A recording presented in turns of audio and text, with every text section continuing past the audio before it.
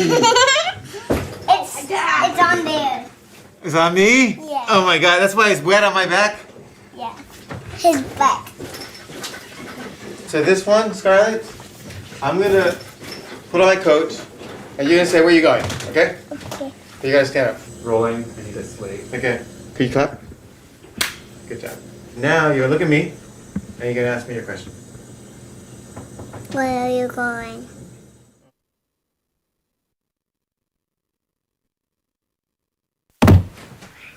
One, 2, 3, 4, 5, 6, 7, 8, 9, 10. But you're not. Here I come.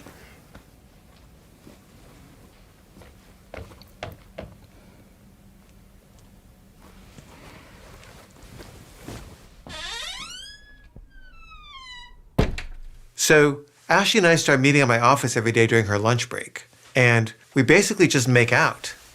I'm totally into her, and she seems pretty into me. I'm so in love with you. So basically her heart is wide open, and then I get this email inviting me to tell a story at this live storytelling event. And the guy who invited me wanted to rehearse together, so he came over to my apartment with this woman named Elise, who was in charge of clicking through the slides during my story. And the guy was being kind of mean to her. Like at one point I asked her, "Do you have any suggestions for making this better?" And he was like, Kaveh, I don't want to hear her ideas. and I was like, why is he being so mean to her? So I was trying to compensate by being like extra nice to her. And then she wrote me this really touching email. And I wasn't that wonderful. I was just not mean. But then I was like, does she like me? Is she attracted to me? I mean, it was a very intense email. So I'm thinking, Elise, if she's attracted to me, then maybe I'm attracted to her too. Plus, Ashley was always saying, I don't want to commit to anything. I want to see other people, and you should see other people too. and then I get another email from Elise. And Ashley's like, You should ask her out. I'm not gonna ask her out, but I could use some help on the show. So Elise comes over, and she's super helpful. I mean, she's a sound designer, so she has really great sound ideas. I think you could have some sex sounds in the background. And at one point, I'm like, I'm really tempted to kiss her. But I don't know if she feels the same way. Plus, I didn't want to sacrifice her help on the show by freaking her out. But I tell Ashley, I was tempted to kiss her. And Ashley gives me this look. So I ask her why she's so upset, and she says, I'm not upset because you were tempted to kiss her. I'm upset because a woman that you were tempted to kiss was allowed into your house, and I'm not. So when Ashley had originally offered to help out on the show, I'd asked her what exactly she had in mind. And she had said, Craft services? So here's the thing. Her job was serving food at a post-production house to editors. So she always thought of herself as like beneath editors and didn't feel that she was worthy of helping me to edit. Well, if you'd asked me to edit, you could have edited. That would have been fine. So a few days earlier, Ashley and I had watched outtakes from the video she had sent me. I can't do this. Do it. You can do this. I can't do Do this. this. We're I rolling. can't Please do do this. it. Please. All you have to do is read I don't those know what questions. I'm doing. All you have to do is read the questions. And I was surprised to discover that Robert had helped her shoot it. Please just do it. Okay, then don't do it. And I was kind of shocked by how mean she was being to him off camera. Okay, well, how the fuck am I gonna read them if I'm Are you kidding me? gonna put them down? Are you kidding me? And she was really embarrassed by it. Are you going to love me less now? Well, if I love you less, that's okay, because I love you so much that loving you less is probably the right amount. But she was really hurt by that. I felt really bad. So I was like, of course I don't love you less. It makes me love you even more. But she didn't really buy it. So when I said, well, if you'd asked me to edit, you could have edited. That would have been fine. She went to a really dark place. I am so stupid. I'm just a stupid slut. What are you talking about? The only thing I'm good for is sex, and the only reason that you wanted to see me was to have sex with me, and I didn't have the confidence enough just to say. Could I help you edit? I just really wanted you to like me, and I wanted to edit at your house. That was all that I wanted. I didn't want to have sex with you. Really? No, I just wanted to edit. So let's edit. No, I want to edit at your house. And instead this other woman is editing at your house and you want to kiss her and she's at your house. I didn't totally understand why it was so important for Ashley to be able to edit at my house, but Mandy made it really clear that this was not going to happen. I will stab that fucking bitch if she comes over. I will kill her. So anyway, I made plans to see Ashley again the next night. But then Mandy said, "Oh no, you've got to spend time with me." So I spent that night with Mandy, even though I'd rather be with Ashley. And I figured now that I spent the night with Mandy, I'll be allowed to see Ashley the next night. And then Ashley texts me. So I tell Mandy, and Mandy just starts crying. And she's like going into a dark place. And I'm trying to stay there, and I'm holding her foot and thinking, okay, I'm just gonna make you feel better, and then I'm gonna go. But she's just getting worse and worse and more upset. And she says finally, Just go, okay? Just go. Just get out of here. but like, I don't like being told what to do, so I'm like, well, I'm not gonna go if you tell me to go. I'm gonna stay if you tell me to go. Just go! Just get out of here! I'm not gonna leave you. Get out! You can't just talk to me like Get out! I can't go if you talk to me that way. Out! Just I'm not. get out! I'm not. Just go! Get out of here! You want all the time. Get out of here! I'm not. Ah! And she's like freaking out. Ah! Ah!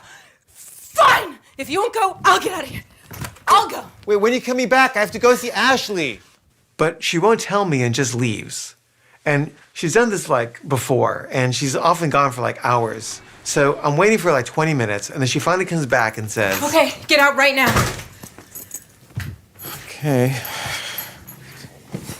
What are you doing? Get out! my socks on. Put your socks on outside. So she throws my shoes outside, pushes me out the door, and locks it with a lock that I don't have the key for, so I can't get back in. And she says, Don't come back! Ever! Not tomorrow, not the next day, never! Mandy, we have children. This doesn't make any sense. I don't care! Get out! But she won't like open the door. And so I'm like, okay, I'm gonna leave, but I don't have my phone. Mandy, I need my phone. And then she finally like opens the door, throws me my phone, and slams it again. But she didn't give me my earbuds. Mandy, I need my earbuds. Just go around the block, I'm too upset! So I go around the block, and I'm like, why am I walking around the block so she can give me my earbuds? So finally, I just go back. Mandy, can I have my earbuds now? Mandy? Can I? And I leave, I get in a cab, and I realize she gave me the wrong earbuds. So I couldn't even listen to music on the way there, and I'm just upset. Oh, I forgot the whole important part, which is this. Before she throws me out, she grabs our guitar that I was just playing. I was playing Hallelujah by Leonard Cohen. Hallelujah, hallelujah. And she smashes it on the ground over and over again, like Pete Townsend from The Who. And it's her guitar, but it's like a really nice guitar, and she loves this guitar, and she breaks it into like 1,000 pieces. And also the kids are sleeping, and it's making like the loudest sound imaginable. And she's screaming. And I'm like, Mandy, you'll wake the kids up. She's like, I don't care! I don't care about anything anymore! and then she's just screaming, not even screaming at me, just screaming like this. Ah! Ah! And it's like 11 at night, and the neighbors, I can hear them all opening their doors, and they're coming down the stairs, and what's going on, and it sounds like someone's being murdered. I'm like, Mandy, stop screaming. Someone's gonna call the police. She's like, I don't care! I don't care! Ah!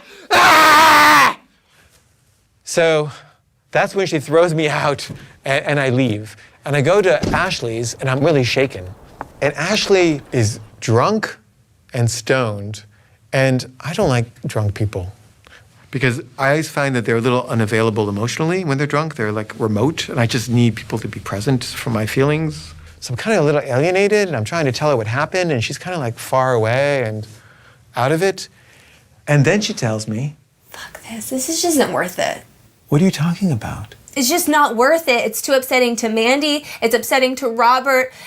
Like, no, I think we should just stop seeing each other. Seriously? Yes, it's not good for me. It's not good for my skin. So while Ashley was in Georgia, she got a really bad case of acne. And she felt really, really bad about how she looked. And, I don't care. I'm just in love with her. I'm in love with her spirit, her soul, her mind. I don't care. but she cares. I think it's because of the stress of the relationship and the show. I don't know. I don't know why she has acne. Maybe it is because of the show. I don't want to talk about this anymore. I'm tired and I need to go to bed. I've got to get up early tomorrow. What are you saying? You want me to leave? Yes, I want you to leave. Okay. I guess I'll leave. And I'm just like, oh my God, like, I thought this was gonna save me. It's clearly not. And I get a cab and I go home and Mandy's unlocked the door so I can get in. And I go to bed. And the next morning I wake up and Mandy says, It's over, Kaveh. It's time to move out. The marriage is over. And I'm so mad. And there's my guitar sitting there that he's been playing, like he's like practicing songs to sing with Ashley. And I'm just like, you know what? Fuck you, guitar. And I took the guitar and I just fucking smashed it on the ground. I was like, poof, and it felt great. I was like, yeah. I hate that guitar. I've always hated that guitar. The frets were too big for my fingers. My parents got it for me in high school. And then he's using it to play his little love tunes for his new girlfriend. And I fucking hate you, guitar. And I just broke it to smithereens. And it felt right to do that for me. And I feel like I understood, like, I can't be pushed anymore on this. This is the end. Like, my insides are telling my outsides that this is the limit. I cannot do this anymore. This is too painful.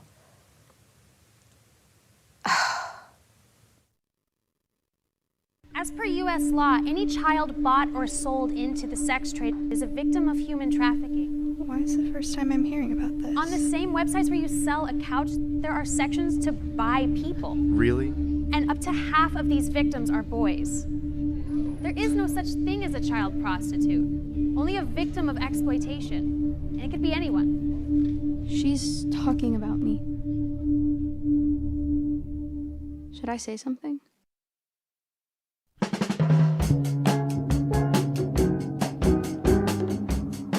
I have to write a clickbait headline about an 88-year-old nun who washes homeless feet underneath the Brooklyn Bridge. Do you only cover nuns now? They're really big, though. It's a good beat. Clickbait about nuns. What's your clickbait headline so far? So this is what I have at the moment. 88-year-old nun who washed homeless feet onto Brooklyn Bridge shares incredible life story about washing homeless feet onto the Brooklyn Bridge. I don't know. It feels quite long. And also, is it homeless feet? No, it's probably the feet of the homeless. Okay, this nun's story of service will inspire you? Yeah, it's not very clickbaity. And I do think you need to get the feet in there. Okay, I just don't really know how to get it in. Okay, this woman's service to homeless feet will inspire you. Yeah, like one woman's service, she clean Brooklyn nun, life of service. Now she shares her story. Something like that? No, Nora. I think I should just leave out the feet. No, feet are what makes it clickbait.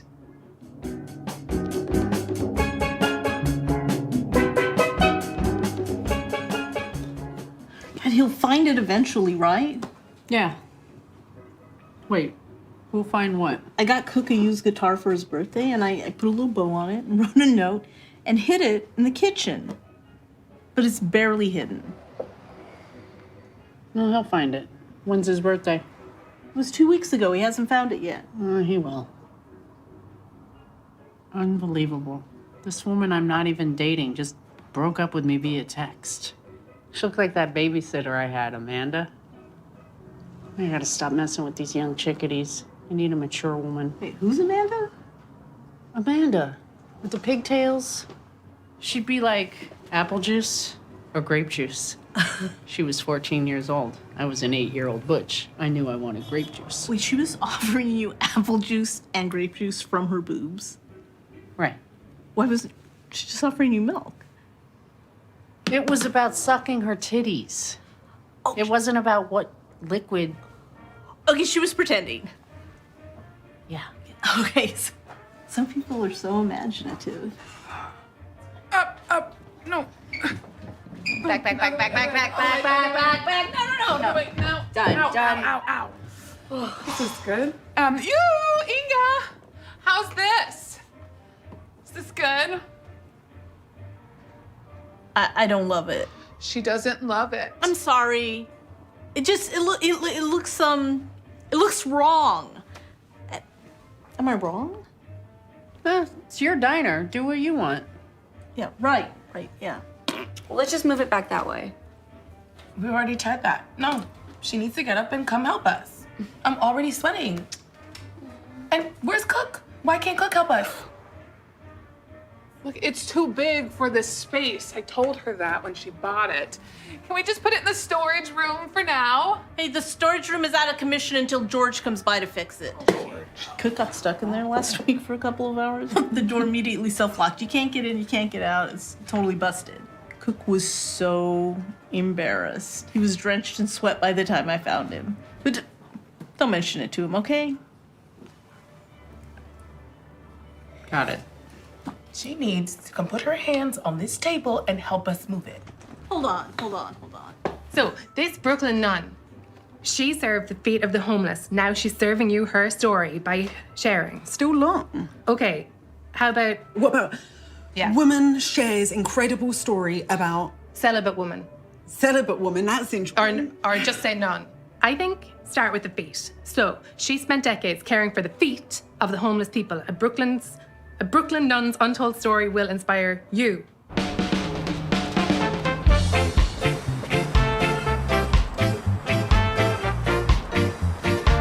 Very funny. I get it. You're doing a pirate bit? That's good. You know, who says men aren't funny?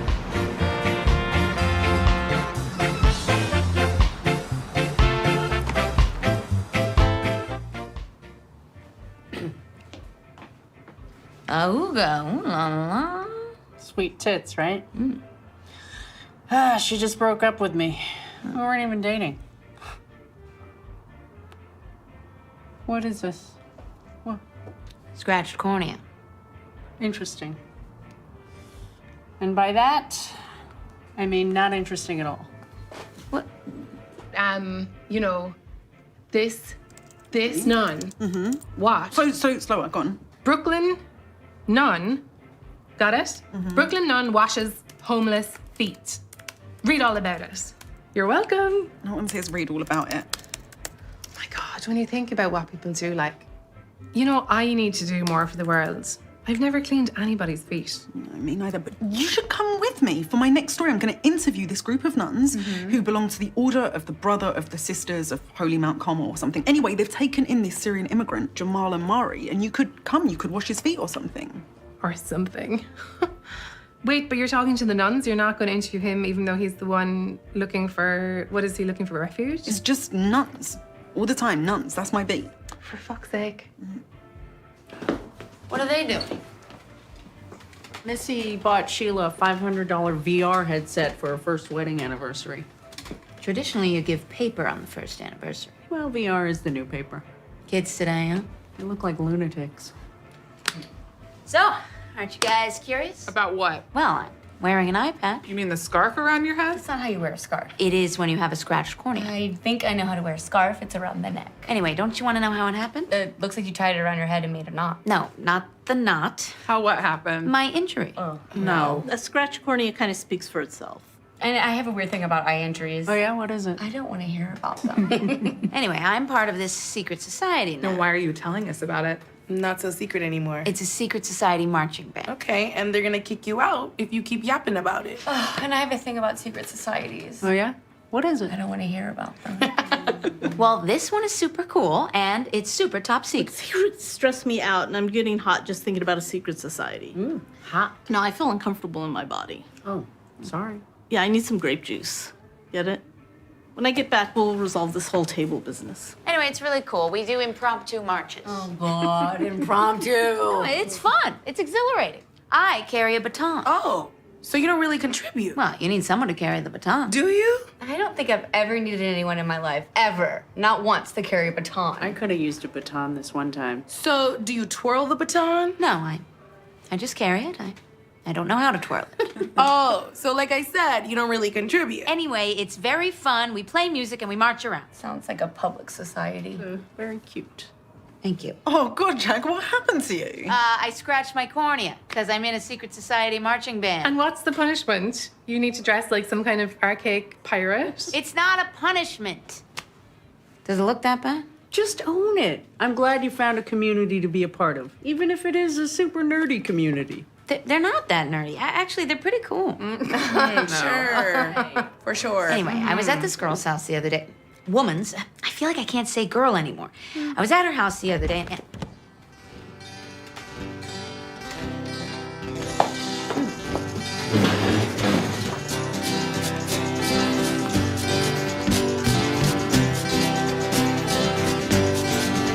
She's dead.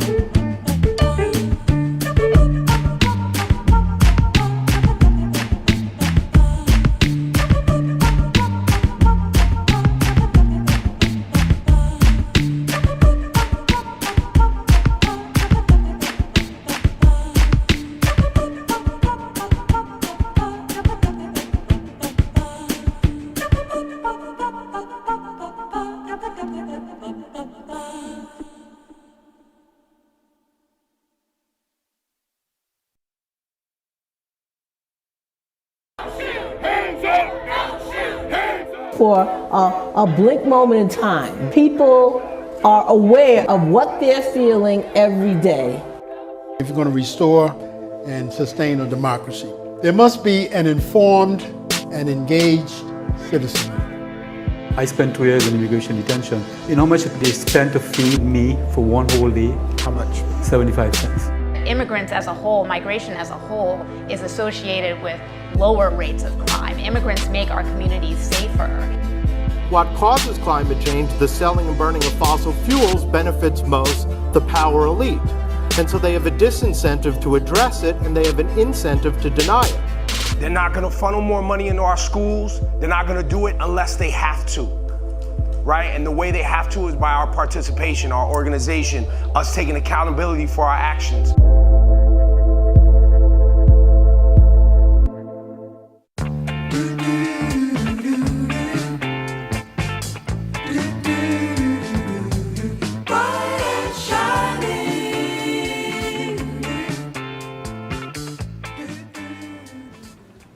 How do you do this?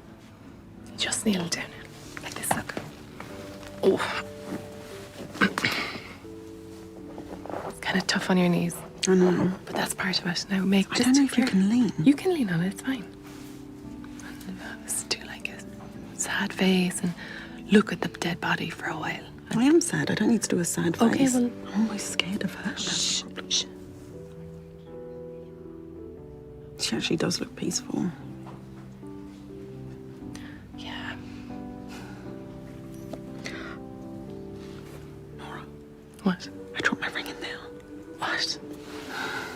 It was when you told me to do the prayer hands. I'd been playing with it. I put it in my hand. Don't blame me for it. Get it, Lucy. It's bad luck or something. No, just fish around inside. It's fine. Can you do it? I'm not going to do it. Please. No. Lucille, just say a prayer and under cover of the prayer, reach in for the ring. I only know Islamic prayers. Do not say an Islamic prayer. Okay, I think I know one. Our Father who art in heaven, thank you for this bread that we are about to eat. It's crooked. No, it's not. Hey, stop touching it. Okay. Oh, hold on. You gotta invest in a quality clip-on so I don't have to go through this every single time. Clip-on, please. I wish this was a sex party instead of a wake. You and me both. I'll take one blowjob, please.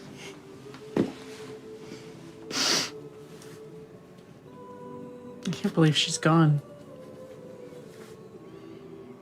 Yeah, I could just count on Inga to just be Inga. She was obsessed with baking soda. Why? She thought it was a cure-all.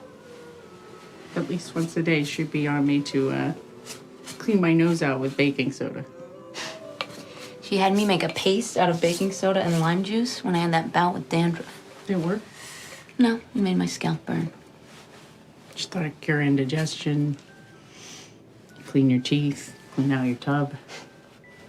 Maybe it was the baking soda that killed her. You know, I've only been to one other funeral for my Grammy. Your Grammy? What are you, Anna Green Gables? Here, look under here. Don't move her. Sorry.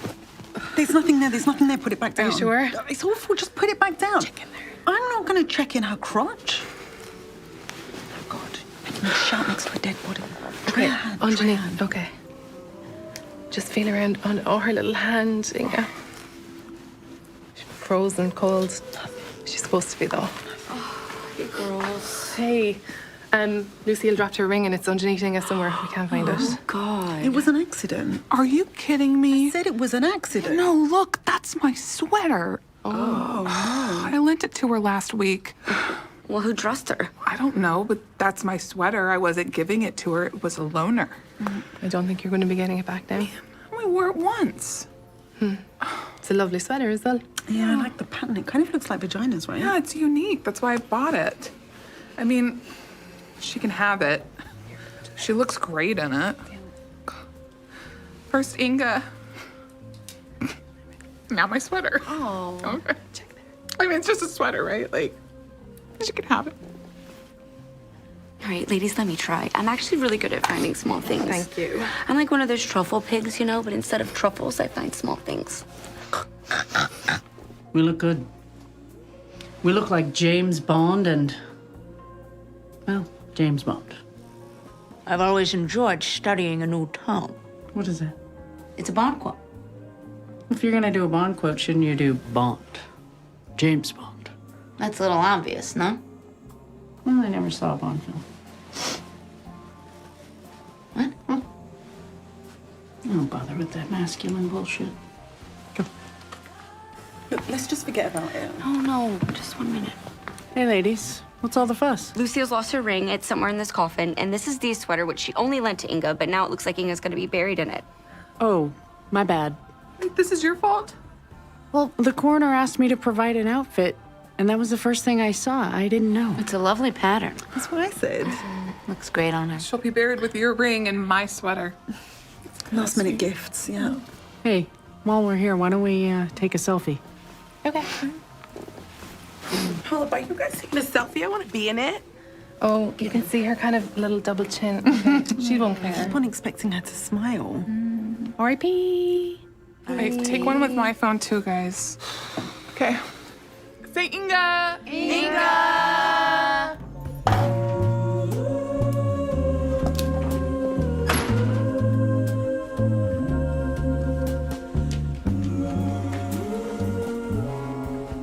Louisa. Hey, Mick. It's good to see you. It's good to see you too.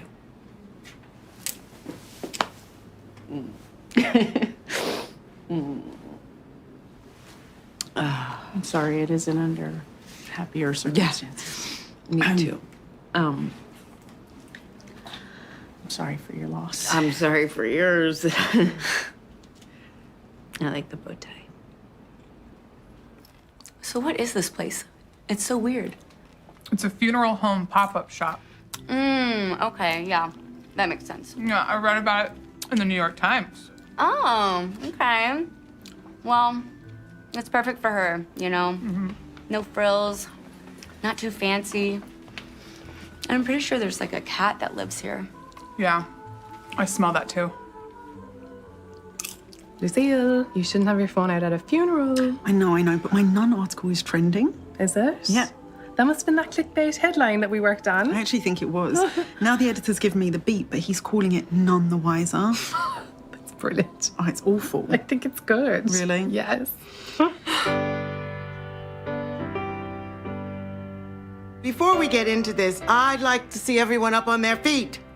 Yes, come on. I think we need to get into our bodies. Inga, was always in her body. She had 2 left feet, but she was always in her body. Let's do some hip swivels.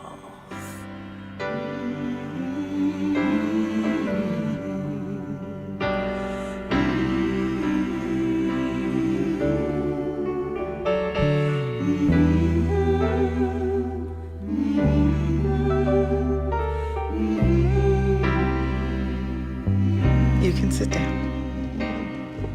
Look, I don't mean to preach, but how many funerals have you been at where everyone talks in platitudes?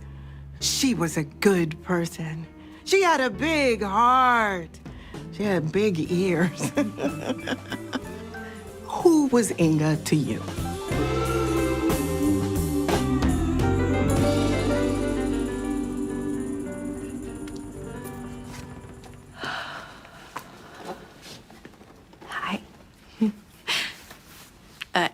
I don't know a lot of you,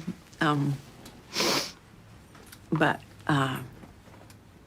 we all share this extraordinary human.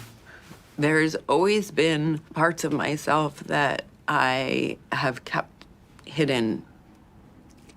And she always made me feel like so loved. And when she asked me to invest in the diner so she could get a bigger space, I said yes, because I felt like if she could make me feel like that, she could make anybody feel welcome. She challenged me to be more me. I guess she's challenging me again, because technically I now own a diner and I will be taking over. So you did it again, my friend. Growing me even beyond the grave. I love you, Inga.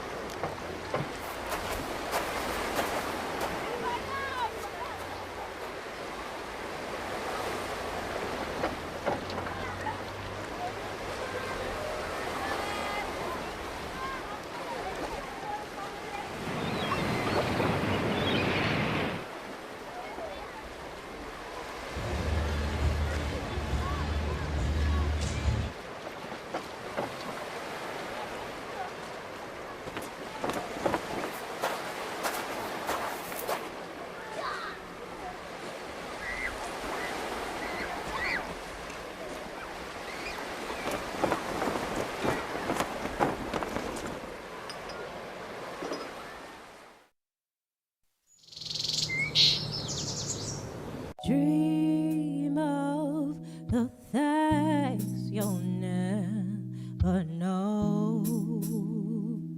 Oh,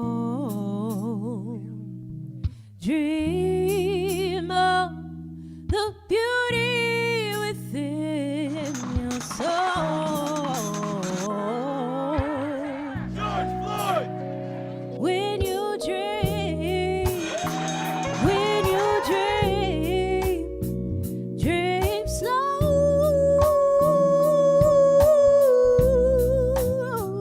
Take the time to let dreams grow.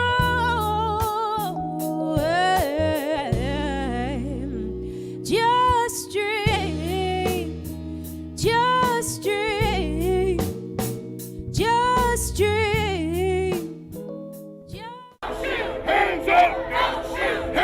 For a blink moment in time, people are aware of what they're feeling every day. If you're going to restore and sustain a democracy, there must be an informed and engaged citizenry. I spent 2 years in immigration detention. You know how much they spent to feed me for one whole day? How much? 75 cents. Immigrants as a whole, migration as a whole, is associated with lower rates of crime. Immigrants make our communities safer.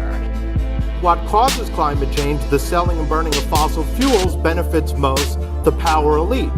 And so they have a disincentive to address it, and they have an incentive to deny it. They're not gonna funnel more money into our schools. They're not gonna do it unless they have to, right? And the way they have to is by our participation, our organization, us taking accountability for our actions.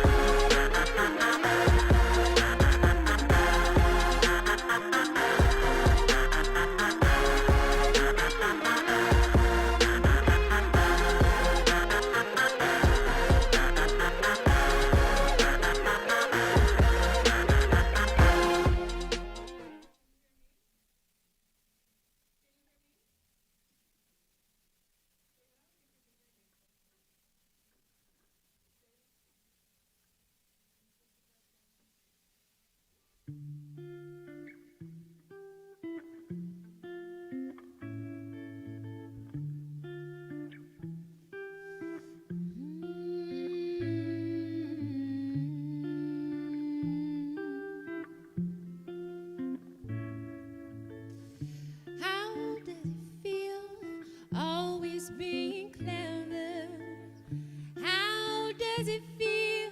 Never saying never. Da-da-da.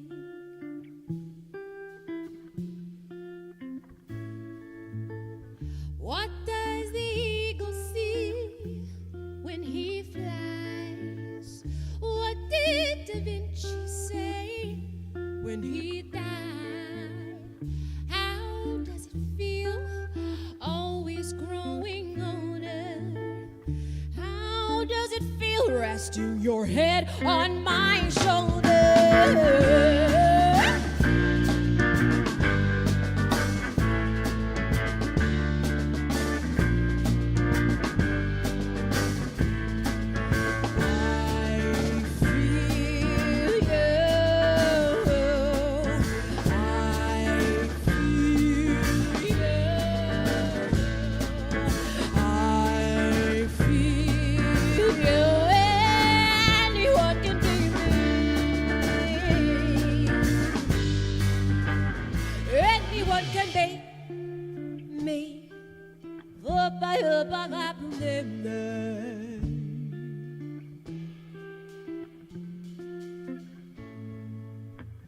What happens when a child loves his mother?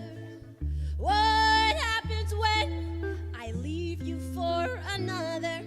Da-da-day.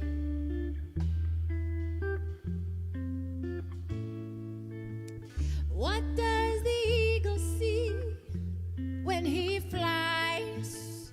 What did Da Vinci say when he died?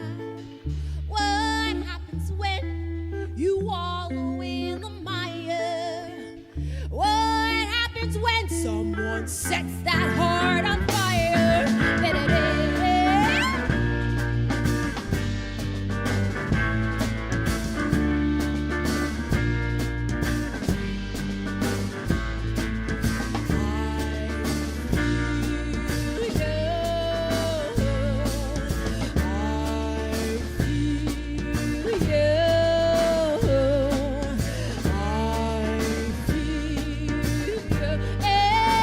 Anyone can be me.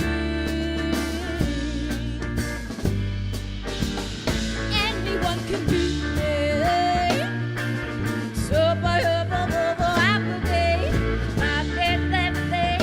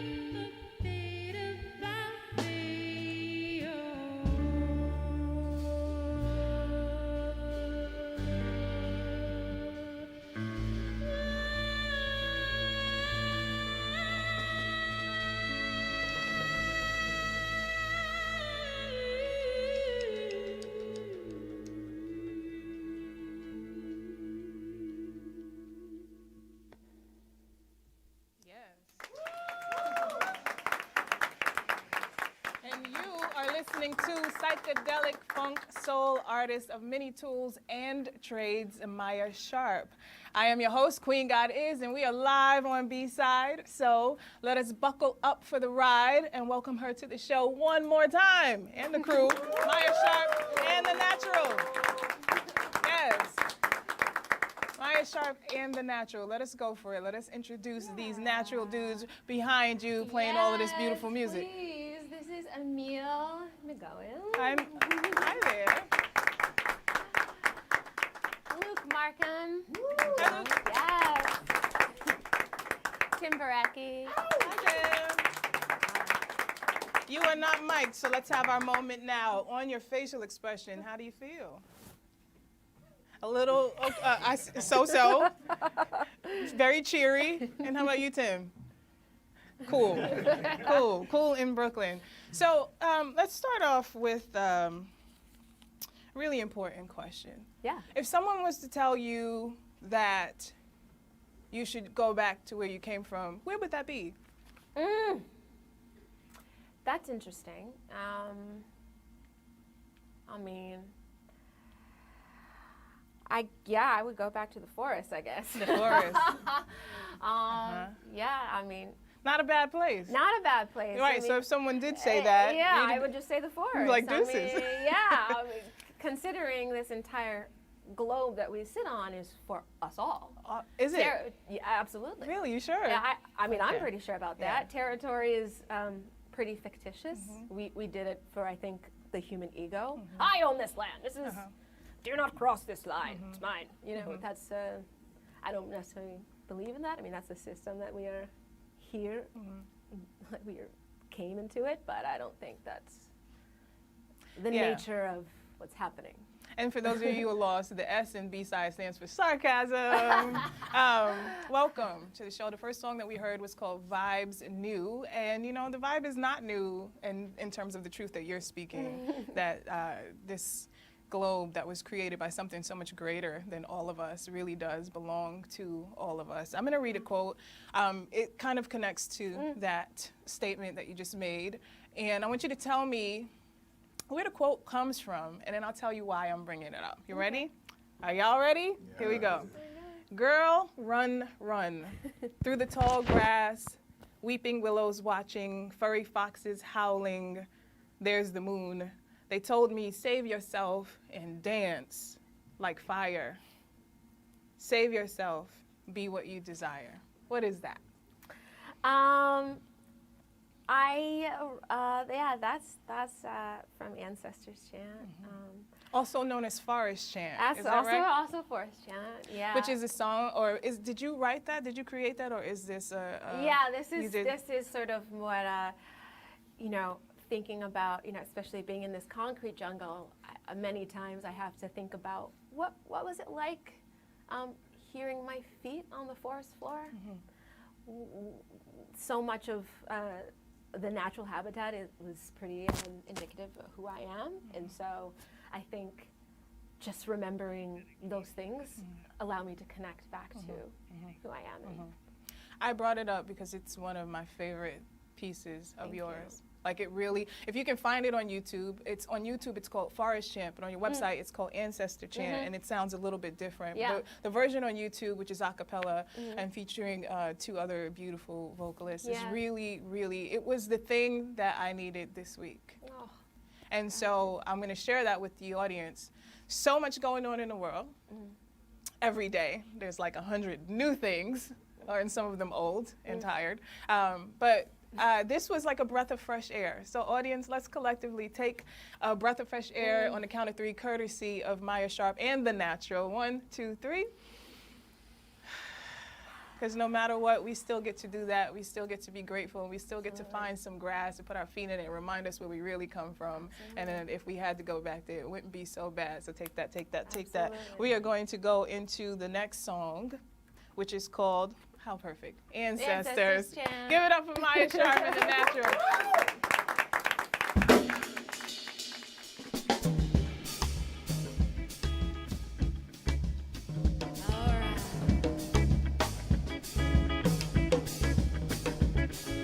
When I was a little girl, heavenly stars would rule my world. My soul talked to me at night. Ancestors showed me light. They said, girl, run, run. Girl, run, run. Through the tall grass, weeping willows watching, furry foxes howling. There's the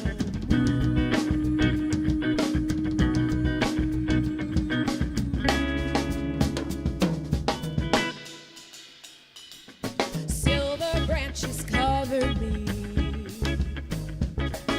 keeping watch, my soul ran free. She is it and they are we. Under this canopy now I see. They say, girl, run, run. Girl, run, run. Through the tall grass, weeping willows watching, furry foxes howling. There's no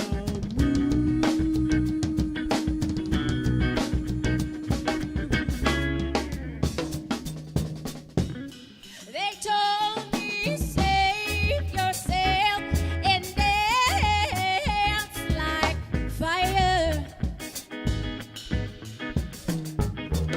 Save yourself, be what you desire. Oh, oh, oh.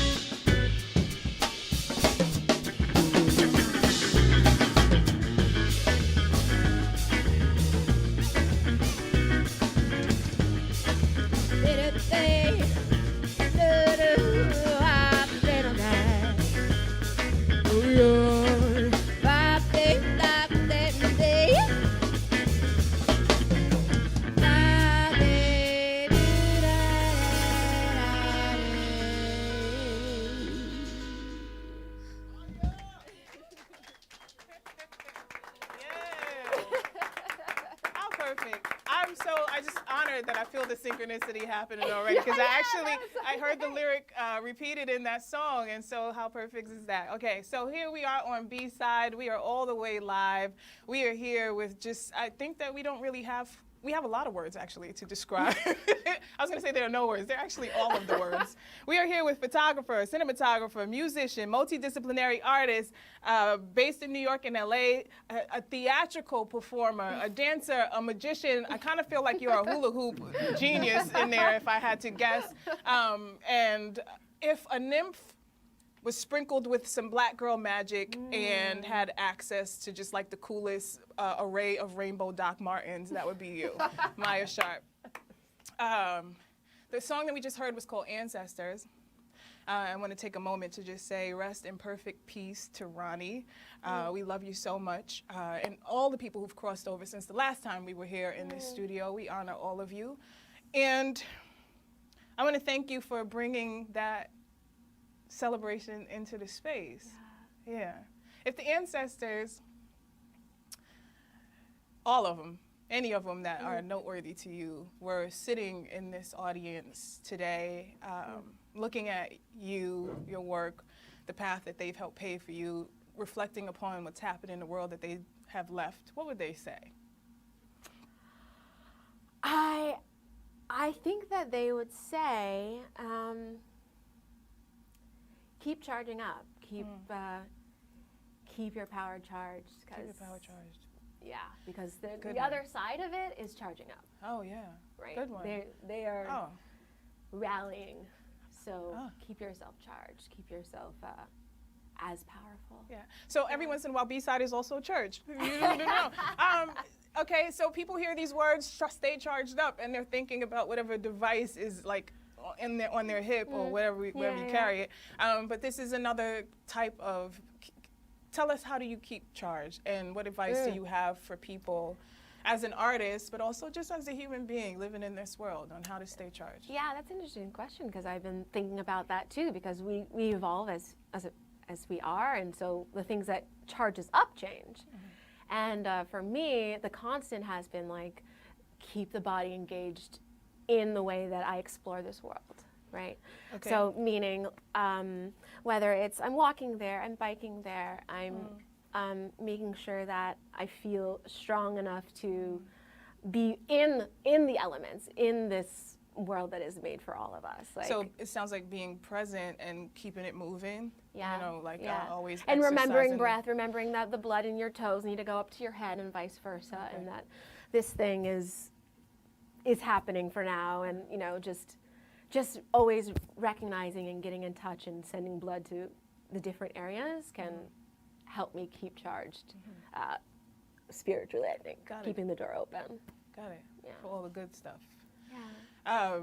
So clearly, when you're not being a deacon in Sunday sermon, Sunday service, is that what it's called? Shout out to Kanye West and whatever it is that he's creating over there in LA. If I weren't doing this, I would be.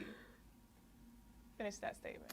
Oh, this in this room, or making sounds, or making sound. I think both. Yeah. It seems like you're clearly doing it in this room, but it seems like you've done it around the world. So if you weren't doing all of this, what would you be doing? What would I be doing? Because there's really nothing left on the, everything is pretty much on your list.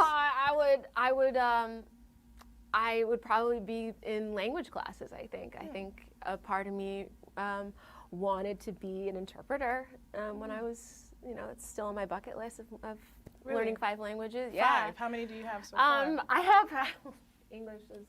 I got, and then some Italian. Yeah, getting there. But so English and Italian. Yeah. And music. And music, that's a language for All right, sure. I want to know about this language. When's the first time you learned how to speak Brooklyn? Oh my gosh, I don't think I figured it out Not yet. fluent? Not yet. How many people in the audience are fluent in speaking Brooklyn? No, I'm fluent. I'm always like, I love our shop. the bodega? Yeah. Like that's. What does it mean to, I mean, so you've done time in New York and LA, which I think is a beautiful combination that is a great privilege to have, for because sure. when we're doing For the sure. most here, it's good to go It's to LA. happening over And there. when they're doing the most there, come Yeah, right on back. Yeah. Brooklyn is a specific kind of New York. It is. What is your relationship to this borough? Yeah, How does it fit into I your moved narrative? here 13 years ago, and there was something about the energy that was just got me. Just I knew it was different than when I just crossed over, got out of the subway in Queens, and when I got out of the subway in Manhattan, I was like, no. Meaning when you were deciding which place you I wanted got out to of the live? subway in Brooklyn. I was like, yes, absolutely.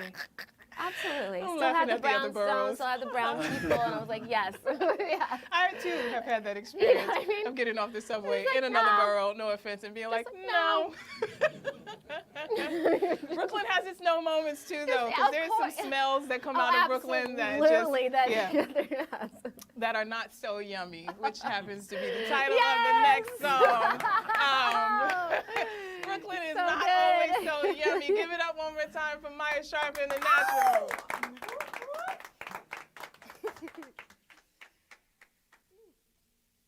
Yeah, this song is liking and someone so much that you kind of want to take a bite. Yeah. Yes. Just a little nibble off the top.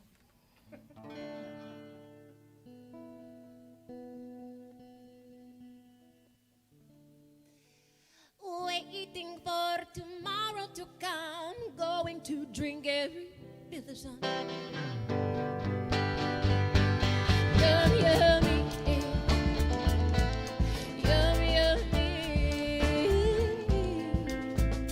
oh, true love's tales never seem so far away.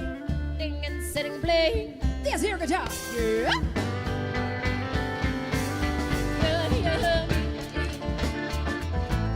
Yum, yummy. There once was a girl with milk in her heart. The fellow she loved would drown in the dark. They missed her and kissed her and gave her nice things, but she beat them down when they gave her a ring.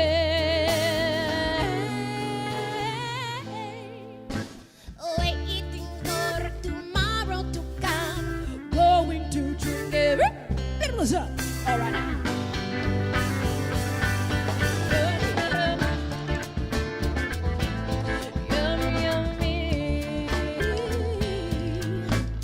Oh, true love's tales never seem so far away. Sitting and sitting, play this here guitar. All right.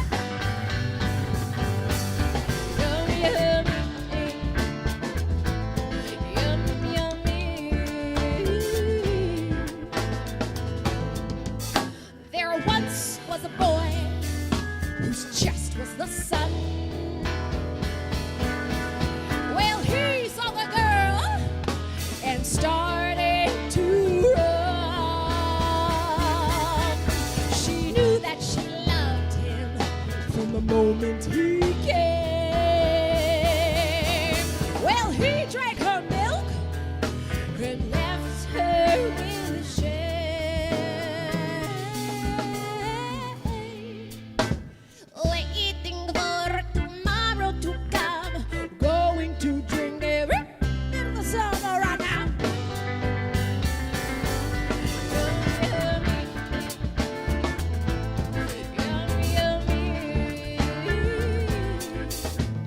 Oh, true love's tales never seem so far away. Sitting and sitting, play this here guitar. All right.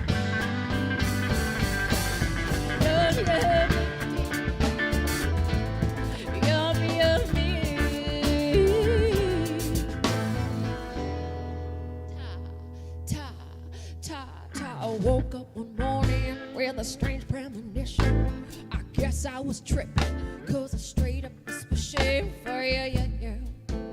And face for you, and face.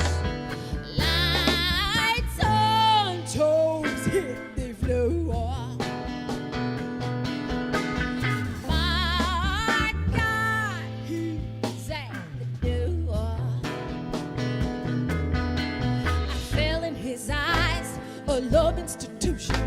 I guess I was tripping, 'cause I straight up was wishing for you, yeah, yeah. And face for you, and face. Lights on, toes hit the floor. My God, he's at the door. I woke up one morning with a strange premonition. I guess I was tripping, 'cause I straight up was wishing for you, yeah, yeah. And face for you, and face.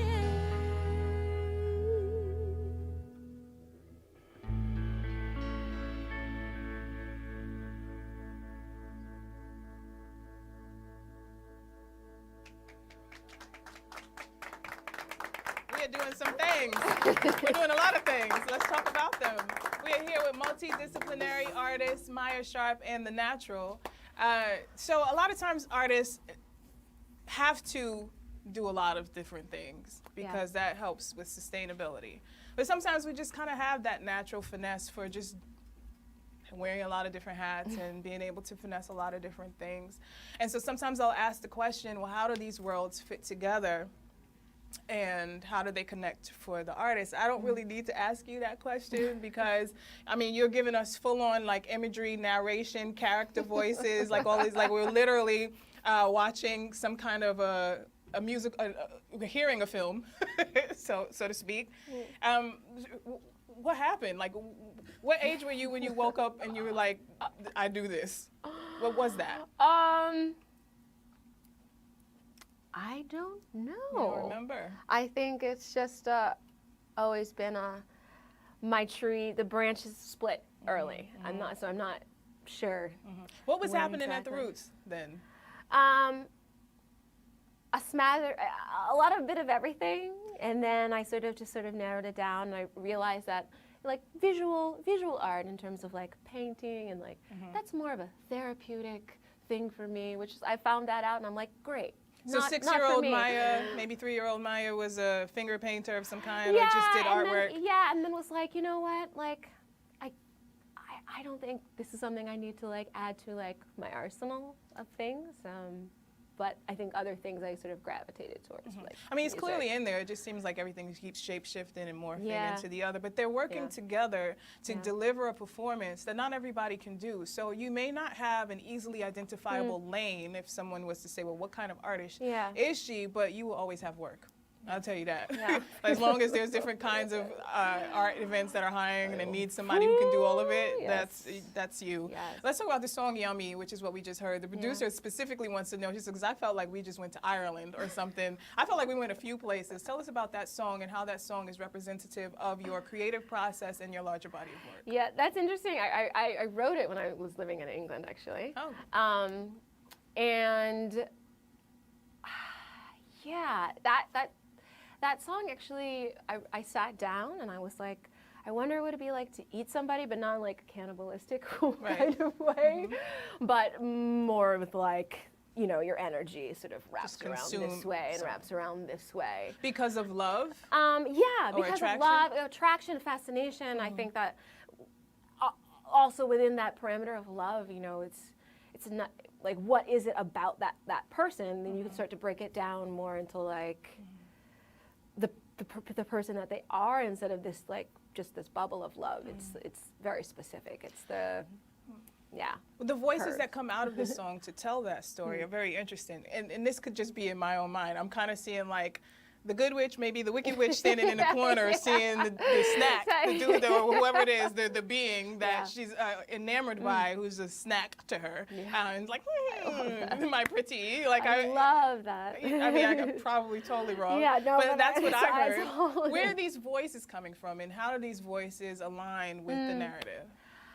Yeah, I think for me, like, sound, where it's placed, where sound gets placed in the body, does something to character. I think those things are related. Okay. There's a whole body of work of movement and where you put voice and what inspires a character. Would you say that the character is you, or is it you performing as something or someone else? I think a little bit of a mixture, because I think some stories that I tell are my stories, and then it's like, this is what happened. It would happen if. If is this a if moment, or this is a combination of like if and like yes, and like being enamored with somebody just like right away. Their pheromones, their just everything, and then what happens. Got it. If it goes one way. The natural, have you felt this way? Like you just wanted to sop somebody up with a biscuit? Like, I mean, how are these songs coming about? Love that. I mean, you know, a biscuit is always nice to have Of with course. a delectable It snack. gets it all up. But how are these? Are they involved in this process of creation, or do you kind of come up with 95 to 100% of everything, and then they just kind of get on board? Well, How like does for this work? example, like some of the songs I don't play, meaning I just have the melody. I just come to them with the melody, and they are the amazing beings that they are, and bring their own musicianship and chords, and which I absolutely love. Yeah. Is she holding y'all hostage, or is this a volunteer? Yeah, there's that character again. How did you meet, and how did this become a thing? Through friends, actually, through mutual friends. Was it a playing college with them. or a school-based? This was all here. This is like maybe 2015. Okay, so not that long 14, ago. yeah. And y'all are in it for the long haul. Hopefully. Yeah, right on. Hopefully. Right on. We keep going. We dig. Well, clearly the audience is in it for the long haul. So I feel like it behooves you to just do what the audience says. I want to know about the album or project that comes out of this journey. Yeah. I do know that you were fundraising a Kickstarter campaign to fund a tour in U.S. and U.K., but then also to get the album together. Yeah. Didn't reach the goal. Didn't reach the goal. Which is perfectly fine, because sometimes not reaching the goal helps you to kind of expand your vision and shapeshift, and maybe invite new things in the process that you weren't thinking about before. Precisely. But what is the project? What is it called? Does it exist yet? How does this Yeah, come and together? since this is the first one, this is like, you know, I'm usually the player of parts on other people's things, and this is really my first like baby project.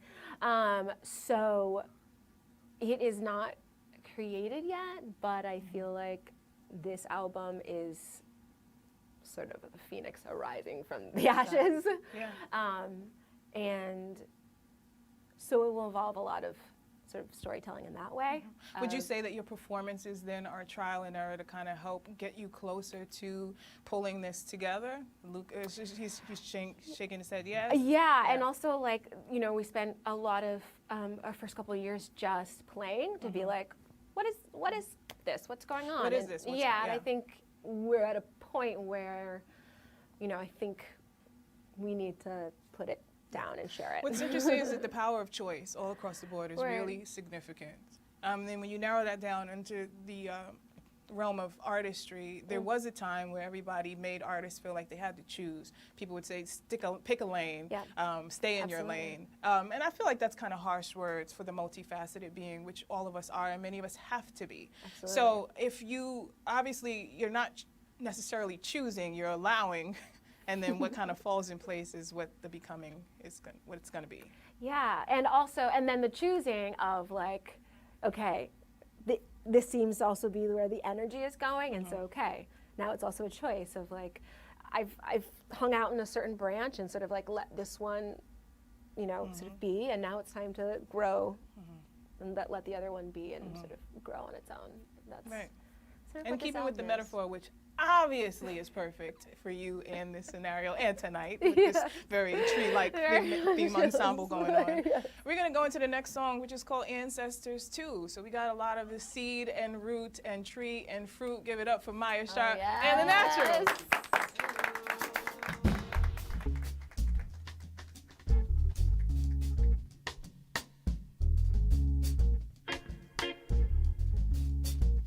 Stack the wood, light it up. Stack the wood and light it up.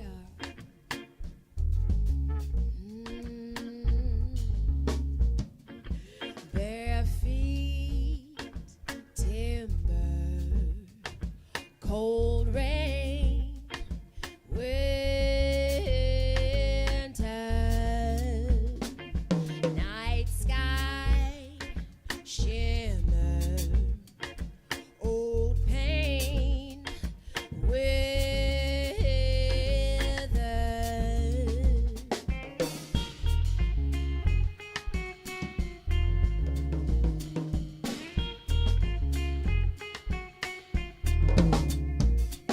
Circle, wood stacks, stomp out dry leaves, you'll feel bitter. Birds go silent, call out the names with vigor.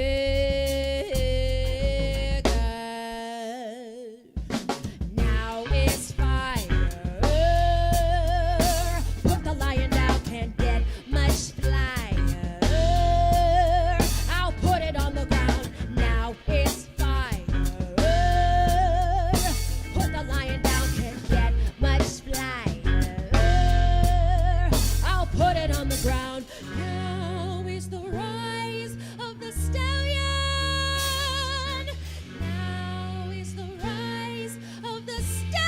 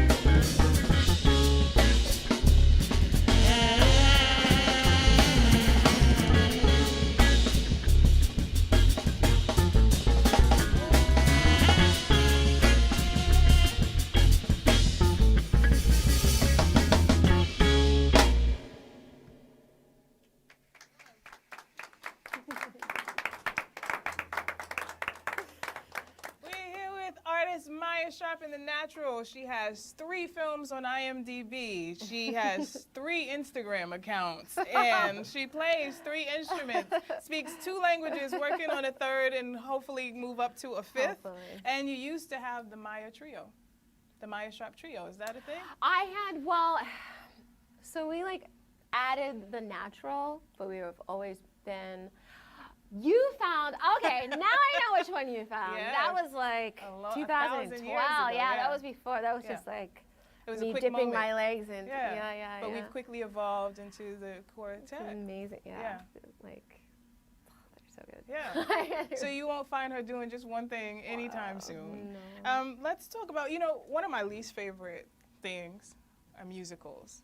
I'm sorry, no offense to everybody who does them. Some people are great at it, but especially like the ones that they try to put on TV and then just a situation happens and just somebody just combusts into a song, and I'm just like, no. It's a hard medium to put musical. But I would watch yours. I feel like you could pull that off and finesse it beyond people who've been doing it for dozens of years. You have a thing, and it's really moving.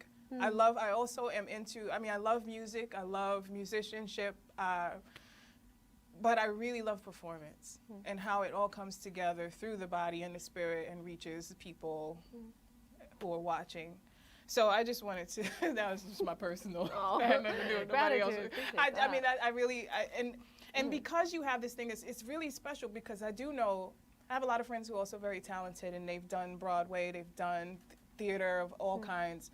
And they have beautiful voices, particularly for that arena, for that stage. And many of them have wanted to cross over into creating an album and having a different kind of career using that voice. And it's not an easy transition at all. Did you have a relationship with theater at all in any kind of cohesive way? And was there a transition into this, or is it always hand in hand? I think it was always been hand in hand because I started off playing the violin. So that was my first real like. You were playing the discipline violin thing. for.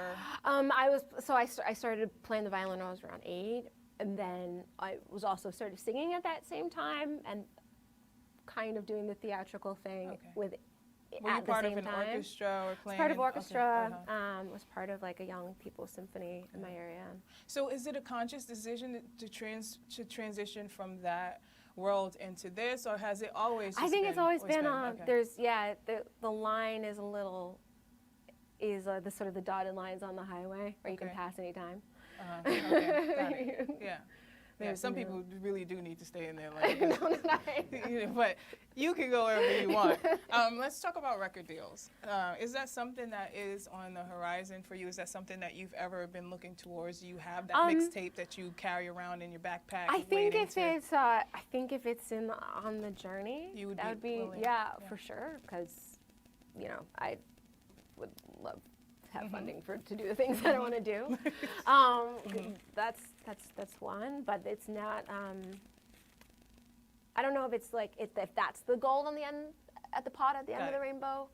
But if it's a stop along the way. Yeah, I think that will help get the gold. Sure. Or More the pot. specifically, let's talk about JKNM Records. What is that? That's my dad's record company. Daddy, okay. That's what Avery Sharp, jazz Yeah. musician and ethnomusicologist of sorts, in a sense. Yeah, Was yeah, that he fair teaches, to say? he He teaches. started out at UMass in econ department, and now he's at UMass in He the jazz department. He worked. And he that's worked how that goes down, right? He worked as an insurance agent. And then one day, here's how he tells the story. He looks around and he's like, no. You guys say that a lot. I feel like that's no. a family. Oh, yeah. He's like, no, this is not working. Right. Change. Let's not stay here. That's amazing when you have a parent who goes through that journey first. Yeah. Because most parents are like, no, And don't supported do his that. family by doing that. Right. So it's also He's found a way to finesse his passion Exactly. and the jazz world, and to still be a part of the education process, keep music in the schools, and be able to support his family so that his family can go on and flourish and doing the things that they really want to do with their heart's desire. So shout out to Avery Sharp. out to Please look Avery. him up. He has an album that just came out called 400, Yep. which is about the African American experience, the diasporic experience. I'm on it. And you are on it, which is why we're bringing it up. Yes, yes, yes. There's some daddies that will not put their child on their song. So shout out to him. And as we're giving him a shout out, let's go back to some more music. Yeah. And then more conversation. We talked a lot about nature, which is fitting. And we're going to talk about it some more. This is called the River Song. Yeah. Give it up for Maya. And the natural.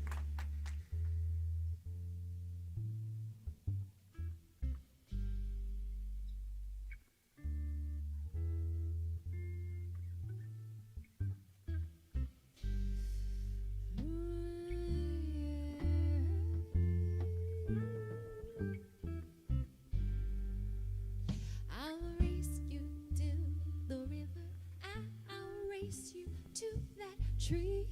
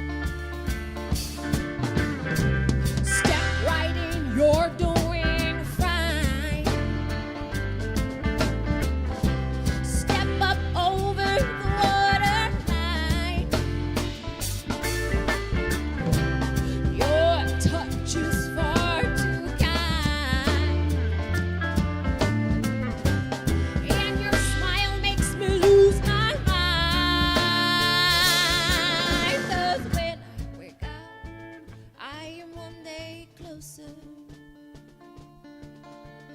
When I wake up, I am one day closer to eternity.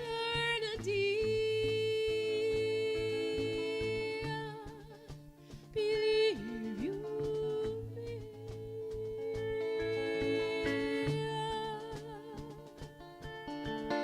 I have found my sanctuary.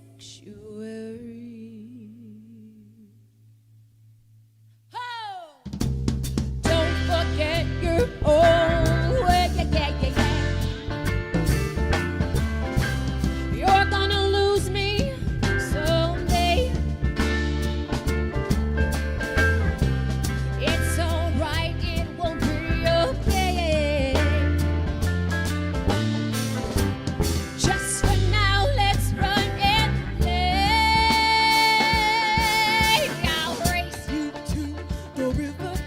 I'll race you to the tree. I'll race you 'cause the river is right to me. I'll race you to the river. I'll race you to that tree. The river will race you 'cause the river is right to me.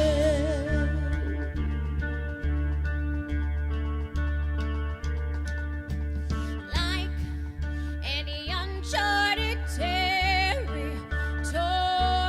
I must seem greatly intriguing.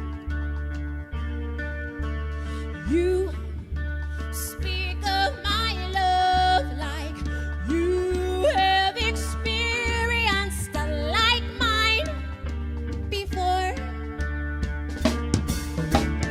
This is not a love. You're uninvited, one unfortunate.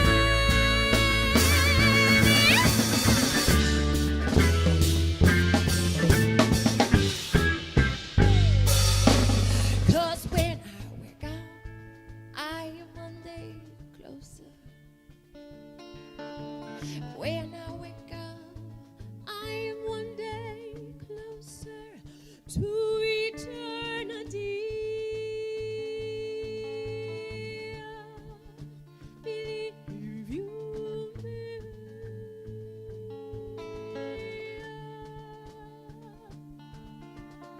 I have found my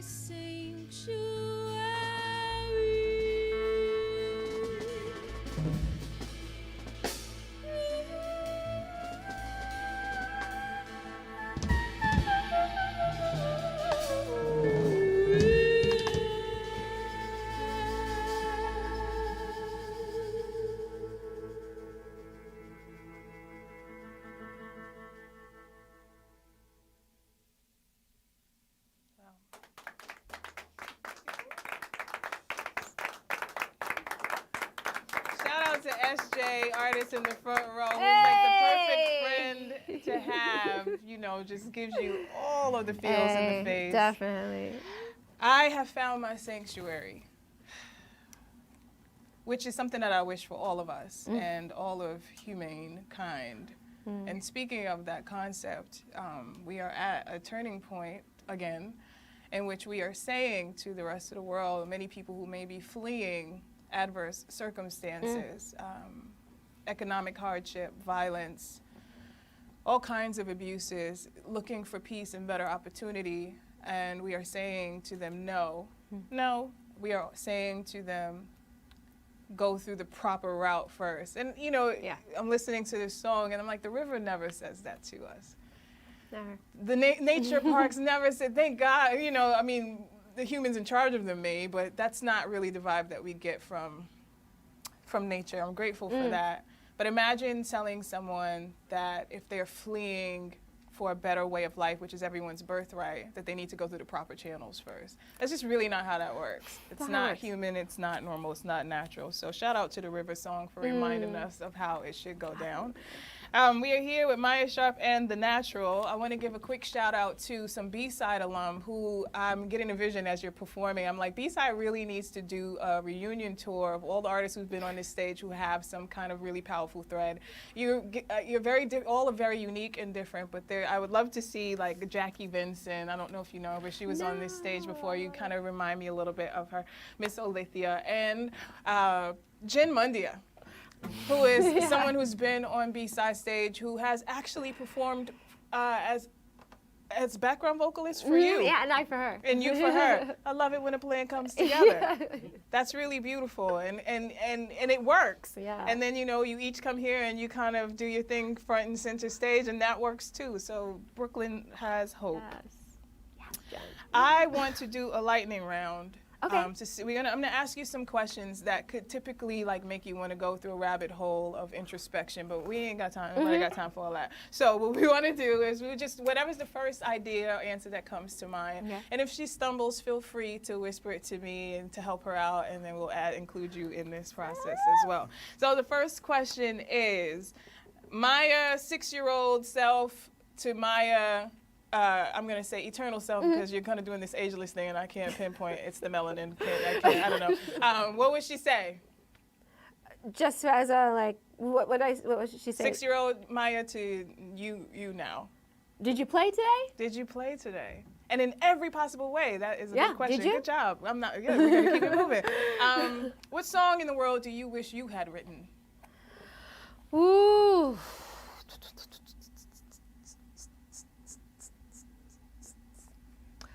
Oh, probably Nature Boy.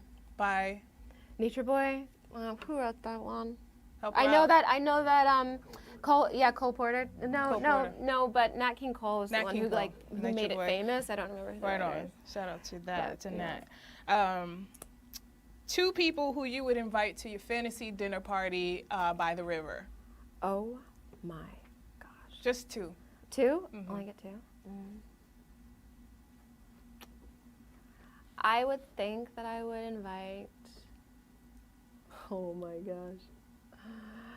Or maybe 3 and just say their names just so that we keep peace. Oh, and then- yeah. No, well, I feel like fantasy dinner, I would want to meet my great-grandparents. I didn't get your to great-grandparents. meet. Which Yeah. is, okay. Yeah. And then secondly, I guess maybe Jesus. I just want to see what the hullabaloo's You wanna about. see- You know? Okay, right on. Jesus and your great-grandparents. And we want to give a quick shout-out to your grandmother, who was also a musician, choir director, and an influence for your dad. Yes. All right, 2 more real quick. Heaven is, fill that in.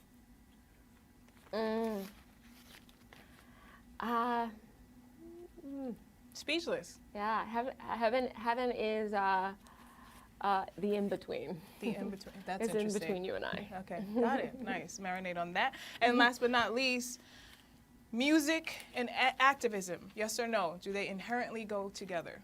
Absolutely, music and truth inherently go together, and activism is a loud statement of truth, so you can hear it. Right So- on. And she obviously really means that because I asked her to say yes or no, and she gave us a full body sentence. Give it up for her. Well, that brings us to our time. Find her everywhere that she is, all the time, doing all kinds of things. And here at B-Side, we are always so blessed to have direct access to great voices with great vibes and messages that are great inspiration for very interesting times. Thank you, Maya Sharp, for adding to the B-Side bounty with your multimedia melodic mantras. We appreciate you and wish you much prosperity and awe. And if you all want more beautiful musical abundance, you can check out this and other episodes of B-Side on YouTube, peep the podcast on SoundCloud, or come get blessed in the flesh. I am Queen God Is, and this is the part of the show where I remind you how much we love you, Brooklyn, and you, and you, and you, and you. Till next time.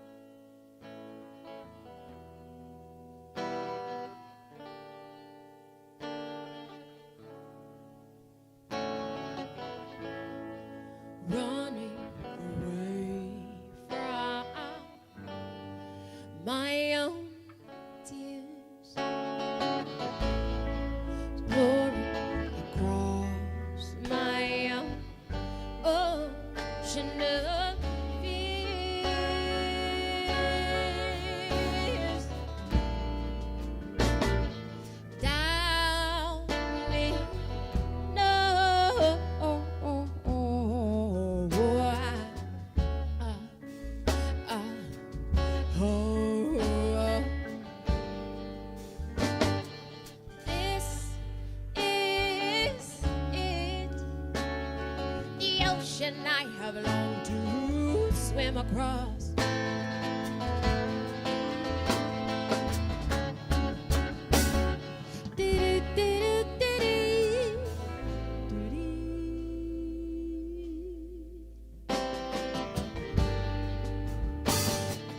Fury waves, how others set their sails, I am at a loss.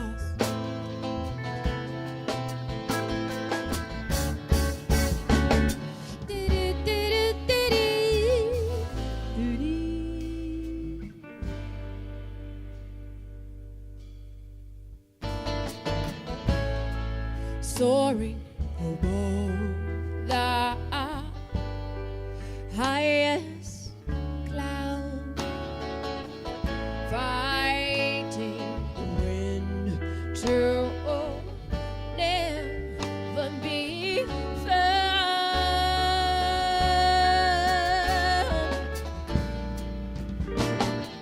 Down me, no.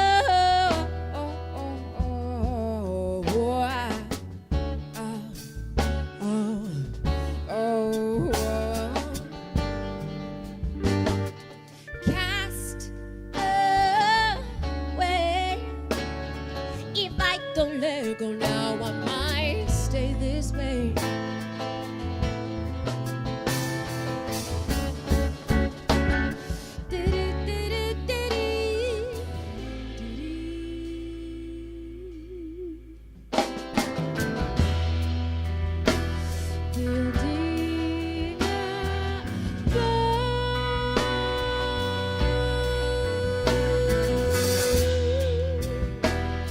Takes time to measure.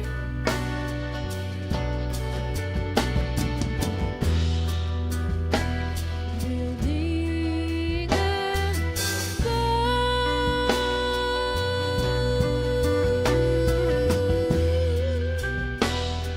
No time for pleasure.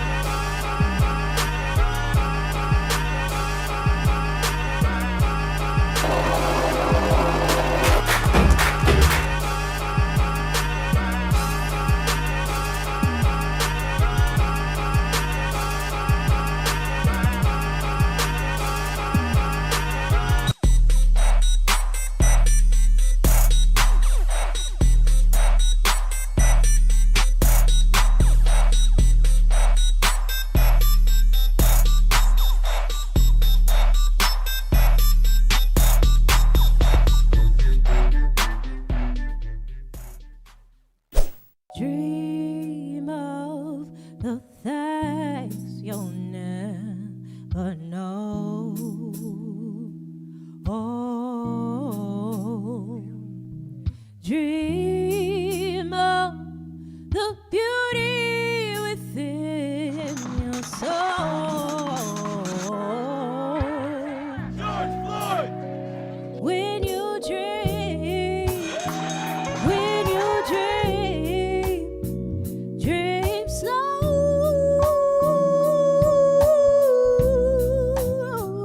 Take the time to let dreams grow.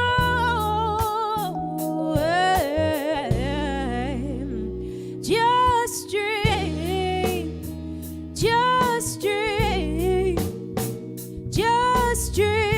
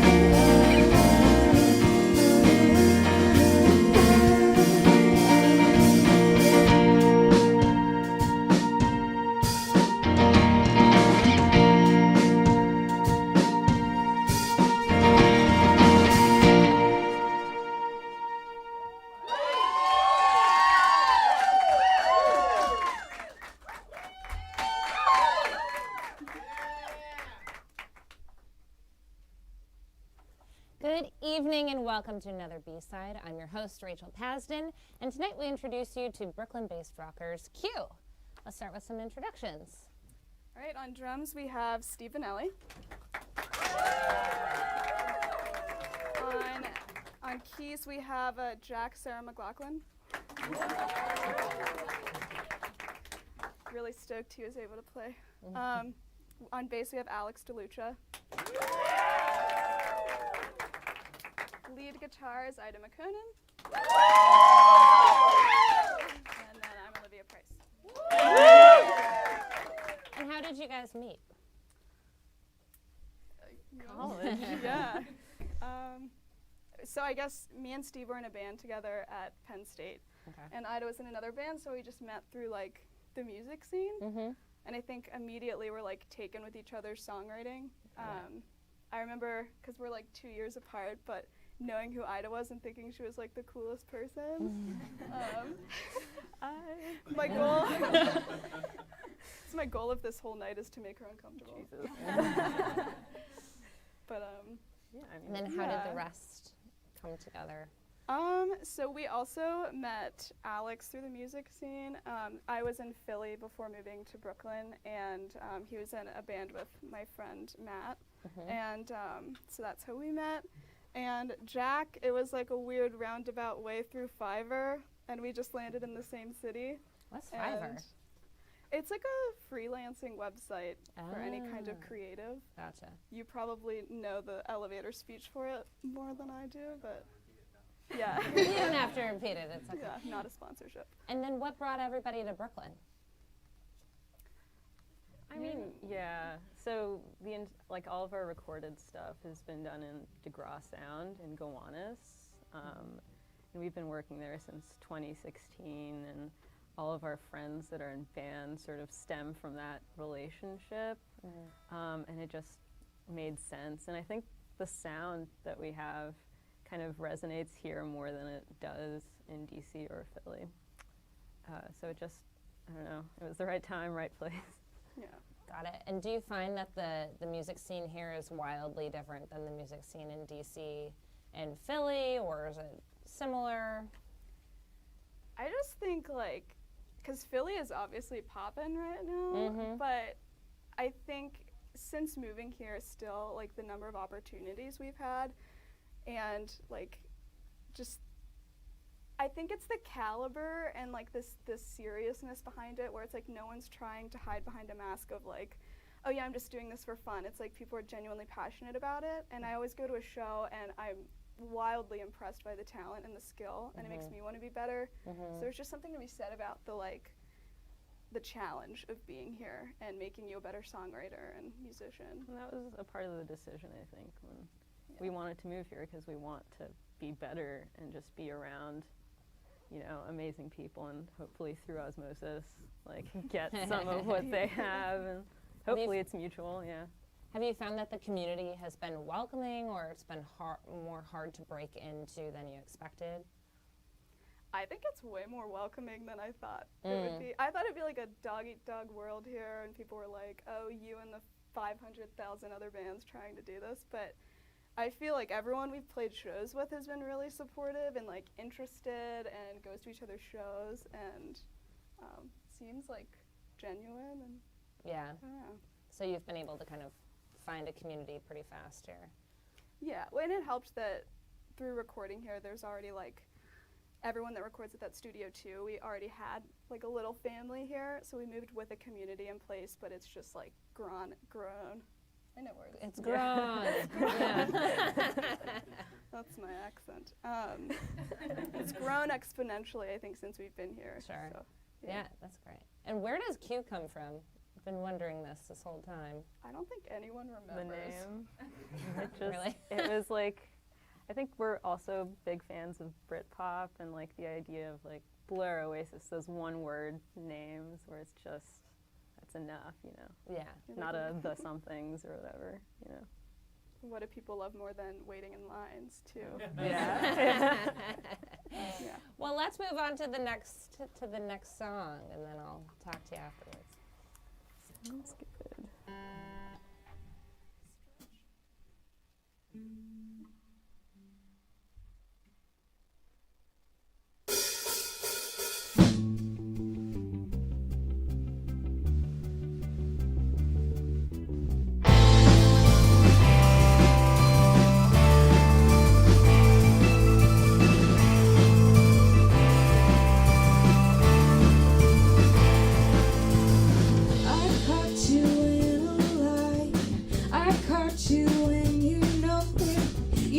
confidence is shot.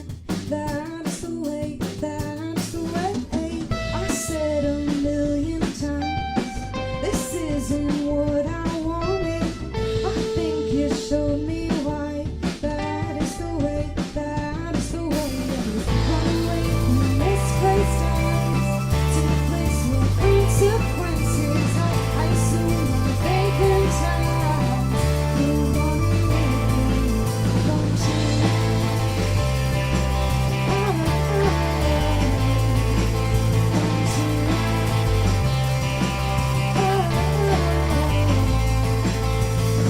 I caught you in a lie. I caught you, we both know it. Your confidence is shot. That's the way, that's the way. We missed the warning signs of what we never wanted. I think you showed me why. That is the way, that is the way. Run away from misplaced eyes to a place where indecision. To my back to concrete facts. You're running with me, don't you?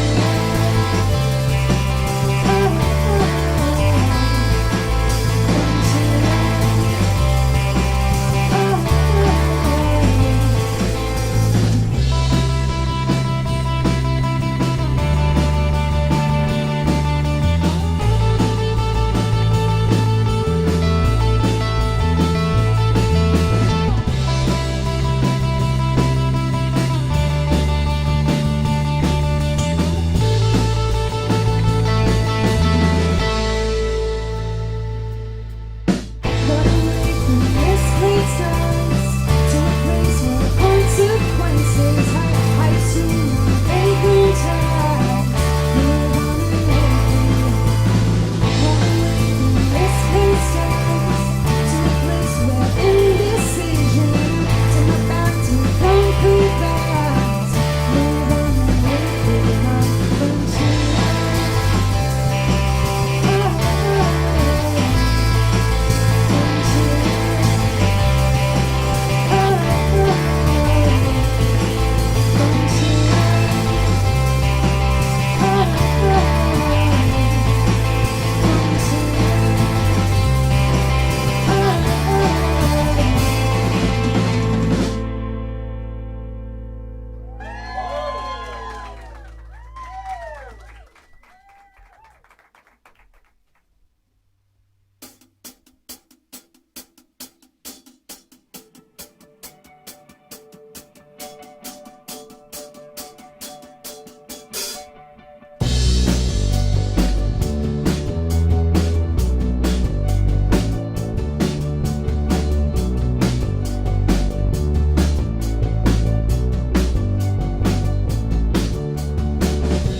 Getting old, I don't seem to care.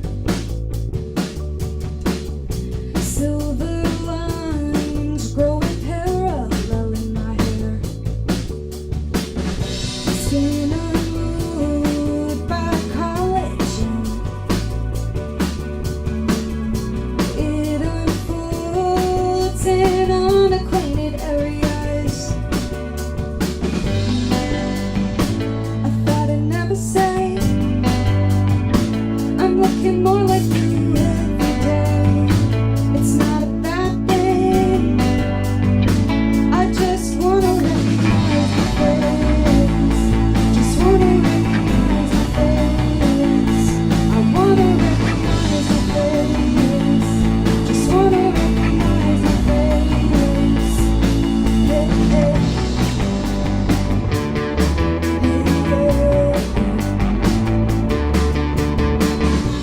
Getting bold 'cause I'm tired of it. Speech turned cold. I don't have much time for this yet. Guiding souls and winding lips. 25 and I lost all circulation. I thought I'd never say I'm looking more like you every day.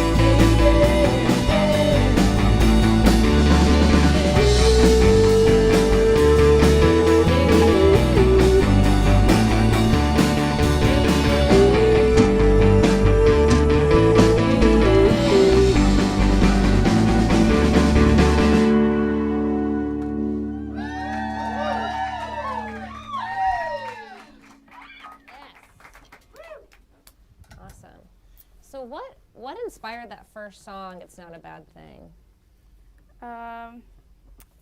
The one we just played. The first one, yeah. The first one, that was more. But I have them reversed. No. Oh my God. Oh, we might have switched it on you. There. Yeah, leave it to us to confuse. Okay. Well, whatever. What were both of them about?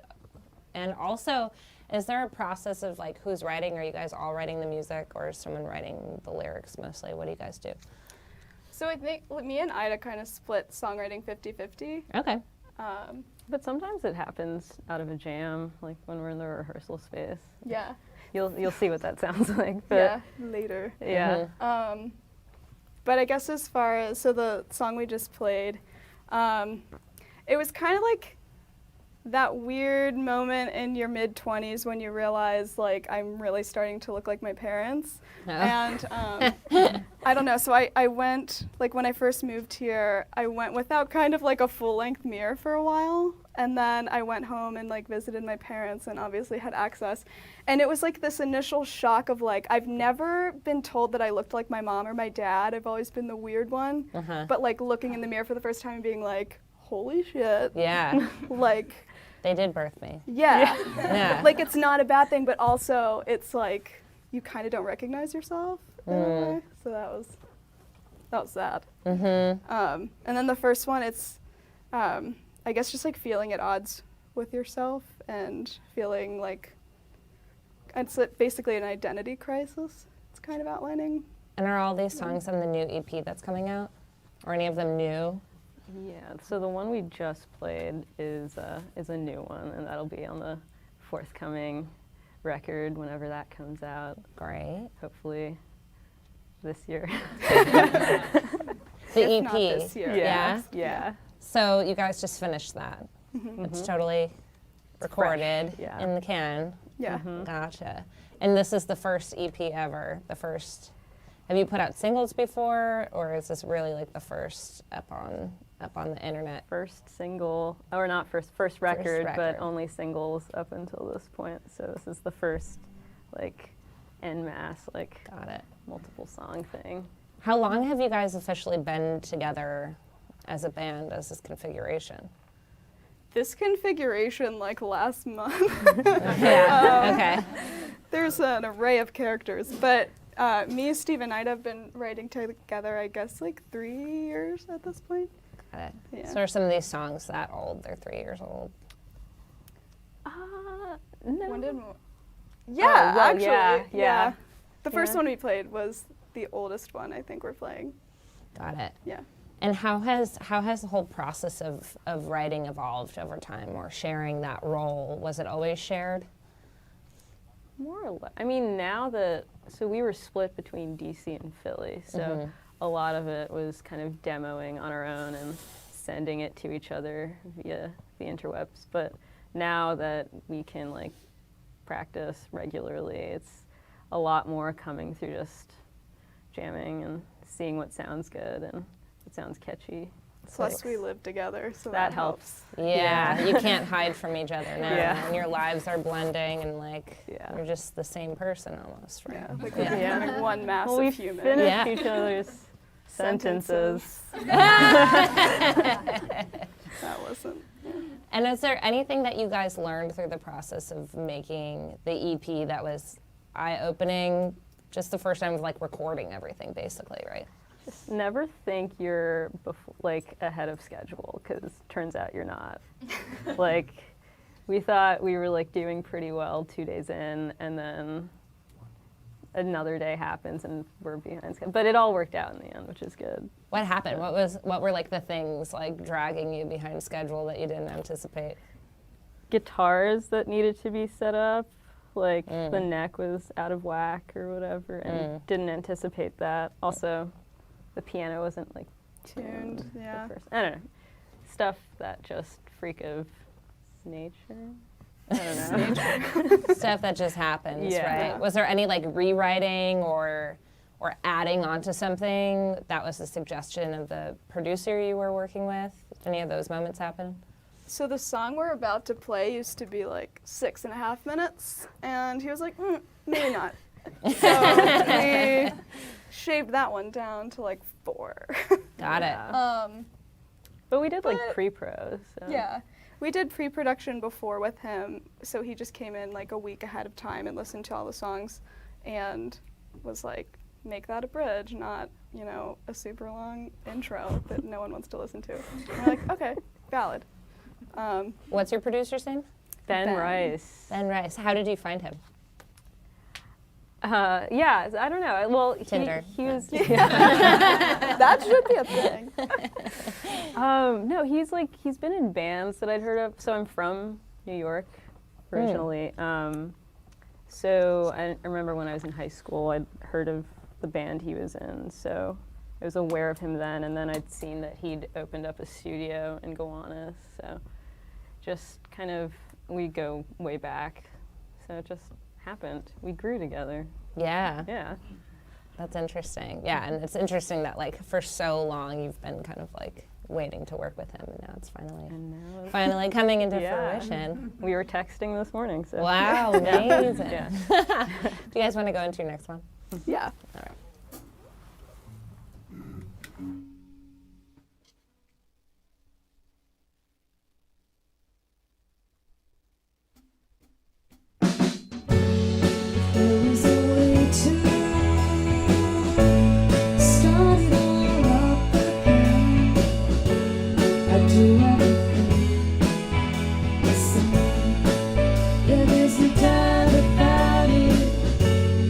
Just out of reach.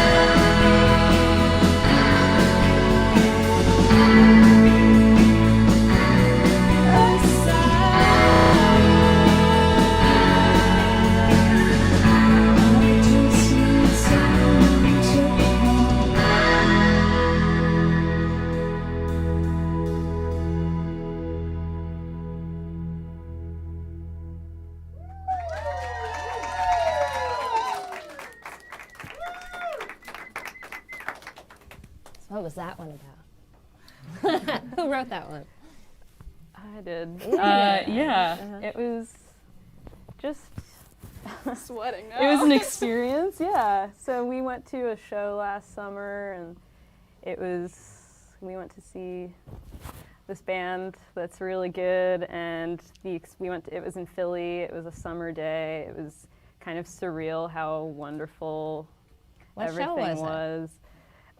It was Hamilton Lighthouser, and Arcade Fire, and it was like one of those days where you're like, how is this? The weather is amazing. Everyone is awesome. The songs are really like resonating, and it's great. I don't know, just like a perfect day. So that's what that was about. Yeah. And Perfect Day was taken already, so you had to. Yeah. Lou Reed.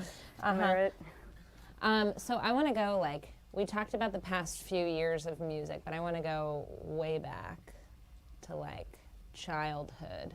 Let's talk about your childhood on the show. Just kidding. But, so where did music start for you guys? Like, did you start with a guitar? Did you start with singing? Where did it kind of all begin?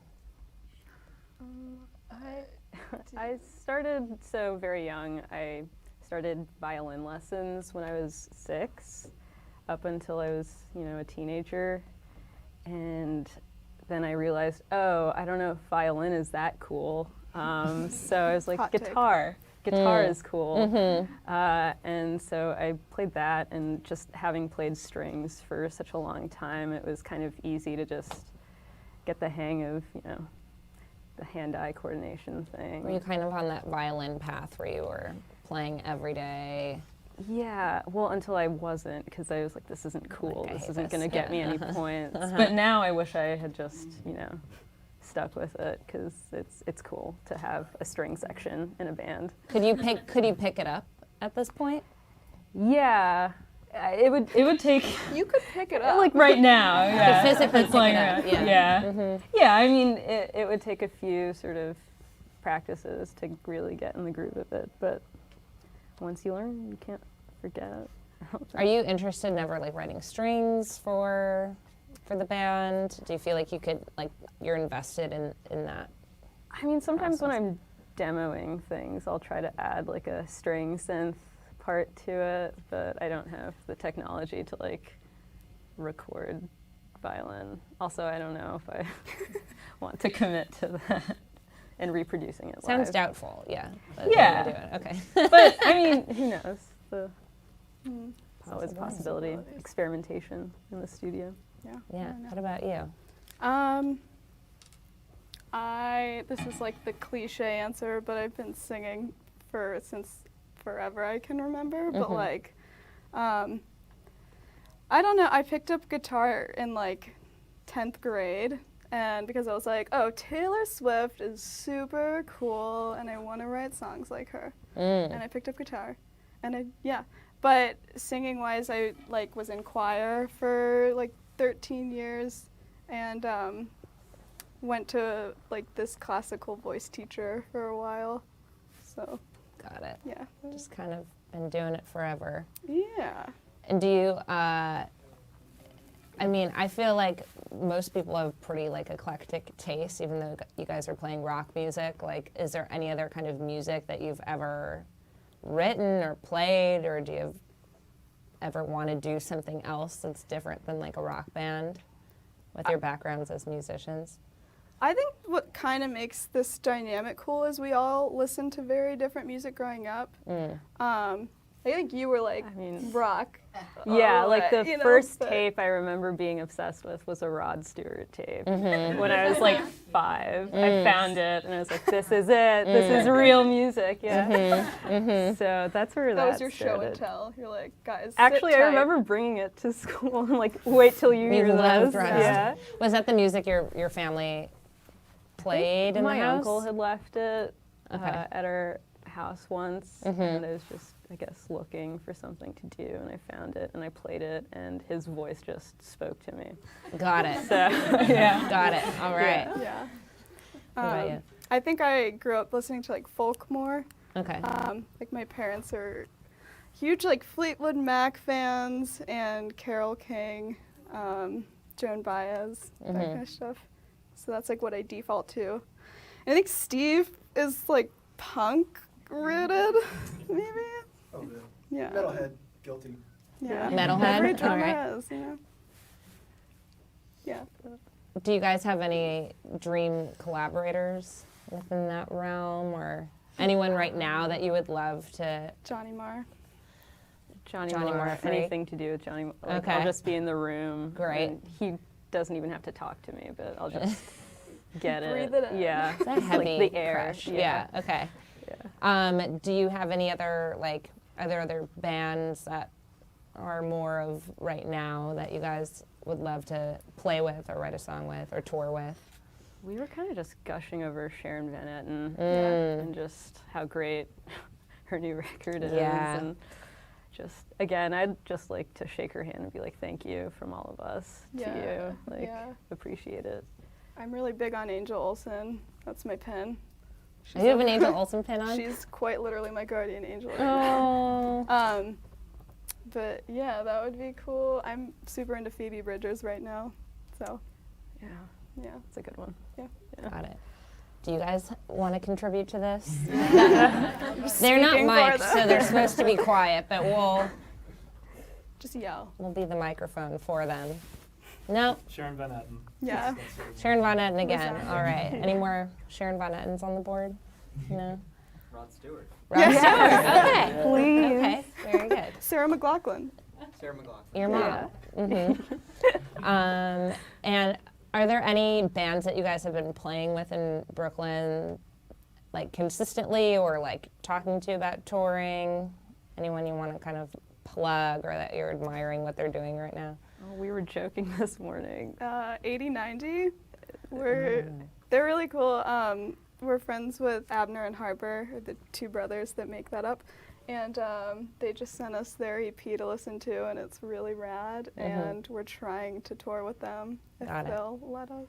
Have you guys done a proper tour yet? No. Yeah, we've just like skipped around the East Coast, mostly just New York, Philly, DC. But a proper tour is in order, I think, soon. Got it. Are there any venues that you are loving in New York that you've played or want to play? Mercury Lounge was awesome. The sound was really good. The room is a good size. So that's a good one. I'd love to play Babies, because every show I've seen there, also good vibes. The sound is good, and Grand Prospect Hall, you know? they make your dreams What come is true, this? so you must. Oh, that place. Yeah, and it's walking distance from our apartment, so it's only a matter of time. Yeah. Is the goal to kind of like play, arenas and do world tours, or like what does success look like to you guys in terms of like playing shows and touring? That would definitely mean success. But Yeah, I feel like just getting to a point where not even having to do it full time, but if I could like do music and like work at a coffee shop part time, that to me would be like pretty, I'd be content with that and like really happy. So I think just not having to have like a corporate job would be great. Yes. I have a coworker in the audience too, so this is Well, let's go to the next one. Let's play some more music.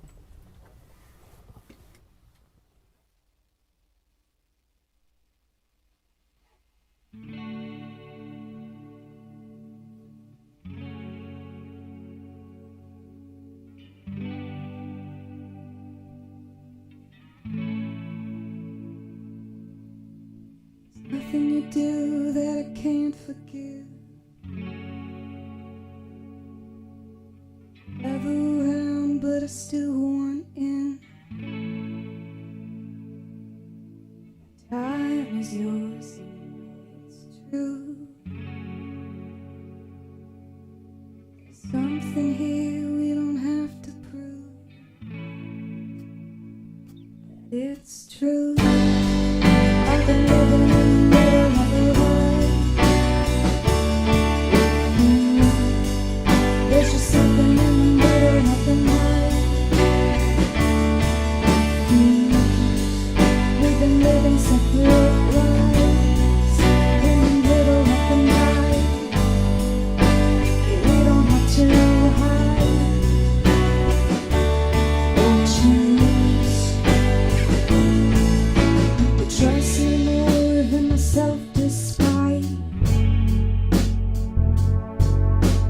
never been good at keeping up good times.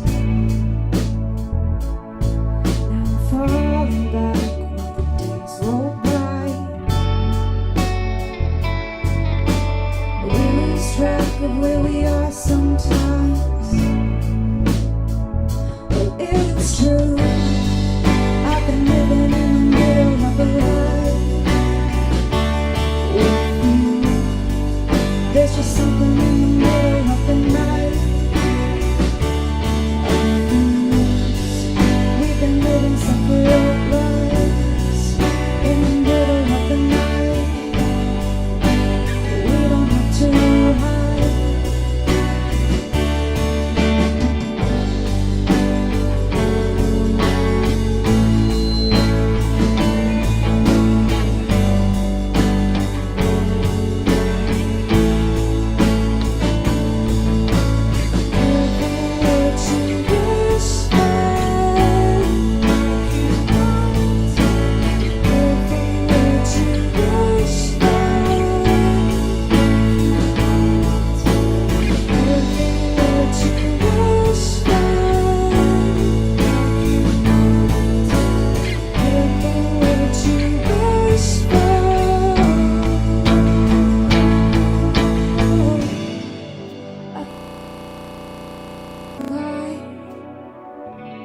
With you, there's just something in the middle of the night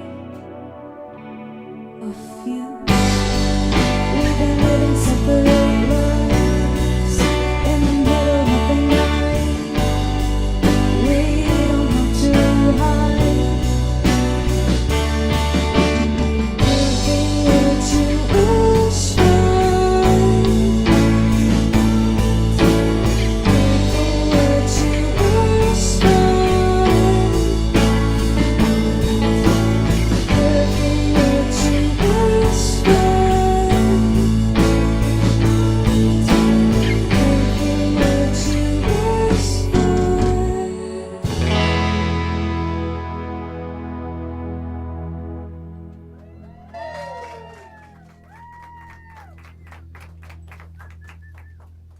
So we were getting into your hopes and desires to not work a corporate job anymore, but to work at a coffee shop and be a musician at the same time. What do you feel like you guys are going through as new artists? Like, what are some of the struggles, you know, having to work a Monday through Friday and also find time to be creative when you're tired at the end of the day and go home? Like, what are some things that you guys are kind of like fighting now that you're in New York and have to grind a little bit harder, probably, right? That's the big one. It's not being too tired to like rehearse you know, during the week. You know, I work in the Bronx, and I live in Brooklyn. Oh my gosh. What's your job? What do you do? I work at the zoo. Cool. Yeah. What do you do at the zoo? I've See, never met that's somebody when it who works gets at the like zoo. a little. So I work with data, so databases and stuff, like really riveting. Gotcha. Stuff. All right. Like so we all reports thought and you things. like. Yeah, I knew. Yeah. Okay. I knew where this was Just going saving us all. as soon as it left my mouth. But yeah, so my commute is like an hour 40 minutes. Oh man. So by the time I get home, it's 6 something or whatever. So having the energy to then like go practice and be in a creative yeah. mindset, I'm sure. But it helps now that the sun is still kind of out when I get out of the train station.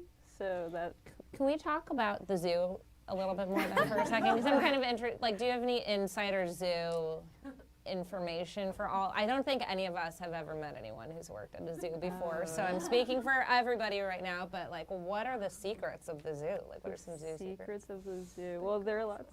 The what? The gossip. The gossip. The hot goss. I don't know about gossip, but there are cool things that I didn't know that they do there. So they do like brew at the zoo, which is basically like a little beer festival type thing where you can get a beer and also check out the sea lions if that's your thing. And they also have this dinosaur interactive like exhibit thing that they're doing, which is crazy. I like looked out my window the other day and I just saw a T-Rex head sticking out of a giant truck kind of move. It was very jarring, but yeah, I don't know. This sounds like you have to play a show at the zoo. Yeah, I've would been be awesome. asked to do it for the holiday party, which I Should don't have done wanna it. do. You missed your Yeah. chance. Also, Zoo Gossip is my new band name now. Yeah? Yeah. Zoo Gossip. Okay, so getting home, you have a long commute. I don't know why you live in Brooklyn if you're working in the Bronx. You just prefer like be over here and that's where your job is? Well, or- everything else is here Yeah. outside of work. Our rehearsal space is in Gowanus, so Mhm. like if I didn't live here, I would have to come here anyway to rehearse and all the good shows and everything I want to do socially. The whole music community is here. Yeah. Exactly. Steve is 5 blocks away, and we have separation anxiety. Yeah. Oh. Like we can't get too far or else it just doesn't We'll feel kill right. you. No. I don't know. Olivia, what do you do during the day? I am a sales support specialist for an HR consulting firm. Wow. That's the SparkNotes version. For I don't know. Okay. Yeah. I get a paycheck and that's all. Yeah. It's learning. Yeah. So you have to talk to people all day on the phone who are being super mean to you, or are they mean? No, it's like I don't really interact with the client too much, but it's like 50% of my day is being on calls, and being on calls that are like ranging from 7 a.m. to like 10 p.m. So it's just like at a point I feel like I'm on call for work, and so it's like if I ever need to step out for like band practice, it's kind of like, I don't know, like I have my phone on me all the time. It's just extra stress, but Yeah. I don't know. And did you guys go to school for music or for what you're doing now? It was geography, so it literally makes no Yeah. sense. Yeah. You should be working at the zoo. That's Yeah. good. She actually has my dream job, so. And she wow. worked at African Wildlife Foundation. before, and I was like, Dream These crushed. are plugs Stealing for those all of dreams. my employers that I've ever had. yeah. What do you guys do? We can shout out. And what are your day jobs? You want to go first, Alex? Sure, I work in insurance. Insurance? Great. Skip. No. I do IT consulting. IT consulting? Musician. Teach, session work, gigs. Great. So they need you around. He's a full-time musician. Yes. Can't pick up the tab though. Got it. You're biting on all of their corporate jobs to survive, but you are the full-time musician. Okay, got it. Okay. So did all this, I mean, you said you've been singing forever, you've been playing music forever. Did this kind of start as a hobby and something you like to do? And then at what point were you like, actually, we want to really pursue this and do this and move to New York and take it more seriously? I mean, I've been telling my parents it's a hobby so they don't freak out, but it's really, it's like what I would ideally do all the time. So it started out, I guess, as a hobby, but I feel like once you lock into it, you can't really think about doing anything else, you know? See, my parents were like, we're banking on this for retirement, so they started me at a young age. They're like, be famous. Oh. Easy check. No. That's no pressure at all. Yeah. Yeah. No, I'm Please be exaggerating, famous. but Got it. Yeah. And do you feel like you're going to continue, like, are you guys feeling good? Are you feeling like in your groove now that you're in New York, or Yeah. you're trying to drop that like corporate job, or what do you? That's what hopefully is gonna I mean, you set this goal. I don't know if we agreed to it, but you're like, next year, no job. Oh yeah, we're quitting. Yeah. But did I say that about 2019? Because we're halfway through that. 2020. 2020? I don't know. Coming soon. Coming soon. Who knows? Yeah. The next song is coming soon. Right. Maybe it's now, if you want to. Is that float away? Okay.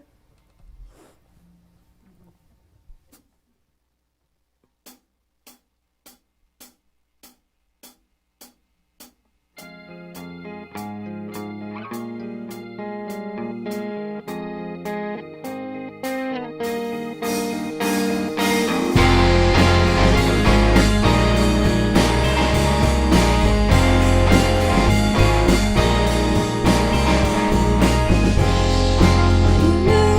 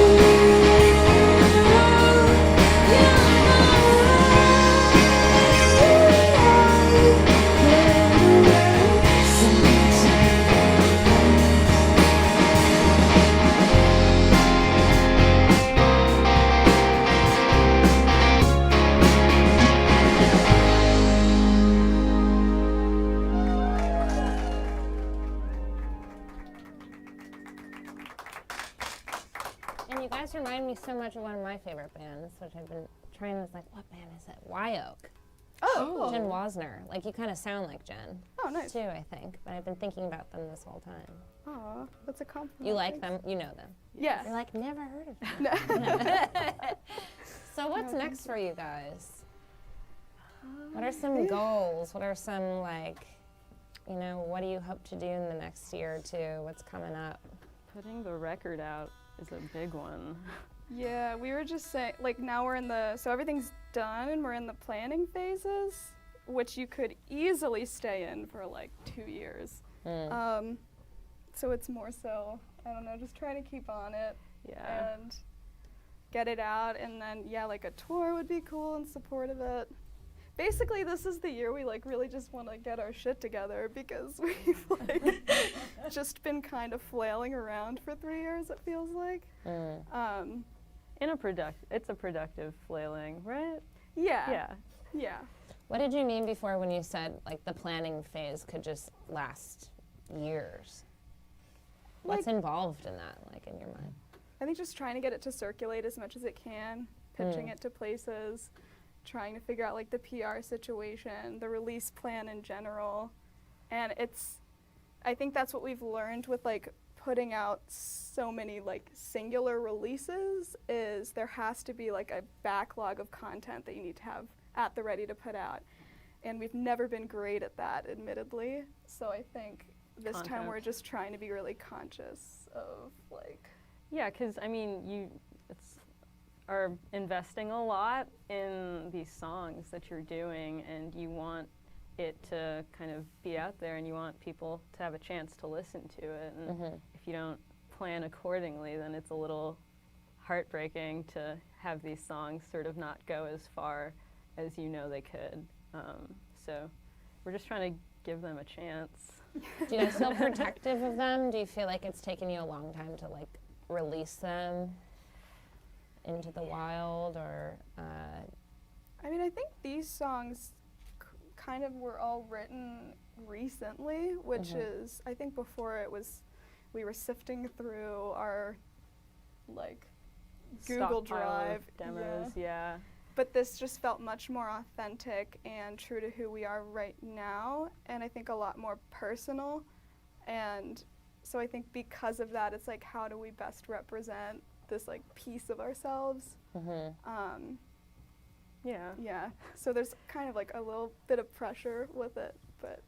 Are you guys bigger fans of the writing and recording process, or are you, like, wanting to play more? Because I feel like bands are either, like, they want to be writing and in the studio all the time and always be making a record, or they just, like, want to be on stage all the time and they play. Well, I think the interesting thing about these batch of songs is that we did actually play them live for the most part before we recorded them, where beforehand you learn what you're going to play based on how it turns out in the studio. But we had the chance to sort of work it out in front of people and workshop it and see, you know, what people respond to and what, you know, they think is lame. So Yeah, I feel like it was almost the opposite of our past experiences, where it's like, well, how do we make these sound as, like, full as they do live, versus how do we make these sound as full live? Yeah.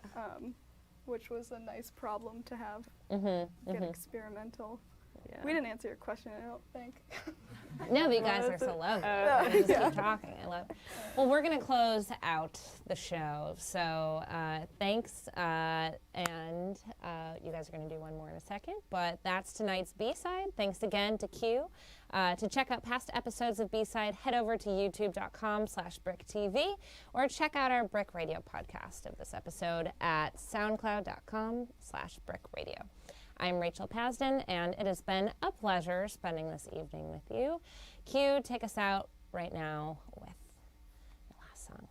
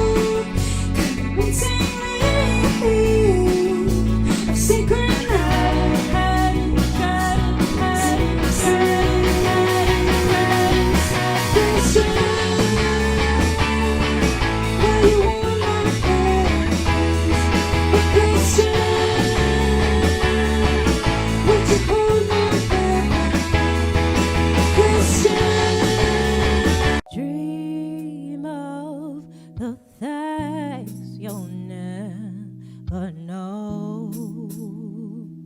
Oh, dream of the beauty within your soul. George Floyd! When you dream, dream slow.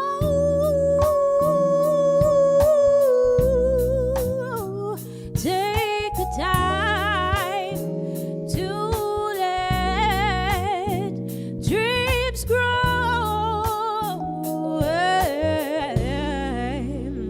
Just dream, just dream, just dream.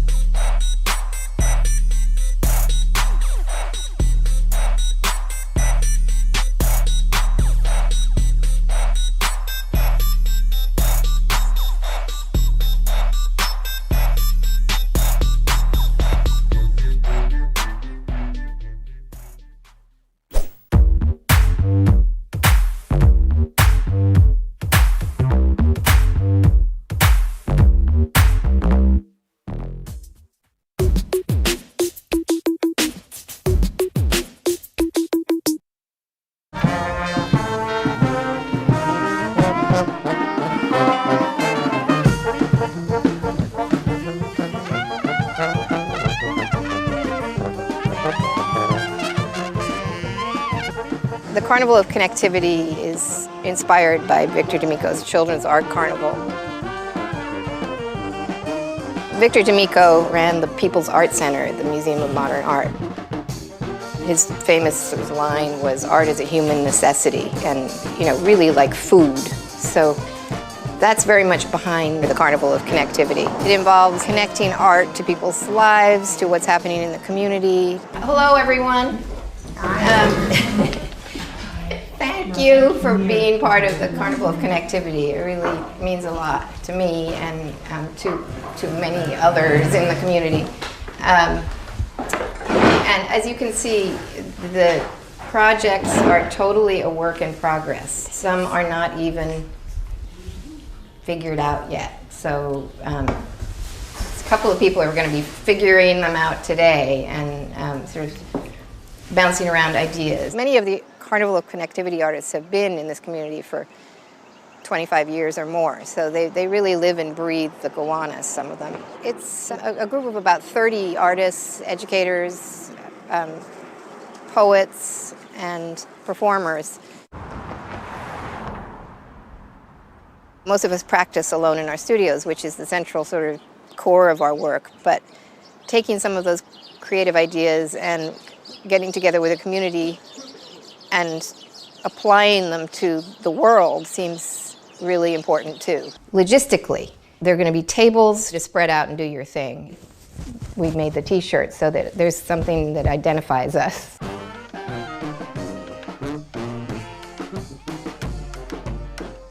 An example of a carnival connectivity project would be Birds of the Gowanus. We're going to be talking to the community, what birds have you seen, what birds have you noticed have disappeared, and interacting with them through art making and through conversation. And it's just a way of connecting people to the place they're in and their environment. This is meant to be materials that the birds can use to make their nests. Yeah, materials for the art. And we tried to find things that were all biodegradable so that you could hang it in the tree and just leave it there and the birds could come and help themselves and make their nests. Donna and Joanne are working out this project as they speak. we're gonna have a really good time. I think we are. I started these prayer flags by doing collages on a string that are also made up of found objects. And this one has some language. So That is terrific. it could be very open. It could be writing. It could be making. It could be. I love it. And someone at, I guess, Gowanus Canal Conservancy was introducing us to a lot of the vocabulary that's swirling around the Gowanus. I was looking through the language that I had received. Climate justice, social resilience, cohesion, which is, points to the knitting, and sustainability. I think that this language can be a jumping off point for people who want to make something. Right. We'll figure it out. We will.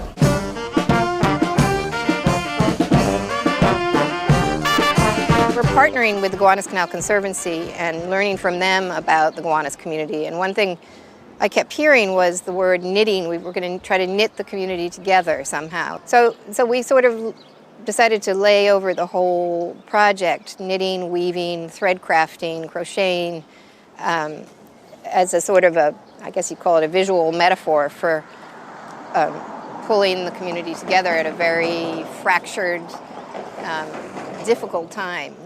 Charles Goldman has people make glasses out of wire, and then he's going to be working with Paul Benny, who's a performer, to have people perform in them. Nice job, man. You guys want to do it? These are your perspective hooks, okay? So when you put them on, you know what the word perspective means? Like how you see something, right? Your point of view. So when you put these glasses on, your point of view changes. So I want you to think about how you would change, what point of view you would change in your life. And then you're gonna stand here, and like we just did with your friend with Ben, you're gonna fall backwards when you feel the spritz of water on your face. But why is the perspective change? He's asking you Why does it change? It just does. I thought about what I want to change my perspective on, and then I put on my perspectacles, and then Paul sprayed me in the face, and I fell backwards onto the mat. And lo and behold, when I got up again, my perspective had changed. What did he spray you in the face with? Some Gowanus lavender Canal scented sludge. water. The sludge changed your perspective. That would really change your perspective.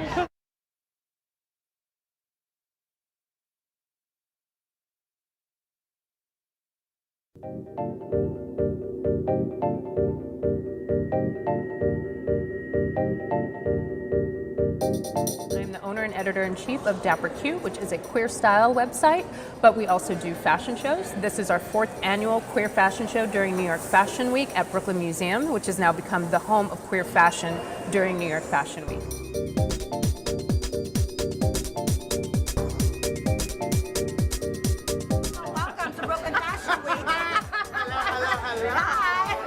Tonight we are featuring 10 queer designers or designers whose work is systemically rooted in gender nonconformity and over 70 models. I'm walking for audio heel play. Got this little leather and lace going on, a little shoulder pad. Okay. Do a little Beyonce moment. I'm a trans queer fashion designer, and I'm here because I just love to celebrate community. I'm here because the community here is just super exciting. It's buzzing with just like that energy that I like need from a fashion event. I've shown at other fashion shows, but this is like, this is it.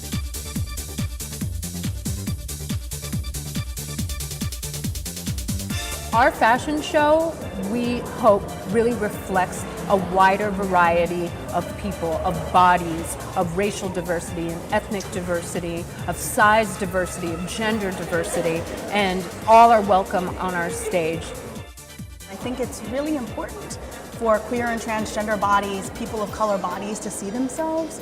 I personally, as a disabled trans person, love aesthetic and love visual aesthetic, arts aesthetic, and fashion aesthetic. But in the mainstream, I don't get to feel or view my own bodies or my own experiences. And I think what's really pivotal about Dapper Q is that it incites and informs a fashion sense that isn't necessarily mainstream, but does pull from communities of color, from communities of struggle.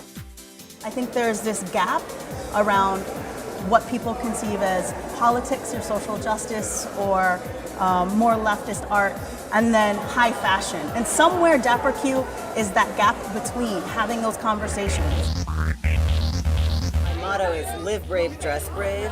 So what I want to do is make people feel very powerful, and I feel like this is a community that understands why that's important.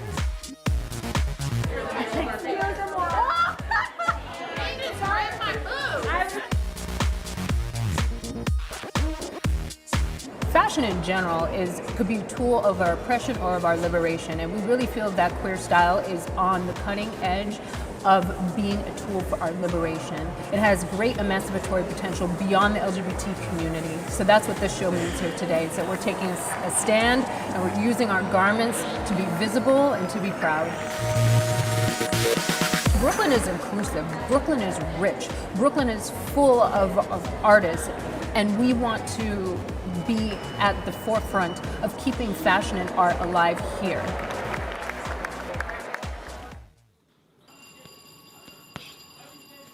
To me, this gym here is an institution.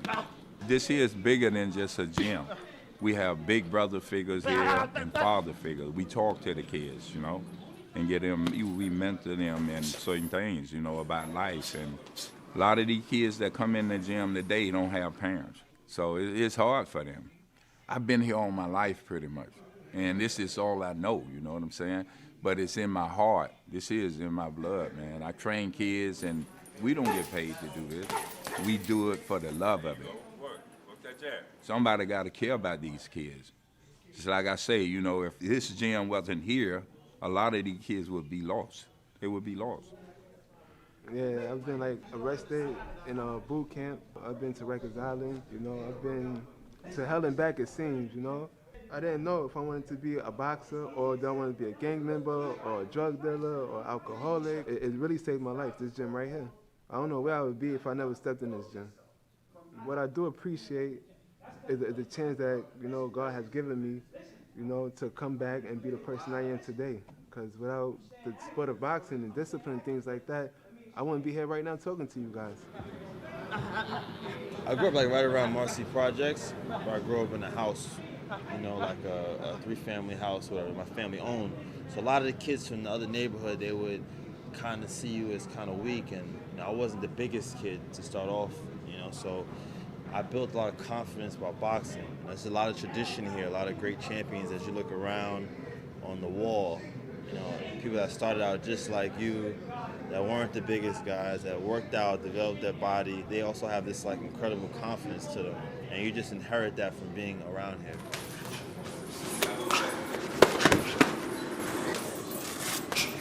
Everything we got here came the hard way, you know what I'm saying? Like, some gyms are real state of the art. This is like the real grit.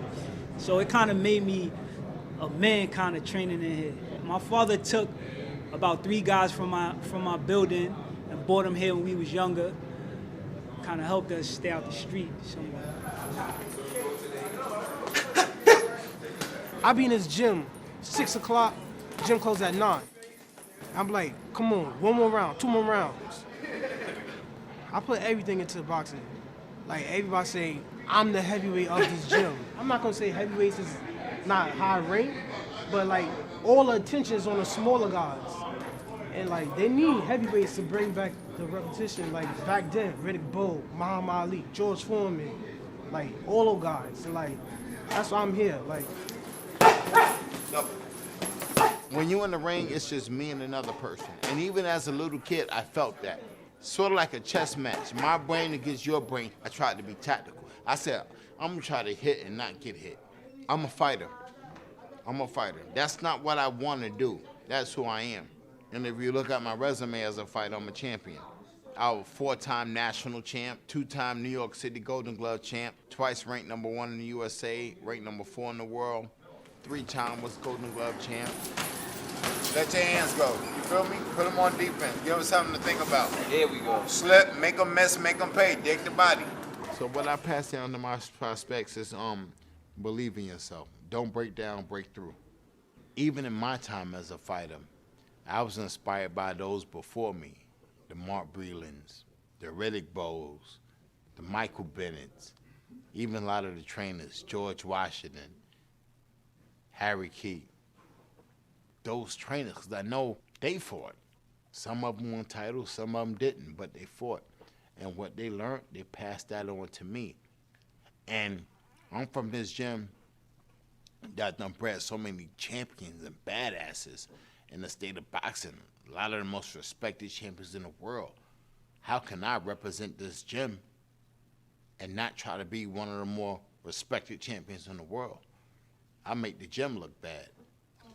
I'm out in Detroit one night and I go to a little pool hall and I'm having fun shooting pool. I get to talking shit with some guys and you know they wanted to bet money. Long story short, they jumped me and I got hit with the pool cue and the muscles and the nerve on my left eyelid are weak.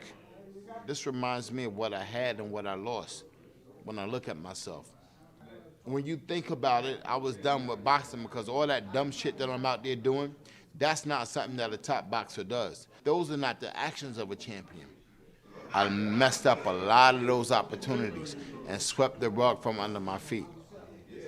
And today, what brings me back here to the gym is like, this is where it all started. This is where it all started. This is what I do. This is what I know. This is what I love. And hopefully, just by my teaching, it's not necessarily teaching them boxing, but talking to them, telling them about the experience, what you got to do. You know what I'm saying? And things you got to do in life. How to carry yourself, being professional, being prompt, being respectful. I want them to learn from my mistakes. I'm not worried about the future of boxing because things change and I understand that. One thing you learn in boxing is how to make adjustments because you never know what life is going to hand to you, but you better be ready for it. And if you're a champion, you're going to come out on top. Don't break down, break through. You know what I mean?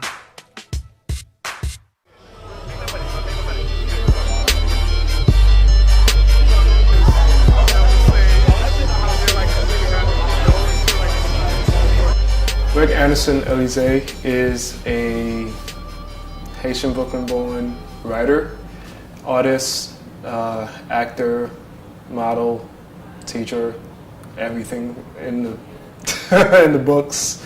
His Not a Weird Spider is the son of Anansi, the spider from West African mythologies, and also he's very popular in Caribbean folklore. And Anansi is the god of stories.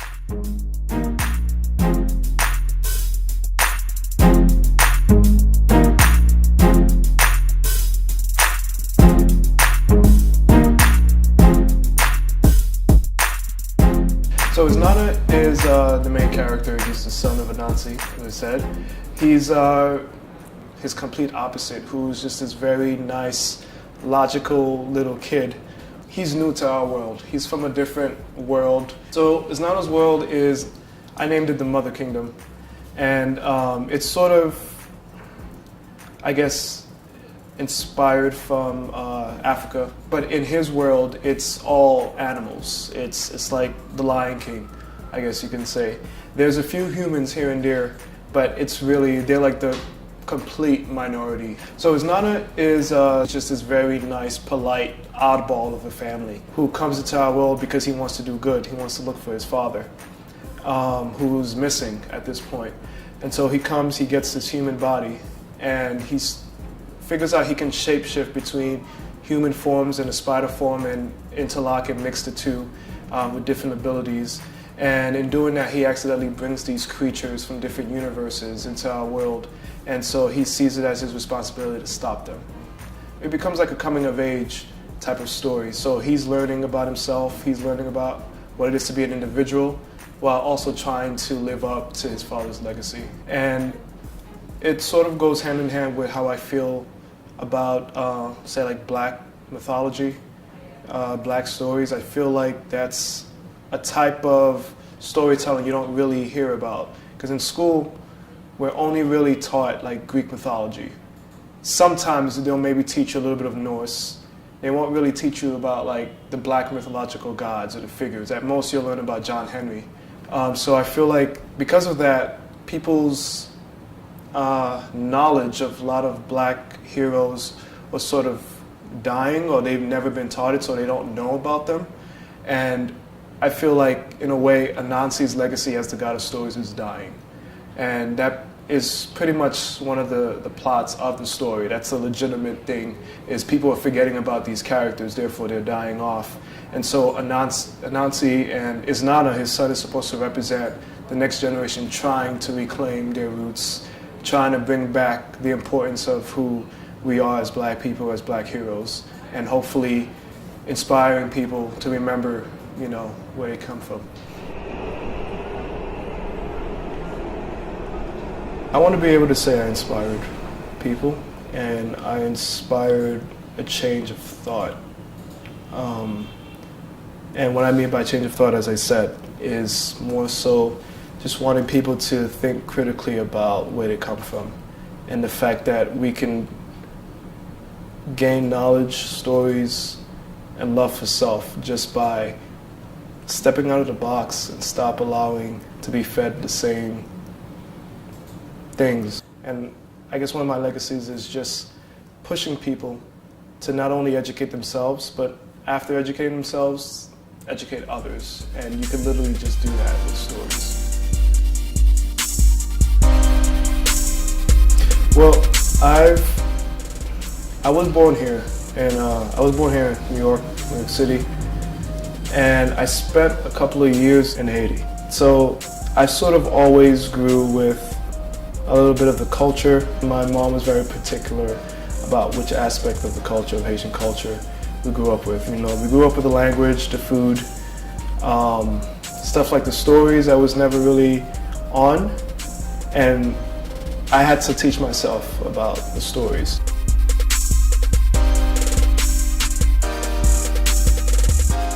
It just makes us stronger as people. You know, I feel like when you're in America, when you're growing up, when you're going to school, everything is so much on European culture. I feel like because of that, a lot of us don't quite know where we fit in. So much power comes from knowing your background of who you are, you know, and so much pride. A lot of people hate when someone's very prideful, when they know something about themselves, you know, and there's so much power in learning about that, and no one can really break you down once you actually know what you're talking about. You know, and history repeats itself when you continue to be ignorant. This is also a way of just having us as Black folks celebrate that we could be, we're not others, we could be mains.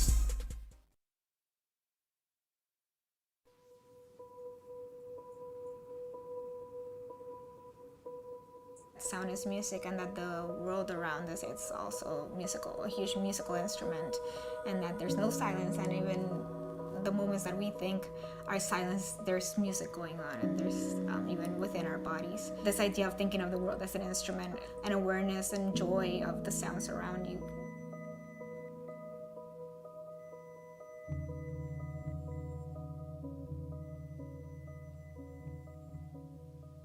growing up in a conservatory playing violin and also making electronic music, those two worlds are very exclusive in their own ways because of the tools that you use. Like, you have to have some money to buy a violin, you have to have some money to buy a computer, or you have to have certain skills to play either of the two. And that's also why I'm drawn to these non-conventional instruments, because they're accessible to everyone. I was a violin student, but I spent way more time in the harp room of the conservatory, under the harp, like recording with a little Zoom recorder every sound I could find, just being a violinist in front of an orchestra, which a lot of my colleagues that were really talented, that was their path, and I always felt very out of place.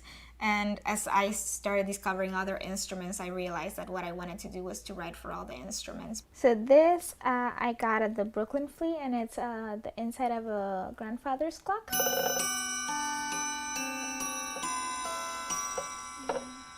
And also this kind of thing.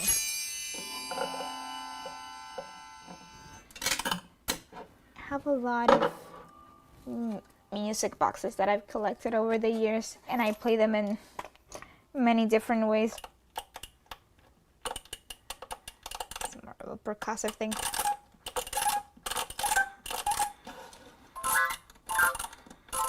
Some bells, which I love, like tap bells, because they're so out of tune. Depending on how I move it, then I get different sounds too.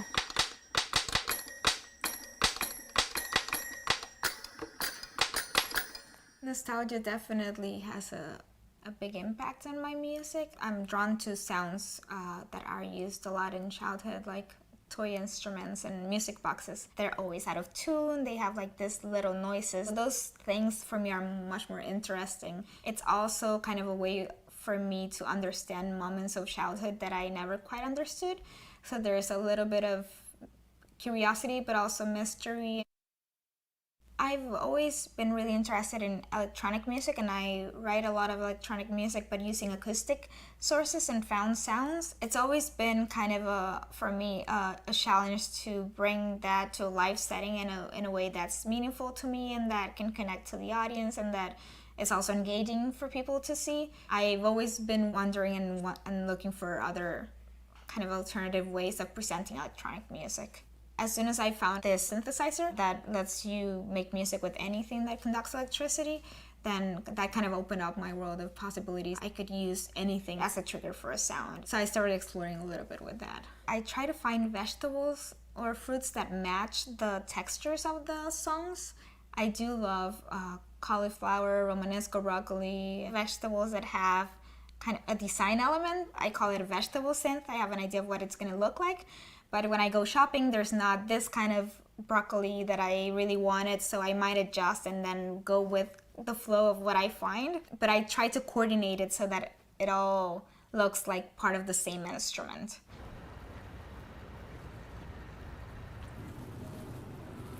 This is nice.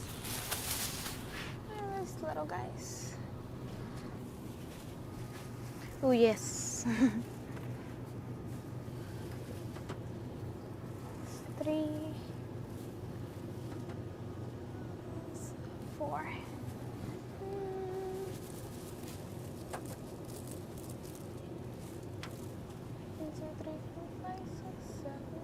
When you play something like vegetables as an instrument, besides the fact that it's something that's not seen often and people are curious about it, it also has this kind of access to it, more immediacy and connection to the audience. It's really nice for me to talk about music and talk about instruments without this kind of barrier in the middle of like something that's oh well, you know, the technique of this is, you know, you have to study years for learning that. For me, it reminds me of why I'm doing it in the first place, which is because it brings joy to my life.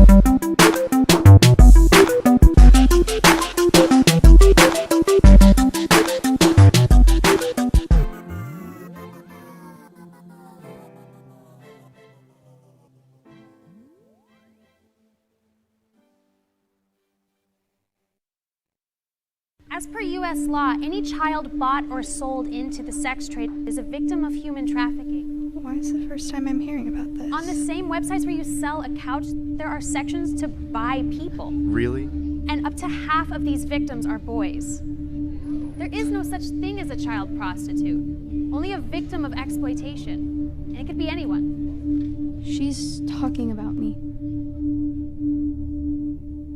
Should I say something?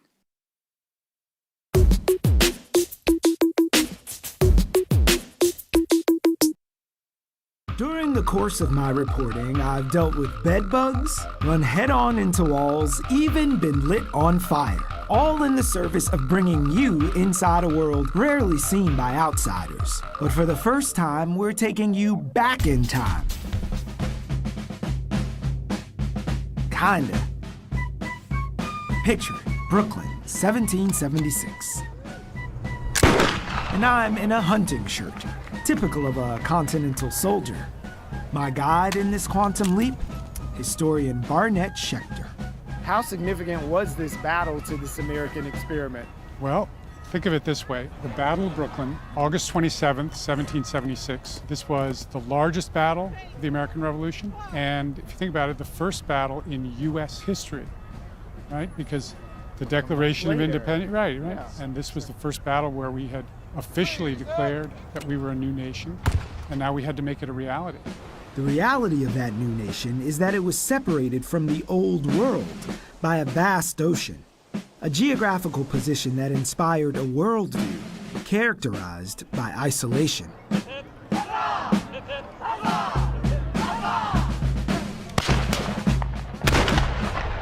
Don't know much about isolationism. I know about we're trying to gain our independence from Great Britain, but being isolated, I don't know. I have no idea. We've had something going on here in the colonies, going back, I guess, from, this was New Amsterdam, called global trade, but I never heard that term.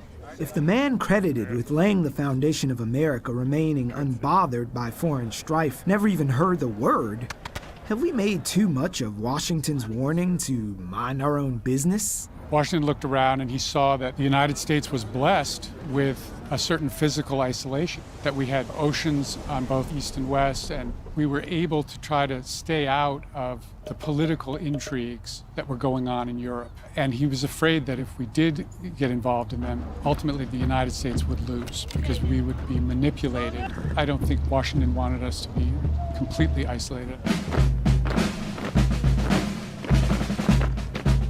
If we got Washington's warning wrong, maybe there were other things about America's first war that deserve re-examination. What role did the fairer sex play in the war effort? Significant. Cooking, nursing, sewing, washing, bringing water back and forth to gun crews or soldiers, also stepping into the shoes of men that were killed.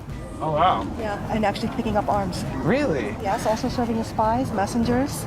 Yeah. At all levels of society. Full disclosure, I expected to be the only chocolate chip in the cookie today. And then came Marblehead. Yeah. So the Marbleheaders were a group of fishermen that were fighting the British even before the war officially started. They were defending the cod fishing ground. And the Marbleheaders were comprised of 40% people of color. Right. George Washington appealed to the captain of the fleet, which is Captain Glover, and appealed to him to join the Continental Army. So he actually became part of the Continental Army. The men followed him in, became the 14th Continental. The story of black soldiers doesn't stop there. For many slaves, the revolution provided their first step towards self-determination.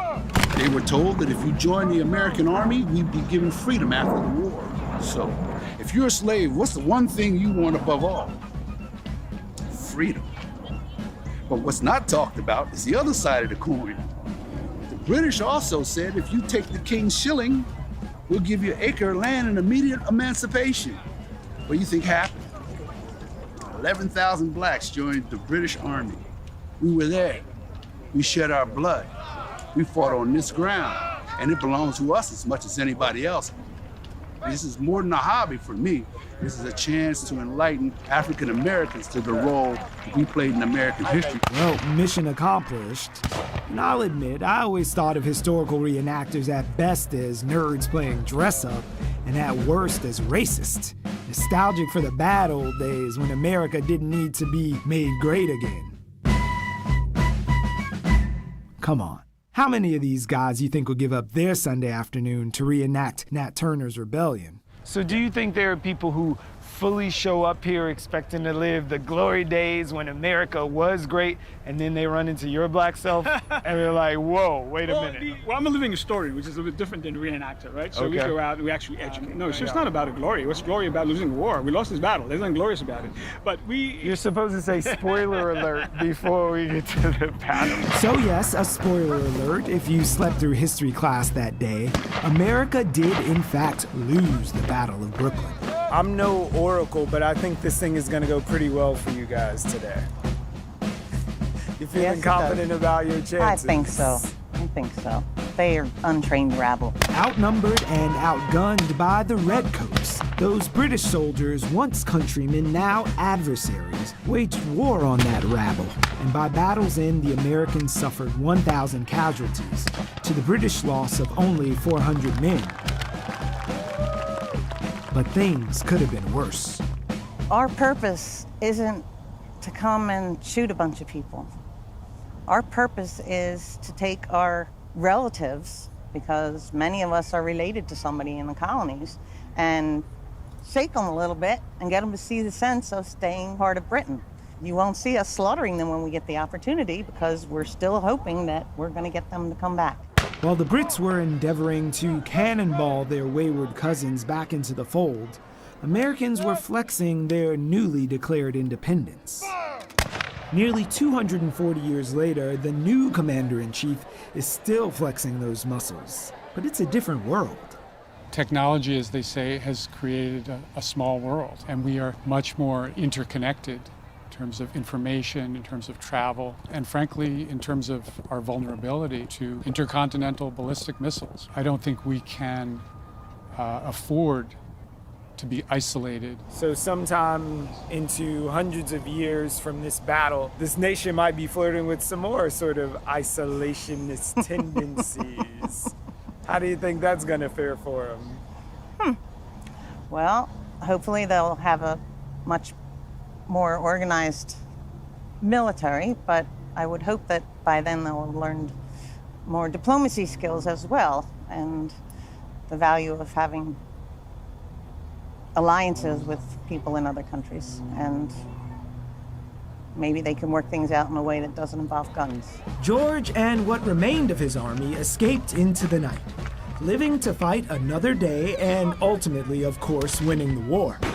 And America has, on occasion, learned to employ democracy and rely on alliances. For all their faults, those founders also gave some very sound advice. Let's make new mistakes, America. Well, it happened on November 22nd, 8:30, 9 o'clock in the morning. I swiped myself onto the train, and there was another gentleman there. He needed to get on the train, so I opened up the door for him. And as he came in, and we were standing on the platform, one detective came from the right, another detective came from the left. They grabbed both of us, they put us up against the wall, placed us in handcuffs, asked us for our IDs. They ran our names and everything, and they let the other guy go. And they kept me because they said I was a recidivist, that I had a criminal record. So I went through the system, and before I went out to see the judge, my lawyer came to the back to speak to me, and I was quick to ask her, so can I get community service or a fine? And she was like, no, they want to offer you time. When I got out in front of the judge said, 10 days, Mr. Garcia, take it or leave it.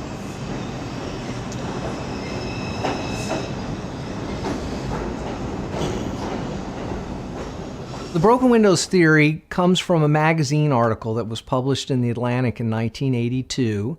It was written by conservative criminologists George Kelling and James Q. Wilson. Wilson's earlier work had looked at the history of policing and the different styles over time, and he was really interested in the 19th century versions of policing, which were really much more focused on order maintenance than law enforcement. And he felt that that was the direction that policing need to go in the wake of the kind of social unrest of the 1960s and 70s.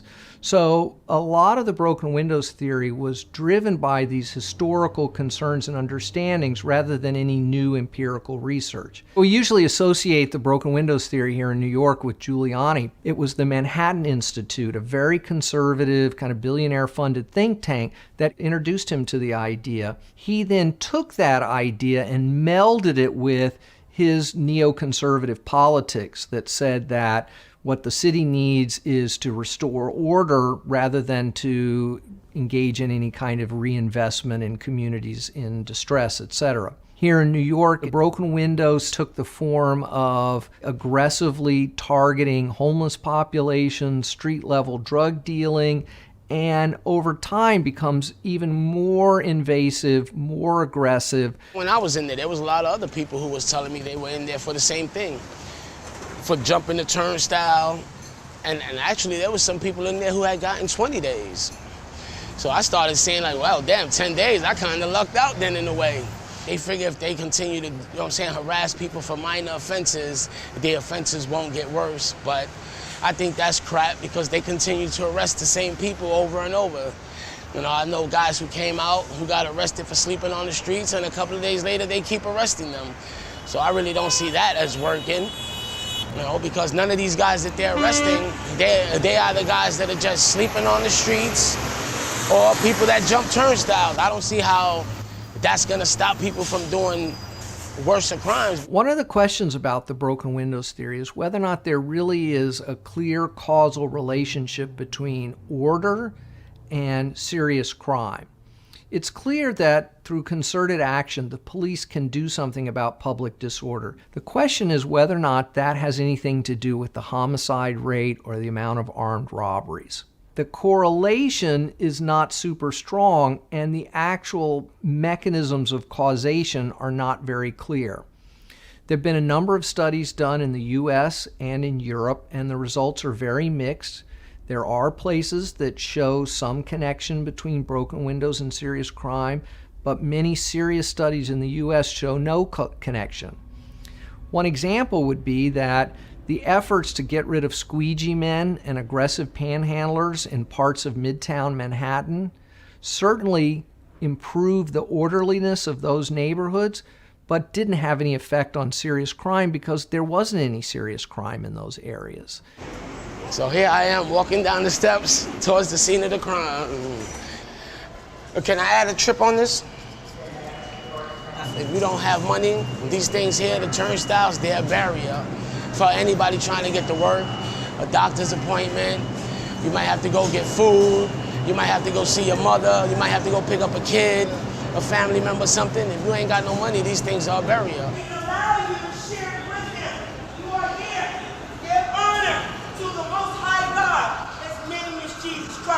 Yeah, to me, broken window policing, I think it's just broken policing.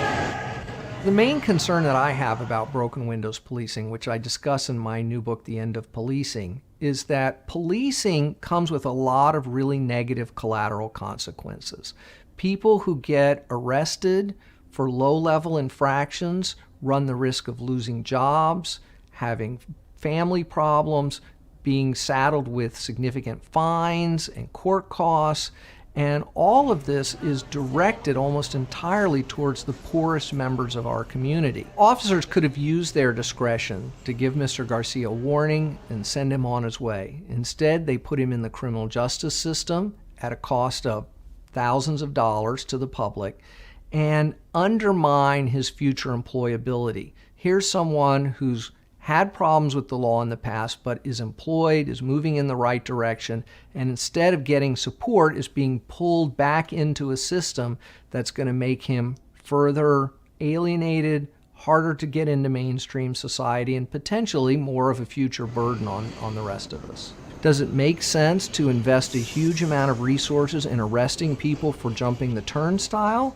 Or does it make more sense to try to come to grips with the fact that there are large numbers of New Yorkers who can't afford to ride the train and that we need to develop a system of reduced fare Metro cards, etc.? In other cities, they just give you a ticket. In New York City, they put you in jail. What's up with that?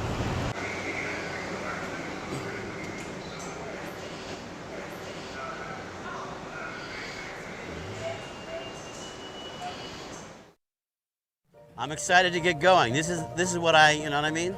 This gets me up in the morning.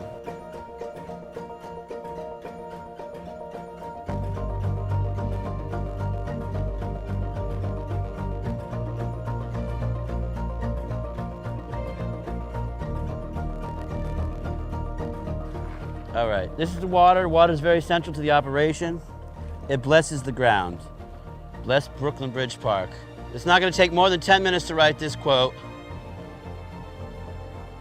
I have the best handwriting in the tri-state area, and I've never even been to Connecticut. All right. This is a very beautiful quote that I discovered this year, and it really means to me, means a lot, and I want to inspire Brooklyn with it. Touching down, touching down.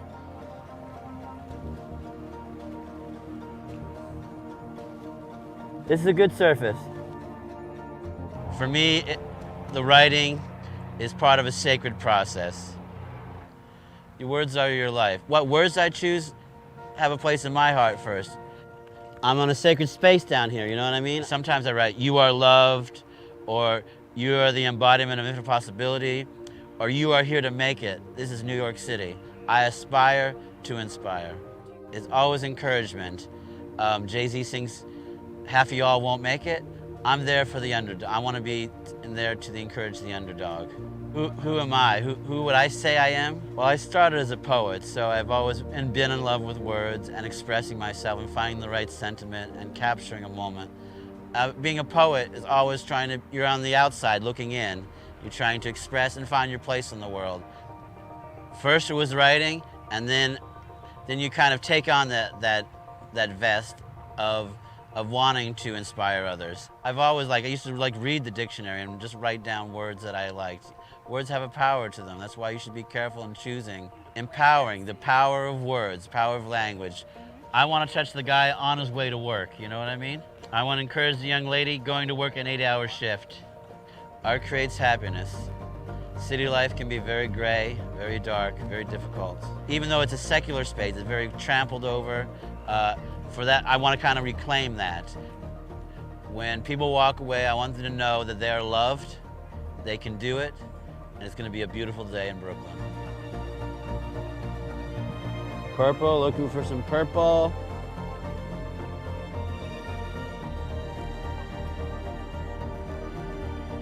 you ask me how do I select the shots, well, it's something in my spirit says this is the spot. I like to find flat, smooth surfaces, not too grainy, not too much stone in the chalk in the sidewalk surface. For me, it's always setting up the shot so it can be taken photographically in one square, you know what I mean? I can't blow it out too wide on either side, or you'd have to back up 30 feet to get it, and then you can't read the words. Just have it centered and focused, and a little gem to brighten your day. My bridge vests, just Sharpies, extra chalk, duct tape. I like to hold on to my friends. That's all cardstock.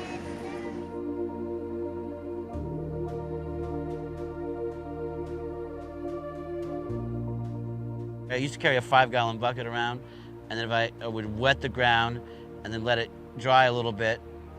You wet the ground first, and then the colors will pop more. The darker the background, the brighter the color pops, all right? I tried to do it other ways, but the chalk has to be wet. See how it pops?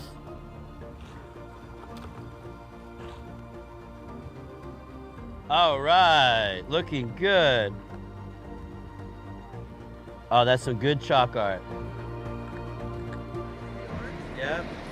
Have you seen it before? Wow, thank you. Look at that. Where we at? Where we at? Be good. Life begins where fear ends. Thank you.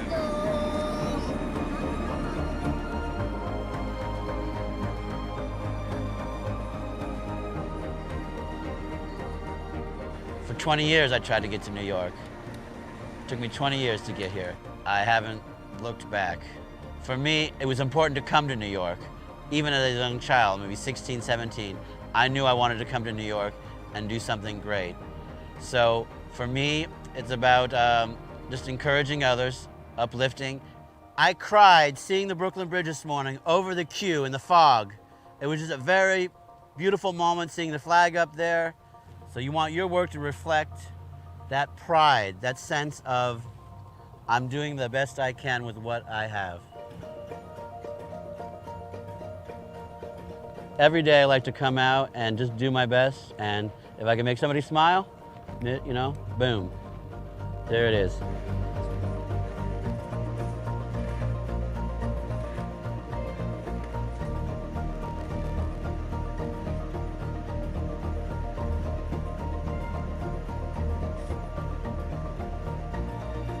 HHNY, that's the hashtag to remember. Have I found my place? You know, people come up to me and they ask me, are you Hanshar, HHNY? And that's an honor, so that's something I have to uphold. It's like a shield, and I always have to act honorable, and you know, I have my private life and my foibles, but generally I want to be upbeat, and that person walking by, I want to just inspire them a little bit. Right now, I'm building a grassroots, and for me, it's one day at a time, just trying to edify my community and uplift others. I love you, Brooklyn. Stay real, stay up. Peace.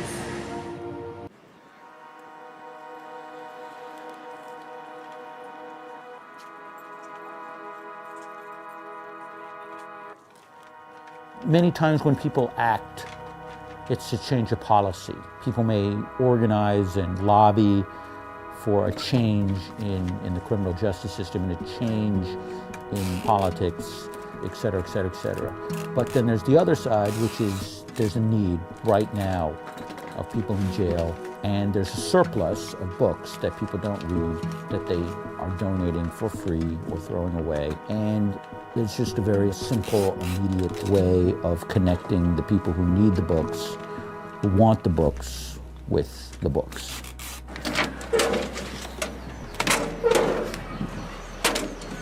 In a way, it's a very narrow project. It's to send books to prisoners. Everyone involved, myself included, we do our own politics, but regarding prison issues, but outside of the group, because everyone has a little bit of different take about the system and what should change or not change. But but we do a very narrow thing, which is send books to prisoners. It ultimately feels very satisfying because political change can be very, very slow. And this is a way of individually getting people something they want. You would hope that beyond just giving them a way of passing the time, if you believe in literature, if you believe in books, if you believe in education and knowledge, then you believe that some of these books have the power to transform people and the way they see the world. The library here, they only have a limited amount of books, and a lot of the books that they provide are not really, in my eyes, is not acceptable for me, because I need to expand my mind, and so do other individuals. Sure, do you have that still? A letter arrives from an individual prisoner, a person who's incarcerated, and first thing we look at for what they're asking for. We make sure it's something that we're able to do, make sure it's a facility we're allowed to send into. We have letters that we get from people who are incarcerated. Books generally get passed around. If we send one good book to someone, the chances are that it's being passed around to many people. It's something that benefits more people than just direct one person. Even though the letter comes from one person, sometimes they'll give a precise title they want, other times they'll give a genre of a book. There are sometimes some really specific things, like somebody asked me for a book on poultry farming, and we happened to have one. It was the most amazing moment. Yeah, with stuff like that, if we don't have it, we will try to contact other networks or use BookMooch, which is this book trading website. You found a book on poultry farming? I took a photo of it. I was so excited. Whoa. I was talking. That's probably that's probably their work. We work by donations of books, so we generally cannot send the precise title, but we try and get as close to what the person is requesting. Dictionaries are our #1 requested item. A lot of people are asking for like medieval studies, classics, African American studies, dictionaries. African American history, a lot. Indigenous studies, we get a lot. Educational requests to read, math books, whole variety. Books through bars, dear friend, I would like to see if you can help me with a pop-up book. Please, I try to do it the best I can. I know you'll help me learn something. I know you help prisoners with books we can use for us, keep our minds busy. God bless you. That's, I think, probably the first time we've gotten a request for one. Yeah, that's the first time I've ever received one. Also the first time I've ever gotten a pop-up letter. Yeah, no, that's the most incredible letter, artistically that I have seen. We get art sometimes, but that one is very impressive. Well, I'd say we at least clear 200 or 300 packages a month, and the average package has 2 books. So I'd say 600 books a month.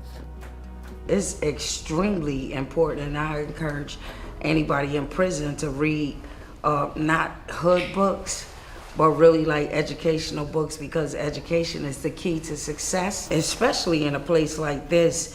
If you don't read, and not just books, but everything pertaining to law and correctional law, period, you can get totally jammed up. I love and I respect books behind bars. I have received a few books myself, and it was very informative. I've read Bruce Wright, the judge that they nicknamed Cut 'em Loose Bruce, because he saw the abuse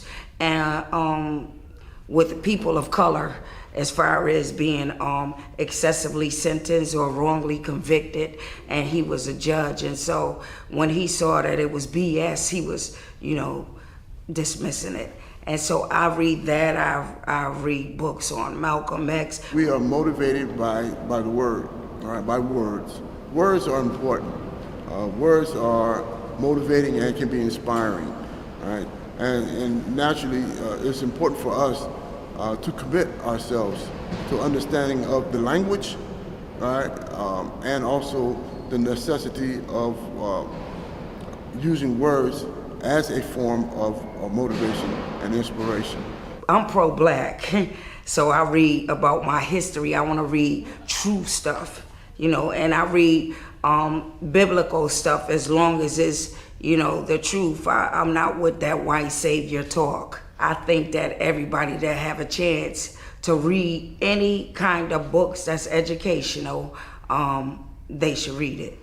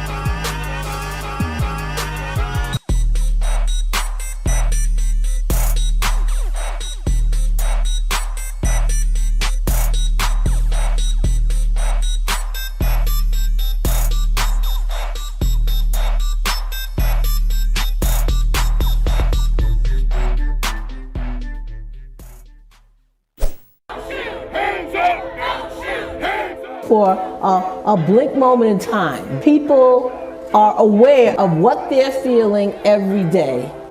If you're going to restore and sustain a democracy, there must be an informed and engaged citizenry. I spent 2 years in immigration detention. You know how much they spent to feed me for one whole day? How much? 75 cents. Immigrants as a whole, migration as a whole, is associated with lower rates of crime. Immigrants make our communities safer. What causes climate change, the selling and burning of fossil fuels, benefits most the power elite. And so they have a disincentive to address it, and they have an incentive to deny it. They're not going to funnel more money into our schools. They're not going to do it unless they have to, right? And the way they have to is by our participation, our organization, us taking accountability for our actions.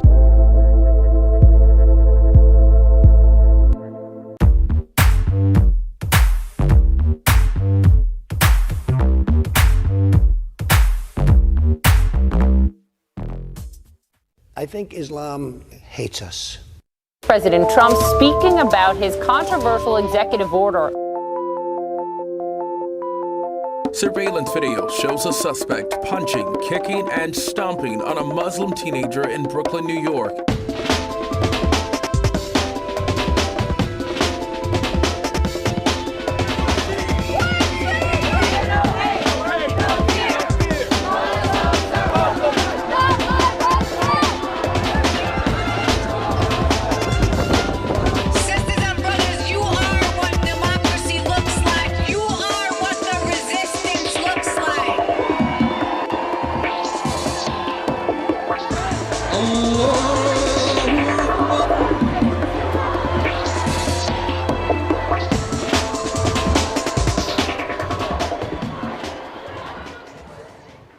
So this is what we're up against. Welcome to the Be Heard Town Hall. Muslim in New York, a community comes together. We're presenting this evening in conjunction with some great partners, the folks at CUNY Clear, The Intercept, and The Secret Lives of Muslims.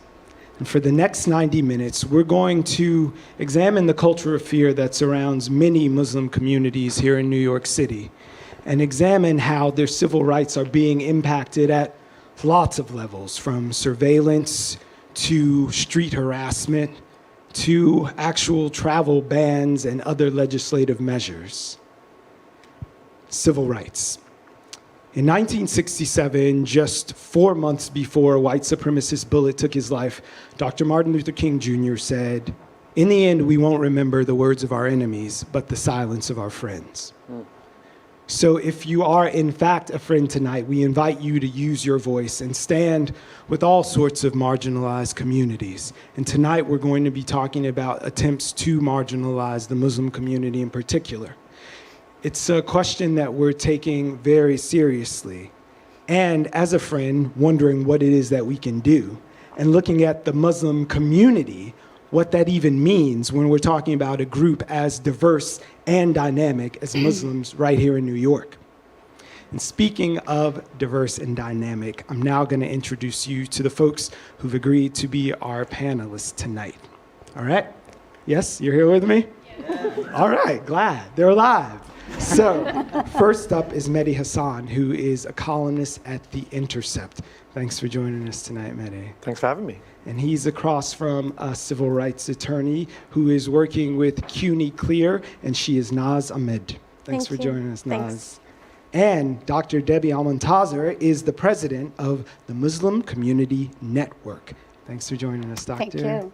Across from the doctor is Imam Khalid Latif, who happens to be the head of the Islamic Center at NYU, as well as the NYPD chaplain. You serve as the Imam for New York's Police Department. Thank you for being here, Imam. Thank you. And down at the far end from me is the professor at Brooklyn College, as well as an acclaimed author, Mustafa, and I'm blanking on your last name. Bayoumi. Of course, Bayoumi. Thank you, Mustafa. And then we have an ABC News digital anchor, as well as the host of the podcast, Uncomfortable, Amna Namaz. Thank you for joining us, Amna. Thanks for having me. And finally, we have a historian, an oral historian, in fact, from the Brooklyn Historical Society. He is Zahir Ali. Excuse me, Zahir. That's the tough part. Okay, now we're off to the races. So these are the great folks that we've assembled here tonight, and they're all seated. I am, of course, standing, but I've got a seat at the table, and so do all of you. We've passed out some cards here, and if you have any questions, you can write them down and share them with us. And there's some audience producers who will be roving, and we'll make sure that you are heard tonight at this Be Heard Town Hall. But just to let you know who these guys are, in addition to their credentials, we want to sort of take the temperature a little bit and ask you from your diverse perspectives as journalists and faith leaders, attorneys, historians, looking at empowerment. I wanted to ask you guys, what's the biggest lie that we've been fed about Muslims from each of your unique perspectives? Do you want to start? Me? Go for it. I'm going to go with the lie that I'm assuming many in this room will go with. The biggest lie is that Muslims in this room, Muslims on this panel, Muslims in this country are a threat to their non-Muslim neighbors. The idea that Muslims are a terrorist threat, a security threat, are hiding under every bed waiting to kill you when you go to bed at night. It's a huge lie. The facts don't support it. The statistics don't support it. For every American killed by a Muslim terrorist, 1,000 are killed in acts of gun violence. You're twice as likely to be shot dead by a toddler as by a Muslim terrorist. You're more likely to be killed by your furniture falling on top of you. You're more likely to drown in the bathtub. You're more likely to be hit by a lightning strike than to be killed by a Muslim terrorist. But we're told day in, day out that Muslims are the biggest threat to American safety and security. So I think without a shadow of a doubt, that's the biggest lie. Just very quickly, there's a worse lie, though. The worst lie I've heard about Muslims. Well, you might be stealing someone's thunder. There's a worse lie. The person I'm stealing it from Yeah. is, I'm sure we can all share him out. Donald Trump said last year during his election campaign, he said, I saw Muslims celebrate. We're in New York. He said, I saw Muslims celebrating on 9/11. He said, I watched it on TV, I saw the video. There is no video, there is no tape. And yet he doubles down and again in this dehumanizing way, suggesting that Muslim American citizens were celebrating the worst attack in America's modern history. The irony is there was someone celebrating on 9/11. It was Donald Trump. He called into his local TV station to brag that his building was now the tallest building in New York after the Twin Towers came down. But that's the kind of dehumanizing lies that we have to face day in, day out, sadly. Imam? Yeah, you know, I would say definitely everything that Matthew said, I would echo. I think one of the biggest challenges that we face is a narrative that equates Islam to being from elsewhere.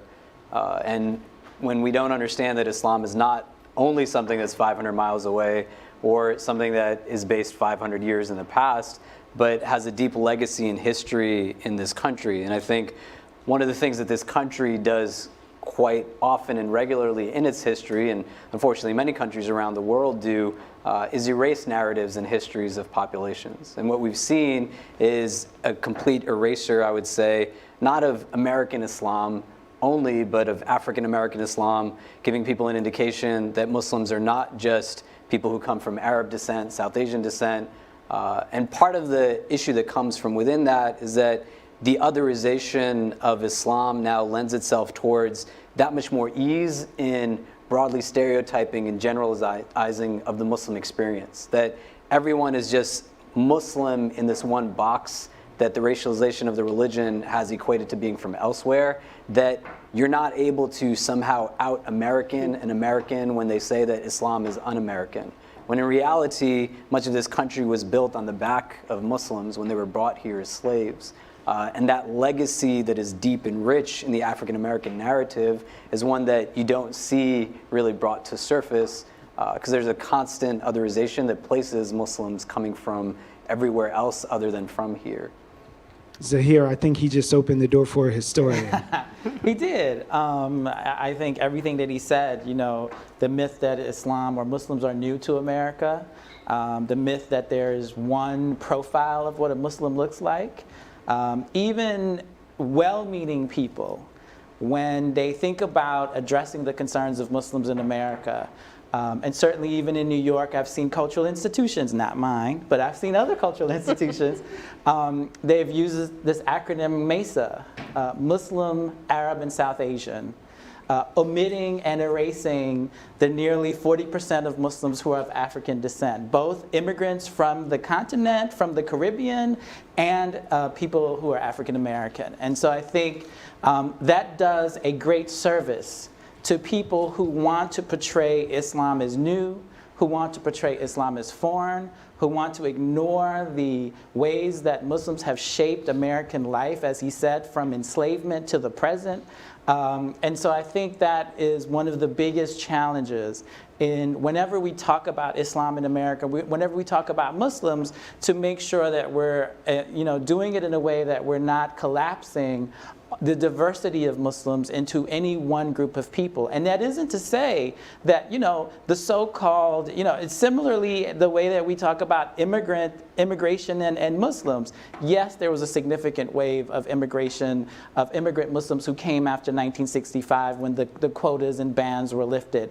But Muslims as immigrants have been coming to the United States for well over a century. So you might look at someone and think that they're new because they don't fit your profile of what an American is, but there may be 4 or 5 generations in this country. Amna. Yeah, I think one of the biggest problems I have with the way we talk about Muslims in America, and a lot of people talk a lot about Muslims in America, is that we refer to the Muslim community. And this is kind of feeding off a lot of the points that have already been made here. There's this idea of Muslim America as one monolith, right? That everyone practices the same way, that everyone believes in the same things in the same way. And Islam, like any other faith, has adherents at every part of the spectrum. Not all Muslims are brown, not all Muslims cover their heads, not all Muslims fast during Ramadan. And I think part of the problem in filling that gap of understanding with what it means to be Muslim in America and understanding what your neighbors and your colleagues live on a day-to-day basis is stopping that. Talking about Muslim communities, recognizing that in those 3.5 million people, just 1% of the American population, there's an incredible diversity that, as has been referenced here, dates back to the very founding of this country. It's a huge problem, and it feeds into this otherization that the Imam talked about when you kind of link fear and violence with this community because you think everyone believes in the same thing, so one Muslim speaks for all. So I'm looking at you, Doctor. Demolish a lie for us. Absolutely. The one that gets under my skin is that Muslim women are oppressed. I can reassure you, I'm not oppressed. But what I hate about it is that I shouldn't have to walk around telling people I'm not oppressed. I want people to hear me. I want people to see the sophisticated woman that I am and what I have to offer. As someone working in the New York City public school system for over 25 years and working on a central headquarters level, when I used to visit schools, I can't begin to tell you how many times I've had safety agents say to me, 1 second, I'll get someone to translate for you. And then I have to look behind me to see who he's talking to. And I'm like, are you talking to me? And of course, they take a double take. So this whole notion of women being oppressed is something that really needs to be debunked. When we look at Muslim American women, they are on the same level of education as Jewish women and are quite prominent and sophisticated and in various professions within the American system. And so it's really critical that we, help our Muslim sisters debunk this lie. Okay, prominent, sophisticated, educated. Naz, I think it's your turn. Well, I think there are so many lies. My issue here is that which to pick is that everything about Muslims is pathologized in the same way that everything about being poor and black in this city is pathologized. So, if you're dragged into family court and you're Muslim, chances are you're being dragged in there because somebody's claimed excessive corporal punishment or you haven't sent your kids to school. If you're a poor black mom, you're being dragged into family court because you smoked pot. Whereas, the white rich woman in Park Slope, it can write openly in the newspaper about, oh, hey, let's recommend to Princess Kate Middleton or whatever, smoke pot after you have kids because it really reduces your anxiety. So the ways, and going off of the way Debbie was talking about, everything about you is pathologized. Everything is explained through the lens of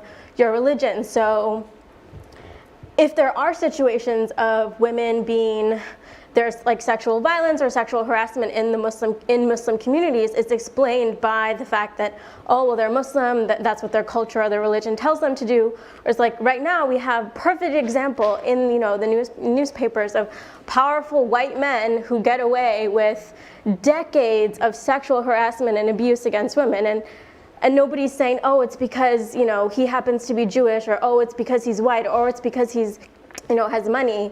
There's not that single narrative attached to that story, and so that's my take on the biggest lie is everything is pathologized and explained by anything anybody wants to criticize about you. It comes back to the fact that you're Muslim.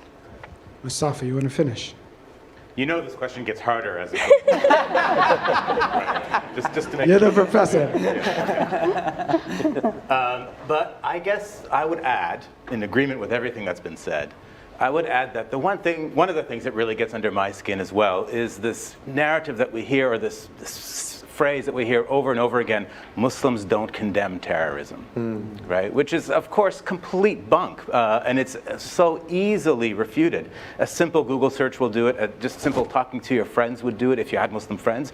In fact, statistics show that still the majority of the population in the United States still does not personally know a Muslim. And that actually, I think, connects to this idea that there's this notion that Muslims don't condemn terrorism. In fact, Muslims condemn terrorism all the time. But what really is the case, I think, over these last 15, 16 years, is essentially been a denial of the Muslim experience in various ways, particularly coming from various right-wing corners of the political spectrum in this country. So as somebody who's talked about Islamophobia over the spectrum from the days of 2001, even pre-2001 until today, I can tell you that for a very long time, when I was speaking in public about questions around Islamophobia, I would have to prove to the public that Islamophobia exists, because there was a long narrative that said, oh, you're just exaggerating, Islamophobia doesn't exist. And in fact, what happened, I believe, is that with the rise of Donald Trump, suddenly now there's general acceptance that Islamophobia exists. And from the Muslim point of view, I gotta say, it's like, well, we're all glad you're here, but what took you so long?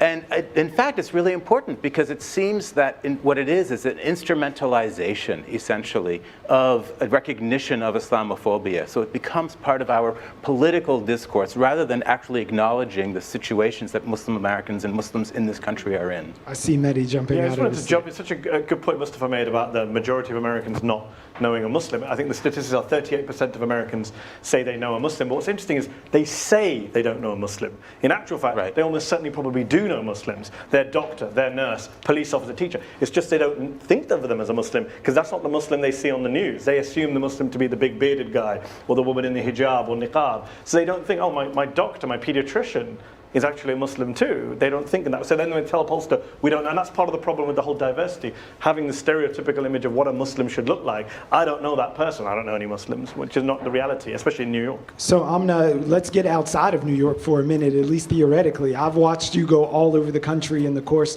of the election and bump into people who maybe didn't know that you were a Muslim, and they had the longest conversation that they've ever had with a Muslim person. But what is out there beyond the borders of New York in terms of the way people are relating from your experience? Yeah, I think there's a very real possibility that there are a lot of communities in America where they have never met someone who's Muslim. I think there are cases, like Mehdi is saying, where you just don't know someone's Muslim. I know a lot of people talk to me, and because I don't fit the profile of what they think a Muslim looks or acts or talks like, they'll say, you're not really Muslim, right? And I get that a lot. So I've been in parts of the country, and I'm reporting on a story now in a specific county in America that actually had the highest concentration of Trump voters in the 2016 election. It is not surprising, it's overwhelmingly white, it's overwhelmingly Christian, and I am legitimately the first Muslim that they have ever met. And that gets the full range of reaction. And that's not uncommon in my experience reporting before the election, before 9/11, and any community where people have not come into contact with something or someone that is familiar to them in some way, you get a lot of questions. And I will say that the one thing I have found that can overcome this idea of fear that is based on unfamiliarity. And for most Americans, it is unfamiliarity. They know about Islam in a very specific context and in the very narrow way that they've heard about it and learned about it.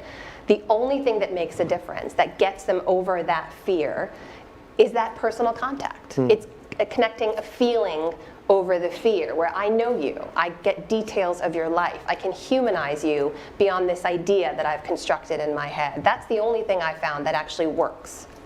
Well, speaking of fear and construction and identity, we also got to meet two young women recently who are actually teenagers. One whose family came from Yemen just about 2 years ago, another born and raised right here in Brooklyn. And they've struck up an unlikely friendship that in the past year has become really strong, and they've discovered their unmutable voices through activism this last election cycle. So have a look at ZNN. Hello, New York. Welcome to Radio Hikayat, where young Arab women from Brooklyn talk politics, culture, and feminism. I have a friend. She said her mom, after 9/11, she said they're from Yemen. And that's a sad part, because Yemeni people are really strict about their culture. And she took off their hijab, and they changed her name. Her mom told her not to speak about Islam or nothing, because of that fear, My name was changed, like as you said, my mom or me or my sister doesn't wear the hijab, so lots of people don't even know that we're Muslim.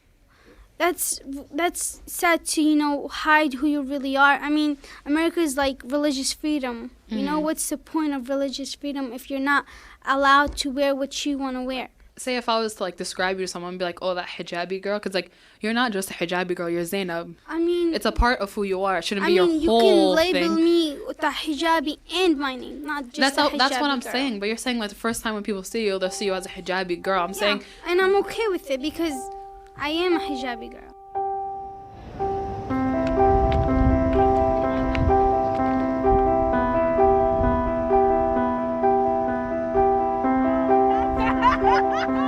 My friends for next year is gonna be my Noble phone. That's it.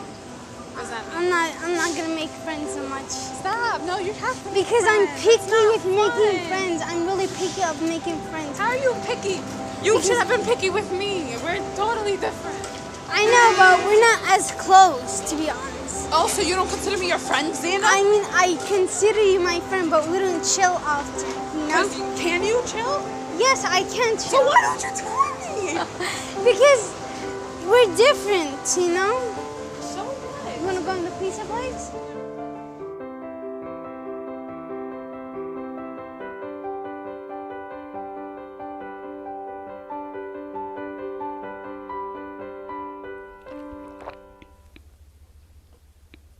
I knew that Trump was gonna do, because he was basically saying we're gonna ban all Muslims. You see, all those people came together. all of the Muslims. You know, at the airport and stuff. That made a difference.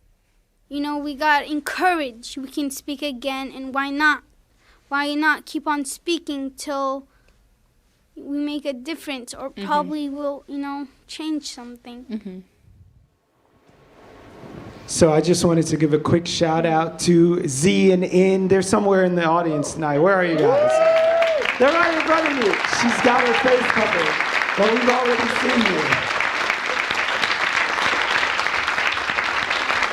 Thank you for giving us a glimpse into your friendship. We appreciate it. So if that sparked any questions, or if you guys have been thinking about something, we're going to be going to audience questions in just a second. So if you got them, hold them up and let us know. But looking at how a culture of fear sort of pervades communities, I have another, I guess, side of that coin. When we saw how someone perverted Christianity in Carolina and opened fire inside a black church, knowing our collective memory here in New York City, where we've actually experienced a terror event as well by someone who would have perverted Islam for their own will. How do you tell folks in the New York context who've seen that, who have the muscle memory of walking across the Brooklyn Bridge when they couldn't get home, to not be afraid? How do you overcome that fear of otherness to reveal a person on the other side?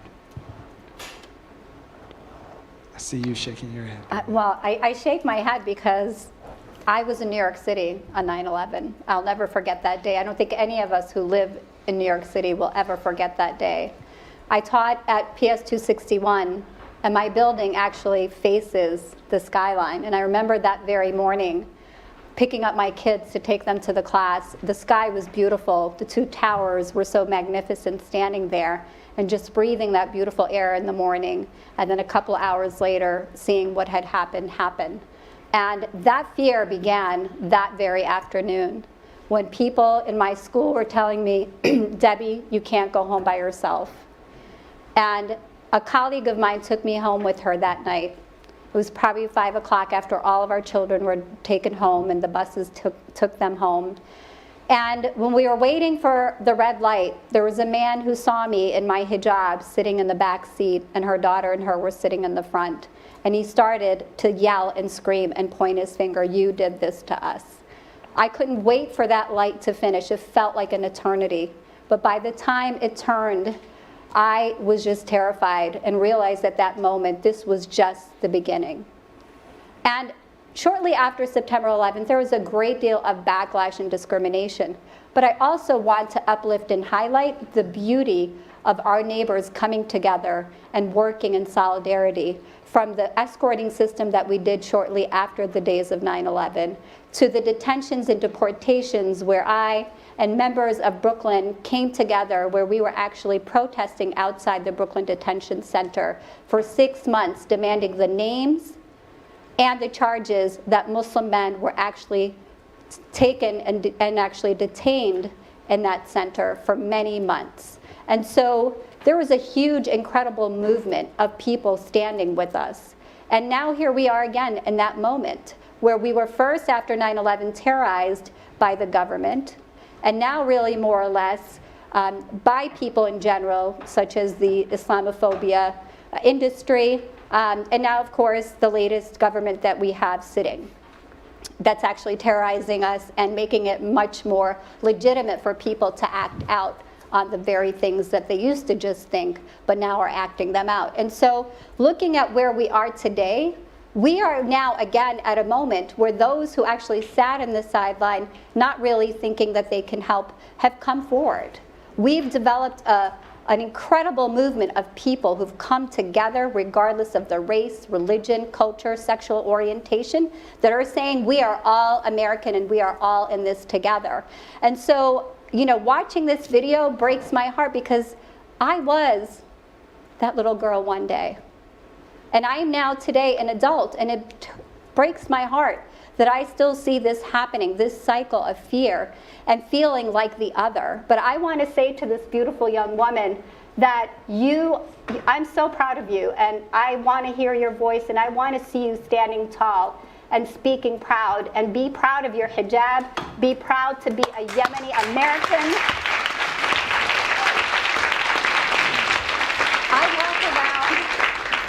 I walk around now double proud of who I am. I'm a Yemeni American and proud. I'm a Muslim American woman and proud.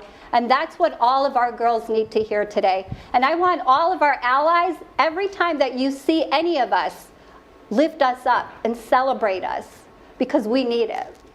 So Imam, she's clearly made it to the other side.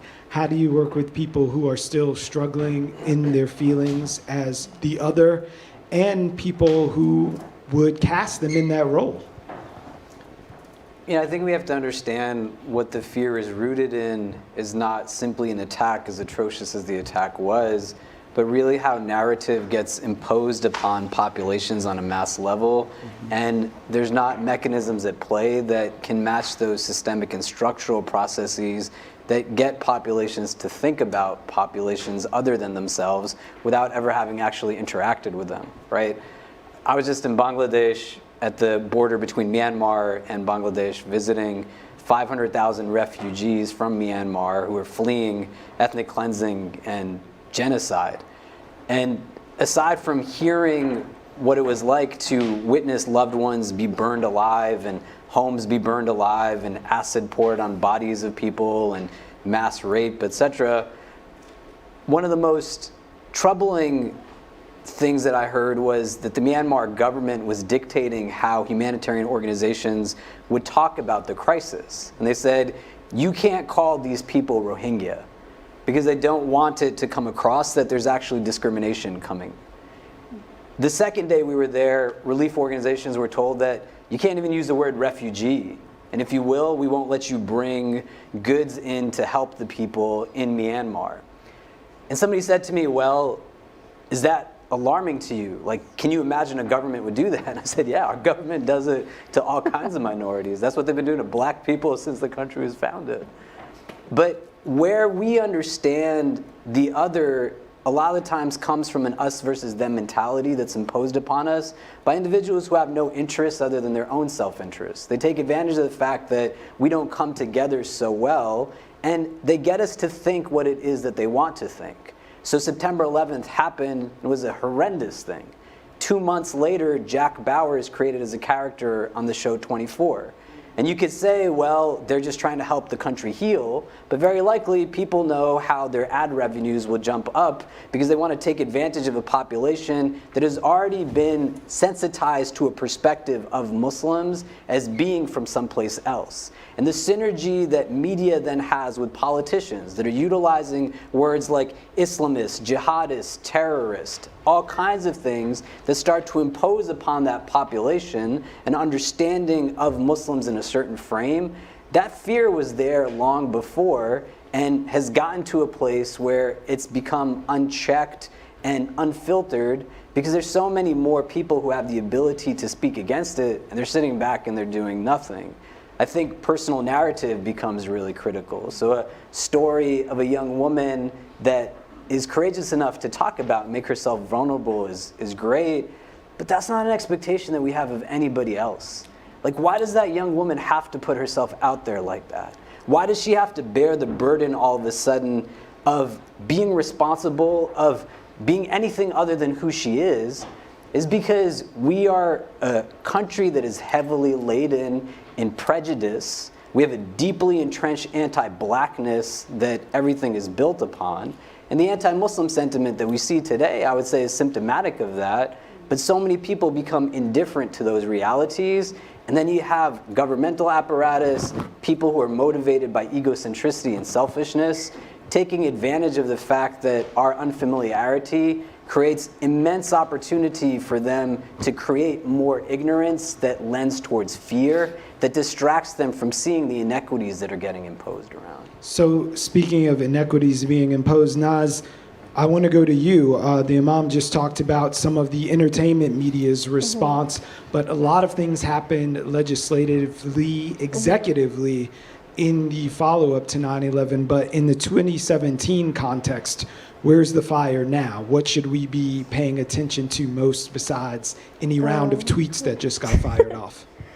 Well, 2017 feels like playing a game of whack-a-mole. I know a lot of people here, and Debbie and people who've been working on issues around the Muslim and refugee ban and all of the different things that seem to be coming down in terms of expansions of things that we've already seen. Because the thing is that a lot of the things we're seeing now are just built upon structures that were put in place maybe under Bush, under Obama. I mean, somewhat separately, but on the same topic, like the deportation system was built during Bush and solidified during Obama, and so that's why Trump can do what he wants right now. And so the Muslim ban is the Muslim bans have been an extension of, for example, the really long delays that Yemenis in particular, but a lot of people from Muslim majority countries would face in applications for visas for family members. The CARP program that USCIS was running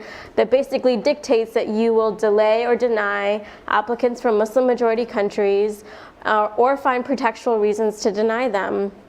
The no-fly list, up until maybe like 5 years ago, if you were on the no-fly list and you were a citizen or a green card holder and you were stuck overseas, there wasn't technically a process in place for you to come back to the United States. There wasn't this like one-time waiver process, you know, and so all of these things like the visa adjudication, the exclusion of people, deportation, the use of detention shortly after 9/11, the use of like these very specific immigration laws, and watch lists, really people who are basically traumatized every time they go to fly. I can't tell you how many clients we have, and I've heard Imam Khalid talk about this, who are they avoid flying because it's such a hassle with their children. Everybody gets patted down, they get treated like they're all carrying bombs, but they've gone through this process so many times and nothing ever comes of it, and they spend years on these lists. And so I think that, you know, one thing that I would want to remind everybody is that so much of what we're seeing is just an extension of things that have been happening for the past 10, 20, 30 years, and we're just seeing them like on steroids. All right, we're going to inject some town into the town hall and go to this question, but Mehdi, did you have something? I'll add it after. Okay. All right, so just... Assalamu alaikum. Hello. So I have had interactions with people where when they find out that I'm Muslim, will say something like, oh, but you know, you're one of the good ones. And so my question is, how would you respond to people who tell you that Islam needs to reform?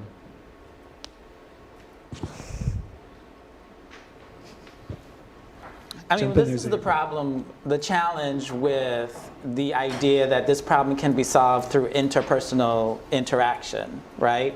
You know, again, drawing on historical reference, black and white people have been interacting forever. And it has not solved the problem of racism in America. And this goes back to what Debbie and Imam Khalid talked about, that, you know, fear is not just a naturally occurring thing. It is constructed, it is stoked. stoked, it is produced, it is funded. There is a whole apparatus that is funding both in policy, in discussions, in media, this fear and apprehension. So yes, if you have an encounter with someone who is like your doctor, your cab driver, the person serving your sandwiches on the corner store, whatever, of course you won't think of them as Muslim. It's the problem that because those people become exceptions to the rule. And the rule is being set by this apparatus. And so I think when we talk about how to deal with this, how to deal with fear, how to deal with, and I'm not saying that people's sense of loss isn't real, but I'm saying how that's constructed, how it's shaped, how it's targeted is very much fashioned. And so what we have to do is challenge the rule. Otherwise, we'll always be exceptions to the rule. You'll always be the good one, the good black person, the good Muslim, the good whoever, right? And so until we really get to these the way that these narratives are reproduced structurally, we're still going to have to deal with that. So if we move past this sort of notion of exceptionalism and making it your responsibility to be the good Muslim and change the world's image, what are the systems at work that reinforce those things? I remember last year everybody was walking around with Michelle Alexander's book, The New Jim Crow, like it was the Quran or the Bible or something, where you could see systems built on racism and why it continues to play out. But in this lens, through an Islamist sort of way, who's benefiting from that continued Islamophobia and the bad images that are perpetrated so often? The systems at play instead of just personality politics. Well, there's a very good point you make about the systems and who's benefiting. People think that Islamophobia is just a product of terrorist attacks, and we talked about it in this context. Terrorists blow something up and say Allahu Akbar, and non-Muslims say, well, I'm afraid now of Muslims. And actually the evidence doesn't support that view, actually. In fact, after the Orlando attack, which was until Las Vegas, one of the biggest mass shootings in modern times in American history, anti-Muslim sentiment went down, not up, partly because of the campaign, and we talked about Donald Trump, pushing people into realizing there is Islamophobia. There's actually studies being done that Islamophobia spikes not after terrorist attacks, it spikes in America every 4 years. I wonder what happens in America every 4 years. Politicians exploit this stuff, and we've seen the master of it, who's now sitting in the Oval Office, to get ahead, to win votes. And we saw this under every president of the modern era. We saw this for both political parties, not just a Republican issue. Now the Democrats are kind of coming around to this argument late, as Mustafa pointed out. But I remember Bill Clinton standing in the Democratic National Convention, well-intentioned Bill, saying, if you love America and you'll fight terrorism, you can stay with us. That was his message to Muslim Americans. If you love America, conditional, as if Muslim Americans don't, and if you fight terror, as if it's the job of Muslim Americans to be the front line of fighting ISIS in Iraq. That is the kind of mentality that doesn't help, and politicians do exploit this stuff. As Zahir is right to point out, this fear is not. I'm not denying that lots of people do have legitimate fears, but as a general rule, it's not some spontaneous response to violence. That's what we really need to push back against in terms of narratives, as Khalid said at the start. We do need to understand the role of the Islamophobia industry in pushing these narratives, these pseudo-experts who turn up on cable news, who can't pronounce a single name in Arabic, have never stepped foot in the Middle East, but feel qualified to pontificate about reforming Islam, people who couldn't tell you what was in the Quran if their life depended on it. These are people who are pushing political, financial agendas to construct this image of Islam, and it's a much bigger problem than just a terrorist attack or a single individual or a particular moment in time. Yeah, I mean, there was a study called Fear Inc. that traced millions of dollars. Millions of dollars there. There's funding. The people who are hired as consultants for the Department of Defense, for the Department of State, for local police departments, with crackpot ideas, right?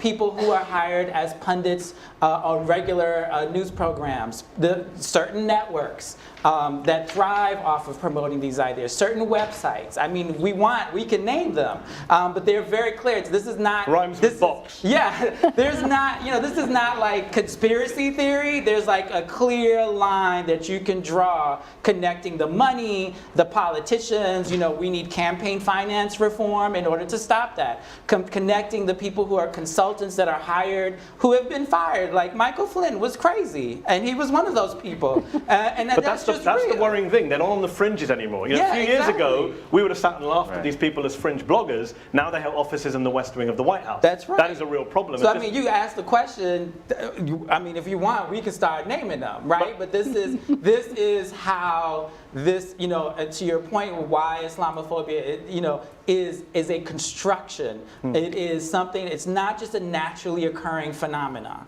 But I think we also have to remember here, I'm going to push back just a little bit on what you guys are saying, because yes, while Islamophobia will spike every 4 years, I'm a journalist, I believe in the power of the people. Those people who are out there pushing those ideas get voted into office by the American public. And I think that part of the gap of understanding rests on media, on entertainment, on filling it with humanized versions of the characters that people have been fed for so long. And we're talking about Islamophobia, time-stamping it from 9/11, and we all know it goes way before that. I mean, there was a time in American history when whiteness was a prerequisite for citizenship. We're talking about people of Yemeni origin being denied citizenship as recently as 1950 or late 1940s was the latest case.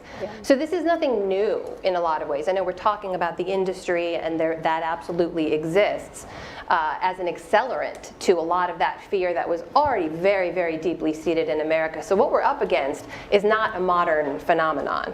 And I'll push back also on the idea that human-to-human contact doesn't make a difference, because when you've seen in American public sentiment things change on a mass scale, take for example the support for same-sex marriage, what happened over the course of that time? It was that more people knew someone who was directly affected by that policy. And when you look at Muslim Americans, the studies show just 10 years ago, I think it was half of all Muslim Americans said that most of their friends were Muslim. That's changed. Now the last study showed that only 1/3 of American Muslims say that most of their friends are Muslim. And as the community changes, as the community grows, but the minority are always going to have more friends from the majority. It's the majority that's the problem, because the majority who say they don't know enough Muslims, who don't feel the need to get to know Muslims, and as with every group throughout history, it's always the minority who are expected to do the heavy lifting in terms of defeating discrimination. And a lot of younger members of minorities would say now, and this is not just a Muslim issue, it's not our job to get rid of your racism. It's not my responsibility to prove to you that I'm not a terrorist. It's your job to open your eyes up to kind of discrimination and inequality. And that's an ongoing American conversation. That's why the new Jim Crow is a great example, right? I mean, when you see how the war on drugs is actually constructed, right? Crack is pumped into black neighborhoods. Politicians are utilizing words like thug and predator. You have TV shows like Cops that literally have white men in blue uniforms arresting black men on live TV, and the whole while mass incarceration is spiking like crazy, and the whole country's just sitting and watching, right? The war on terror doesn't build itself out in any different way, and what you've seen is the destabilization of entire regions of the world under the guise of certain premises, when in reality it goes back to everything that's being said. I do a lot of work in terms of interfaith, multi-faith work. I don't think that the idea that human interaction has like flaws to it. There's definitely things that are there that are valid. But to put the onus upon a population that is oppressed, to say that it is on you to break the oppression, when the oppressor has literally built that oppression in a systemic and structural way, I think is really problematic. That's like the notion that says if black people just worked harder, the situation would be different for them, right? But the ceilings that are imposed and those comments that are usually being made are not being made by the black people who are pushing against the systems. It's being made by the people who made the systems in the first place, right?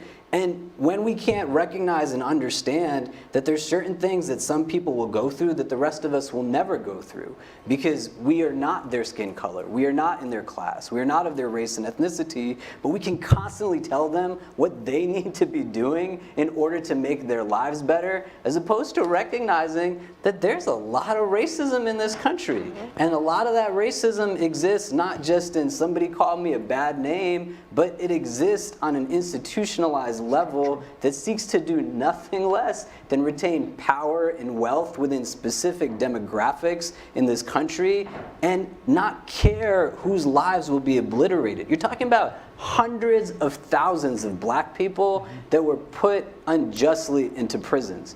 You're talking about millions of people whose lives have been devastated by drones dropping on countries all over the world. And we have a population here that lives in a space that only identifies minorities through what they see on TV, like not through real interaction. They are in schools that perhaps will teach them about African American history as an elective in college at some point, right? I went to Standing Rock and stood with the tribes there. What I learned about Native Americans in 4th grade is not what the chieftains of those tribes were telling me their lives are like. You know what I'm saying? But all of that converges, and then it gets us into this place where we readapt this notion of a good Muslim, bad Muslim, that says, I need to be the one that somehow brings you to a place of understanding of me, when in reality, like that one-on-one interaction can catalyze some change. But every day there are like massive movements that are solely built upon how do we continue to hold down people that we just don't really want to be in our spaces and places. Well, looking...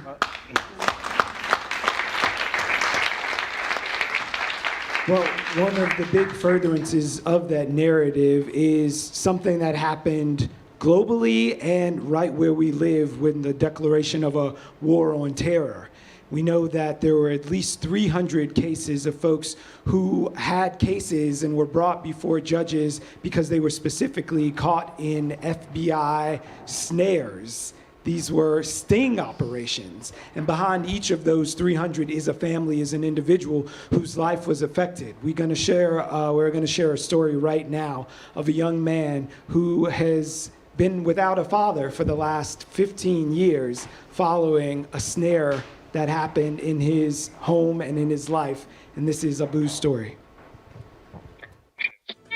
The Justice Department has just concluded a news conference in Washington, D.C. involving the overnight raid of a mosque on Central Avenue in Albany. 36-year-old Yassine Aref and 51-year-old Mohammed Hossein were both sentenced Thursday to 15 years in federal prison for their involvement in a fake terror plot. An opportunity was provided, a test. There was no question it was a test, and these individuals failed that test. Let me say a word about what this case is and what it is not. This is not a case connected to the current terrorist threat.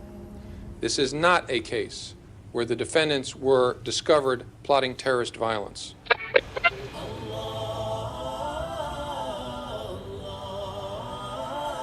My name is Hamza, and I am the son of Muhammad Musharraf Hussain. He was accused for money laundering, conspiracy against the government, and being a witness, something of that sort. Until now, I don't fully know what it is.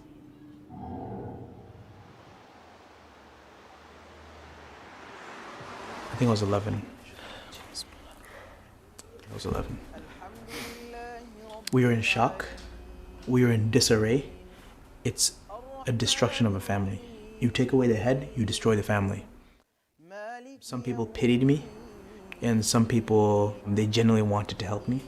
Some people tried to take advantage of us because we didn't have a father and stuff like that. But I tried my best as the eldest son to protect the family as best I knew how, you know.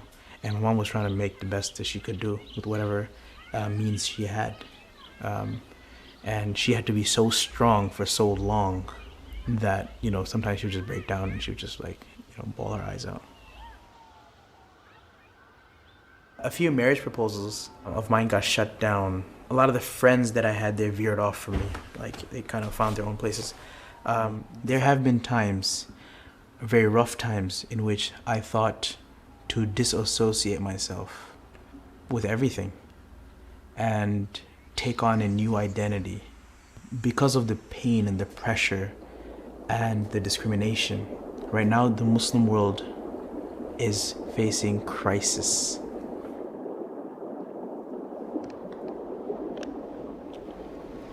So $1 trillion spent on a war on terror and one family broken up later. Are we safer for Abu's dad being in jail? No, of course not. I mean, that's one very tragic story of innumerable stories like this now. And I think it really reveals a kind of stress that the Muslim communities currently in this country are currently living under. And the levels of law enforcement infiltration into our daily lives is something that I think is generally underappreciated by American society at large.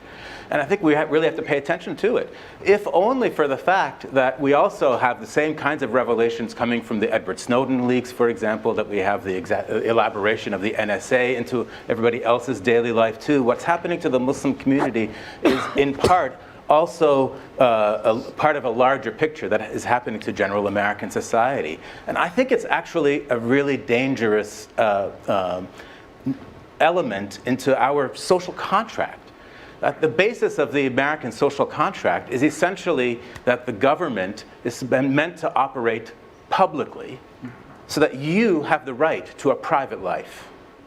And what's happening with the war on terror is that there's a flip there, so that the government is demanding more and more secrecy, and they want us to be very public. They want to have access into every element of our private life.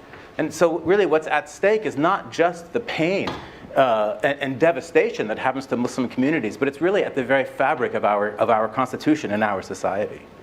Yeah, I think it's really critical to also mention, Mustafa was talking about the stress. This is psychological warfare on American Muslims. I think about the children, our children that we are raising, this trauma that they are experiencing, the fact that we have so many youth that are changing their name from Muhammad to Mo, and so on and so forth, is just truly, truly devastating. And this is because of the fact that we live in a society where Muslims are seen as the other, where people are supposed to fear Muslims. And so how do we raise vibrant, young, incredible people when there is all of this that they're experiencing, and then they see a story like this, or they have friends who've experienced this? I mean, this poor man can't even get married. This is just going totally against everything that is supposed to be the American dream of being able to have a family, to raise your children, to educate your children, and then we see stuff like this. I would just say, it's a very good point you made about psychological trauma, and of course, it's not just Muslims who are the victims of it. I mean, one of the great myths about Islamophobia is it's something that Muslims experience. In fact, there's a human cost across the country to Islamophobia. Everyone is a victim of Islamophobia. Everyone is a victim of the war on terror. We have an entire society now living in fear, being told to be afraid all the time, being told, as I said at the start, that terrorists are going to kill you any minute now, when actually terrorists are one of the lowest down threats in terms of the threats to your life as an American. And that comes back to this whole narrative of the war on terror. You asked at the beginning what was the biggest lie. Another big lie was the idea that you need a war on terror to keep us safe, which is absolute nonsense. Over the last 16 years, all the war on terror has given us is more war and more terror. I don't think any American, Republican or Democrat, Trump supporter, non-Trump supporter, thinks that they feel safer today than they did on September the 12th, 2001. It's absurd. We've spent trillions of dollars, lives lost, fear, families broken up, people don't feel any safer. And now you have a president of the United States who is basically a recruiting sergeant for terrorist groups. He's the greatest gift you could ever give a group like ISIS. So it makes everything 100 times worse than it already was. And Naz mentioned earlier all the things he inherited. And yet he's putting them all on steroids, which is a great boost to both the terrorism industry and the terrorists. Which is why I call Donald Trump vanilla ISIS. Levity. Before we jump to this question, I wanted to ask you, Mehdi, about a piece you wrote following the events in the UK this summer when Theresa May stood outside and said, okay, we have a serious problem. I'm going to outline ways now that we can begin to combat Islamophobia, to which you said, what took so long? Yeah. So I'd like to just round robin with all of you guys and ask, what needs to happen in America before we take Islamophobia seriously on that level? I mean, the number one thing we need, you used a quote from MLK at the start, remember the silence of our friends. I think Mustafa made the point very eloquently at the beginning that people are coming late to this party. Now, we shouldn't be ungrateful. We shouldn't kind of mock people who are coming late. But on the other hand, there is a genuine sense of, Yes, where were you? What are you going to do now? And how seriously are you still taking it? I mean, for me, Charlottesville, a lot of people watched what happened in Charlottesville. Many of you have seen the Vice video of those marchers shouting, "Jews will not replace us." Horrific images. And we're all shocked by the outrageous public anti-Semitism that was shown there. But a lot of people watched it and thought, that's horrific anti-Semitism. A lot of Muslims watched it and said, that's horrific anti-Semitism. But you know what? These same guys have been saying the same stuff about Muslims for years. The alt-right didn't start out as anti-Semites a couple of 2-3 years ago. They were saying much more worse things about Muslims. And I kind of think, a lot of us are like, it's very frustrating when your fellow non-Muslim says, this is outrageous. And you say, yes, but it's not just that group. It's this group, it's that group. And yes, Muslims have been the canary in the coal mine for a long time. A lot of these right-wing groups that are worrying people in America today by going after black people, going after Jews, they were going after Muslims a long time ago, but Muslims are fair game because terrorism, 9/11, etc., etc. So I think we do need to ask those questions about when are we going to take it, not just acknowledge Islamophobia, but take it seriously, accept how bad the problem is. I still see profiles of Steve Bannon and Sebastian Gorka and others. He's a nationalist, he's incendiary. The guy who got elected in Alabama the other day as the Republican candidate, described as kind of a firebrand judge. No, these guys are complete anti-Muslim bigots. He wants to ban Islam and criminalize Islam. Call them what they are. Let's not kind of mollycoddle these people. Let's not indulge them. Let's not stand around the fridges. Let's call it out. As I said earlier, call them out. Yeah. I think we have to just amplify the good voices, yes. Amplify the positive voices, amplify as many Muslim voices as possible, center Muslims in the storytelling of their own experience, so that it isn't just one-on-one. So people are exposed to a multiple, diverse perspectives and voices. And I think whether we're working with institutions, strengthen our institutions to support that, work on funding it. I mean, I hate to sound like, about like nuts and bolts, but we have to develop a counter infrastructure, a counter hegemonic infrastructure that challenges the embeddedness of these phobias, of whether it's racism or excessive sexism or any of the other kinds of ways that people are othered. And I think we have to build that. It can't just be from the ground up. It has to be from the from the top down as well. And so whether your friends are parallel to you, your friends are, have positions of power where they control resources, or they can mobilize people who do. I think we have to do all of those things at the same time. You know what we need in this country? Honestly, we need a real anti-war movement. Yeah. Because the fact is that war drives the war on terror, as Mehdi was saying. The State Department actually keeps figures as to how many terrorist attacks there are globally, worldwide.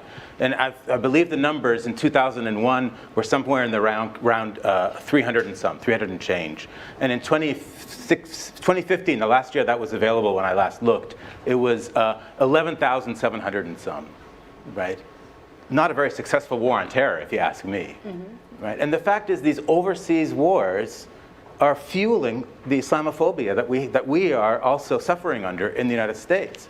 And these wars are terribly damaging to the American economy, to civil life in this country. Just in September alone, under Donald Trump, they dropped 741 bombs on Afghanistan. When Donald Trump ran on the fact that he was going to withdraw from Afghanistan or slow down the war in Afghanistan. That's unlike him not to keep his word. And quite frankly, it's actually the longest war that the United States have been in historically. And yet nobody seems to care in this country. This is the problem. There was a very powerful article written by Andrew Bacevich that came out just earlier this week about the fact that we have these long durée wars that are not changing anything about the American propensity to go to war. This is actually our responsibility. We can blame the politicians as much as we want, but it's our responsibility. This is our society. We have the responsibility to change the warmongering stance of this country. We have a question here. Okay. So, assalamu alaikum, everybody. Thank you for sharing your knowledge. I think it's safe to assume everybody in this room knows what homophobia is, correct? And now, after this panel, it's safe to assume that everybody understands Islamophobia, correct? And then anti-blackness, for example, came up in this conversation, and Orlando came up in this conversation.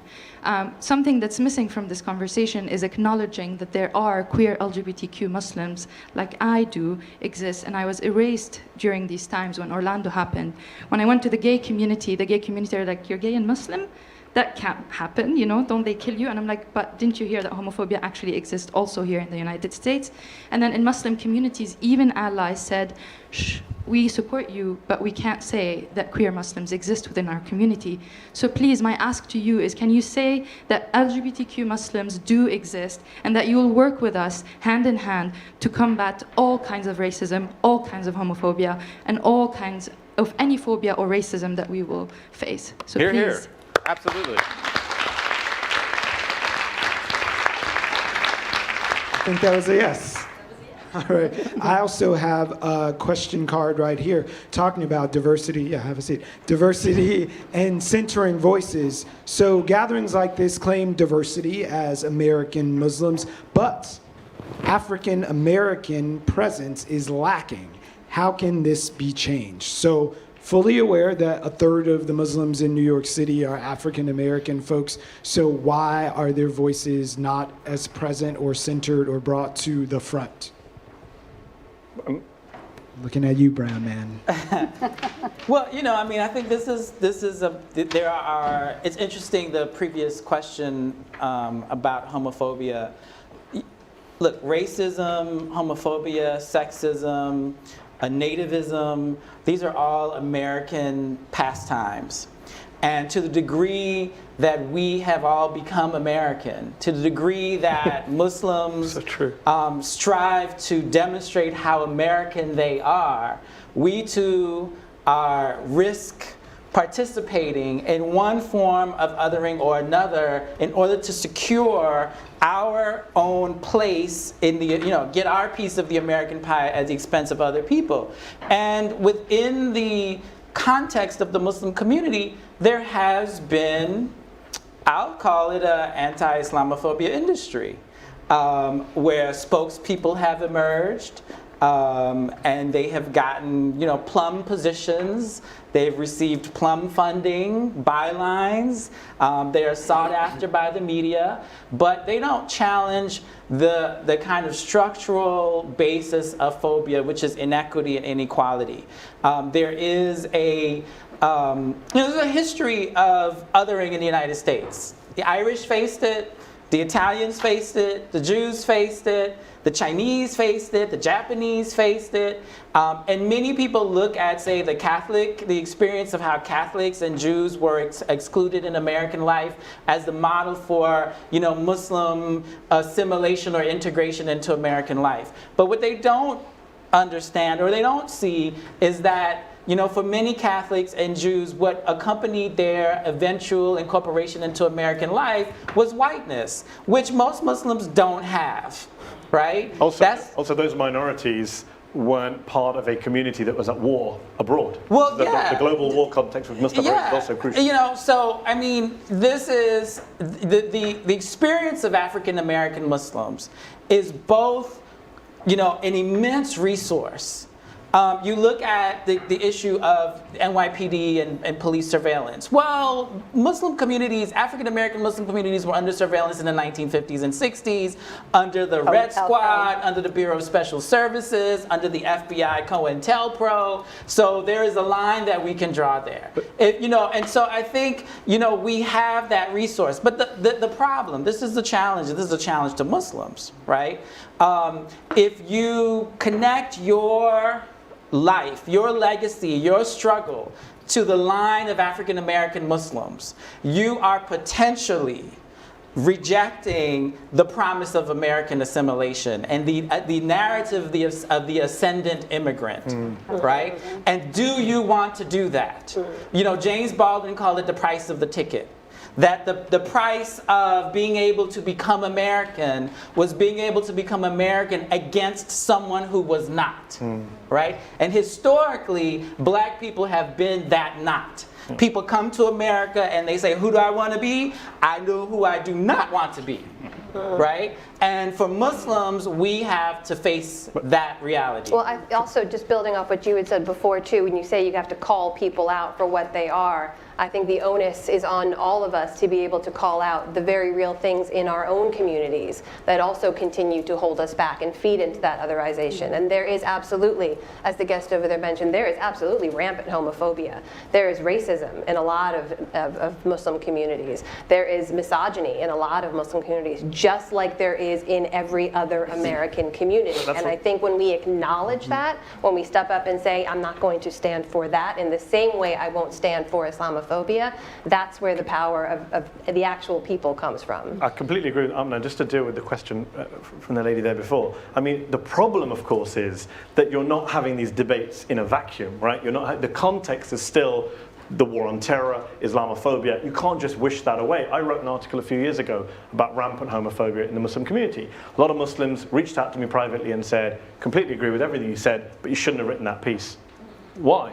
Because you're fueling Islamophobia. You're giving a weapon to bigots to beat us with, which is true. You'll see now far-right activists who never gave a damn about gay rights now go on gay pride marches in Muslim community areas, Muslim majority areas, to make a point, to say, haha, look, you're all homophobic. So there is that context, and actually we'd be able to have a much more frank discussion as Muslims about our problems, and there we have many problems, if we didn't always have this external threat, this shadow that we don't want to be feeding the bigots, we don't want to be giving them weapons to beat us with. Islamophobia is actually the #1 block to Muslim communities having these honest conversations. One thing I just got to say on the other question, I'll say this about the question about black Muslims. I mean, we're talking about black Muslims. Let's just be very clear. There are no black Muslims on this panel. That's a problem. Hello. Wait, I mean, I am black, so let's just. But here's my point. This is the fact that you said there are no black Muslims here. Okay. This is the kind of erasure that happens because we have certain assumptions of what a black Muslim is. And I say that as a British Muslim immigrant. I agree. My impressions and impressions of people who are watching at home. There may be people who wonder why are there not black Muslims who look like me? Why are there not more black Muslims on the panel? And that's my point. I think there is an issue. I was on a TV show in Britain once where there were 3 of us invited on the BBC. It is important because if we talk about the media, everything comes back to the media, I'm sorry to say, as a journalist. My industry is responsible for everything. Right? I was on a show in the BBC in England and there were 3 of us South Asian men from different South Asian countries, but who cares, as we say, South Asian men. And the presenter said, and there was no women, there were no black Muslims, there were no Arab Muslims, 3 South Asian men, and the presenter said, Mehdi, who speaks for Islam? Who speaks for Muslims? I said, apparently the BBC does, because you decided this panel. Muslims at home didn't decide this panel. And I think that's important to come back to the point about power, the point about how much decision making we make in these decisions. And I think, a lot of the things we do, we have these debates about all women panel, should you go on an all male panel? Just as a journalist, forget that. Similarly, we should have debates about race and gender and all sorts of other identity issues. And I agree with Amna, that's important to have, but we shouldn't forget the shadow that's cast upon us. Yeah, and I apologize profusely for my ignorance. Yeah, I want to add to the point that was made by Zahir as well as Mehdi, is that we have to realize that Islamophobia does not permit Muslims to be humanized. We have been cast as the boogeyman. And so for stories like the sister here that just shared, nobody wants to hear that, and nobody believes that even exists, because we're supposed to be this specific description of a person that is supposed to be feared, that is going to kill you, that it's going to do all these things to you. And so our stories, for us to be humanized, has not been given. One, based on the media. The media decides who to pick and choose. And I could tell you for sure that there is racism right there where we don't see African American voices. Why? Because they don't want Muslims to be seen as a part of the American fabric, as a part of the history of this country, which comes back to the African American Muslim experience. Well, this branch of the media does believe that African American Muslims exist. As a matter of fact, we ventured to Harlem, to one of the most influential mosques in all of New York City that is actually a legacy of Malcolm X himself. So now I want to direct your attention to this video with Imam Talib.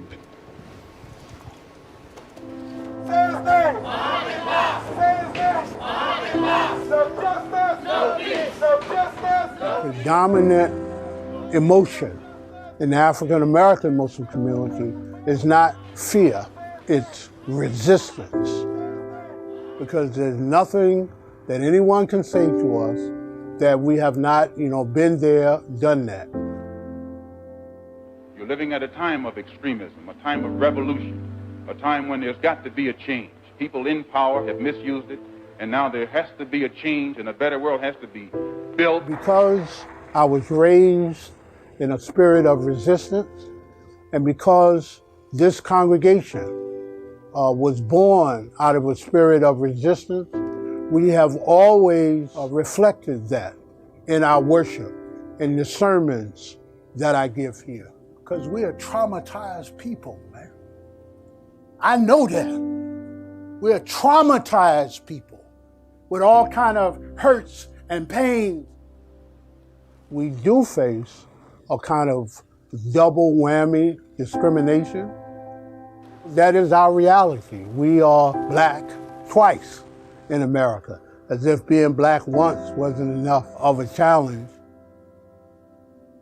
The forces who exploit fear and ignorance in America have always used those things as tools of division. So we must combat them by coming together,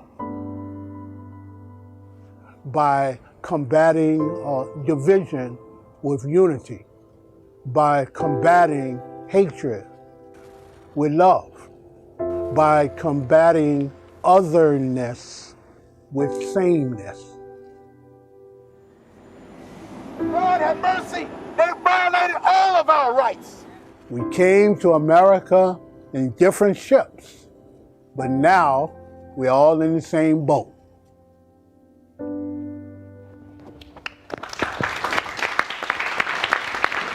All right, that was Imam Talib. We have a question here. Yes, I'm a visitor to your city. I'm only here for a few days from New Zealand. And I just wanted to share to you my experience of traveling to America. I have got a British and New Zealand passport, but because of my Iranian parentage, I had to apply for visa. My visa waiver program was cancelled. And that obviously doesn't make Muslims like me, Iranians like me, feel welcome in New York. But I was in Museum of Modern Arts this morning, and I was really moved that next to the work of masters, the Museum of Modern Art has decided to display work by Iranian artists, just to make sure that people like me feel welcome in the city and to affirm the fact that New Yorkers welcome Muslims. So I just wanted to thank you, all of you, for that. It really just reduced me to tears. Also, this idea of mono-identity, I struggle with that. I'm often told that I'm not a real Muslim. And I just wanted to say that, yes, the media is responsible and they do have a big share of responsibility for that. But I'm also disappointed with a lot of my Muslim friends and family members who shy away from associating themselves with their heritage and their Muslim religion because although they identify with it, they don't want to be defined by it.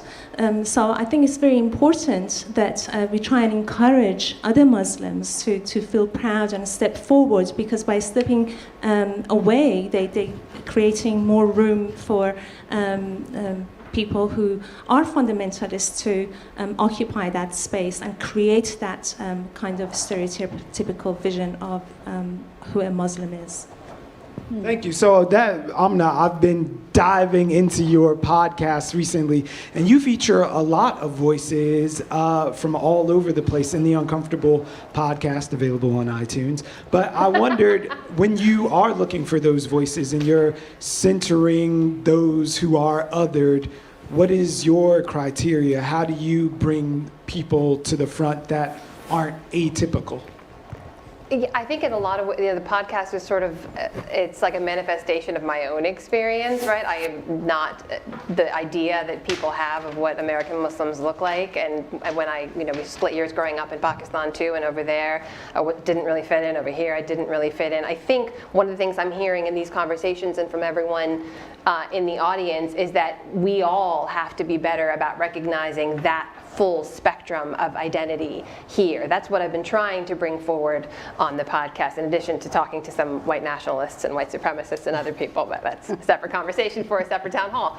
But look, one of the recent voices that I featured was an imam who is out in California who is talking about raising up the next generation of American Muslims, about what it means to redefine, not that it needs a redefinition, but sort of like with every generation, communities change. What is the next generation of American Muslims going to look like? And there are things going on in different communities here that, you know, statistically are interesting to me that affect how we practice Islam here. The fact that, you know, only about half of American Muslims, people who self-identify as that, regularly attend a mosque. I don't think that's something most people know, and yet how many times do people go to a mosque or an imam and talk about, you speak for the community, you're the spokesperson for this entire place.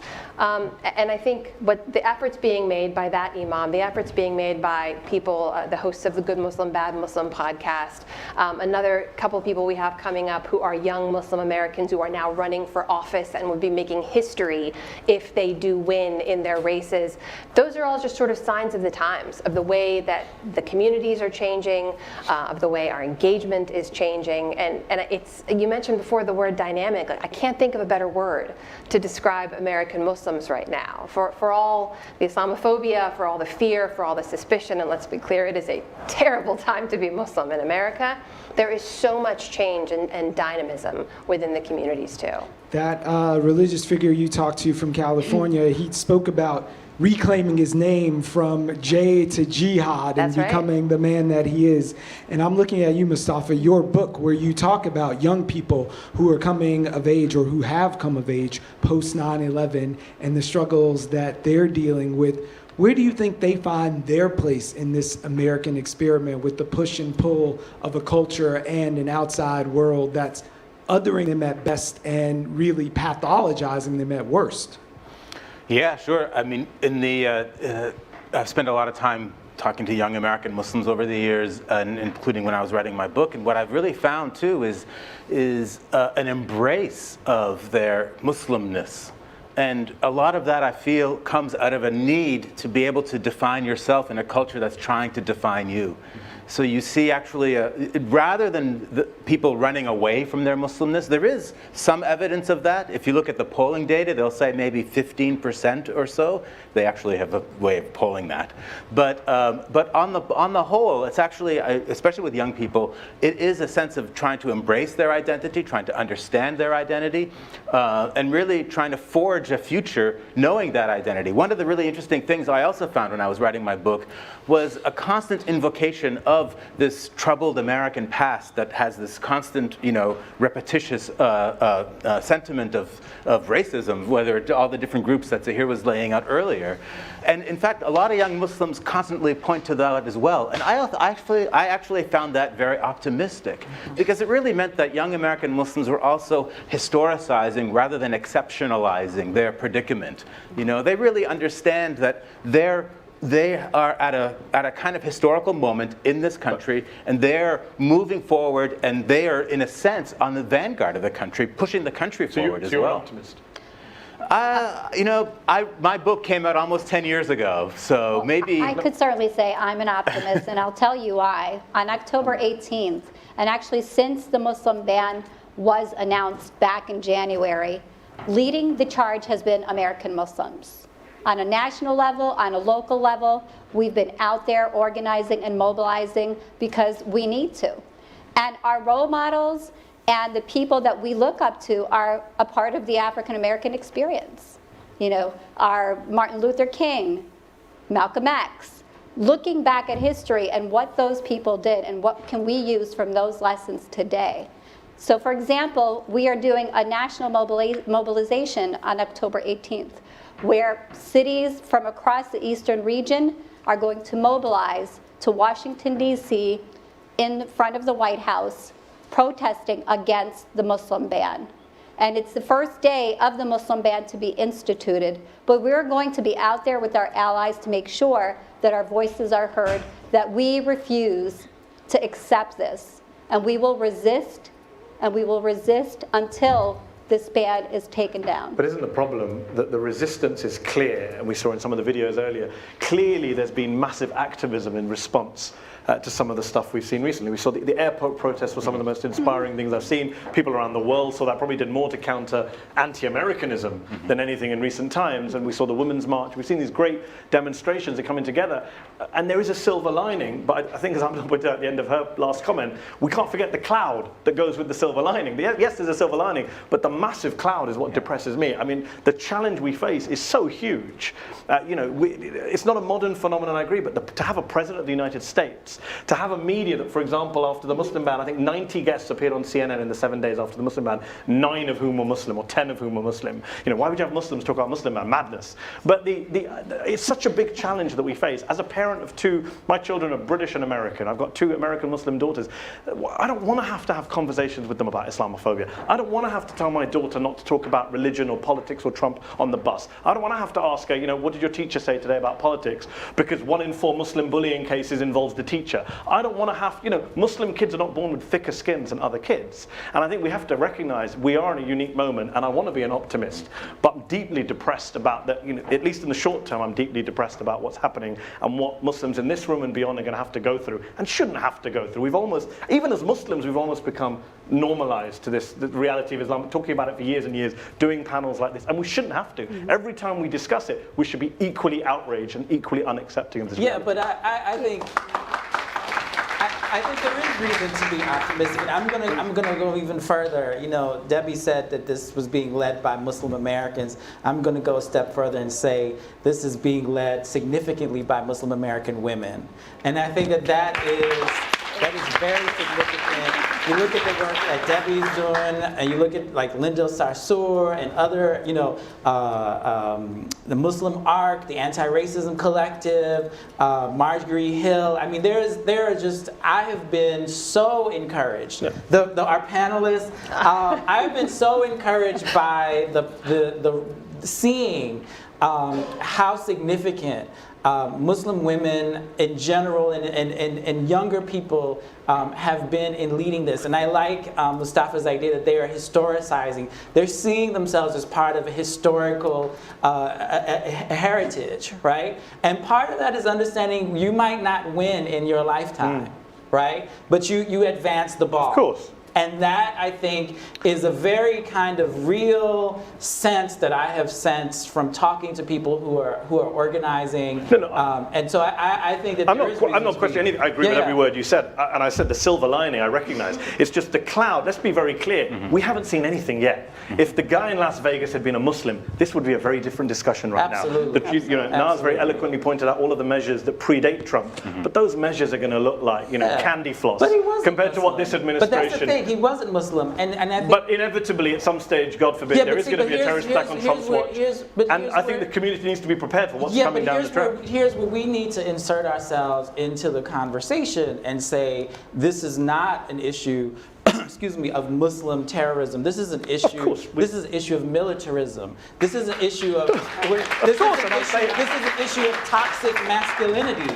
This is an issue of the prevalence of guns. This is the issue of the resorting to violence to get your point across, whatever it is. Agreed. See, and that's where we have to kind of insert ourselves and shift that narrative. I mean, if you read the New York Times, to your point, you read the New York Times story of the shooter from Las Vegas. They went through all kinds of we have to find a reason to explain this. They couldn't, they didn't want to say what it was, right? And that it was whiteness. It was toxic masculinity. This man was like a slumlord. He stood outside his building to shoot people during the LA uprising in '92, right? So, but they're like, oh, he was this, he was that, he was this, and see, this is where the role of the media really comes into play.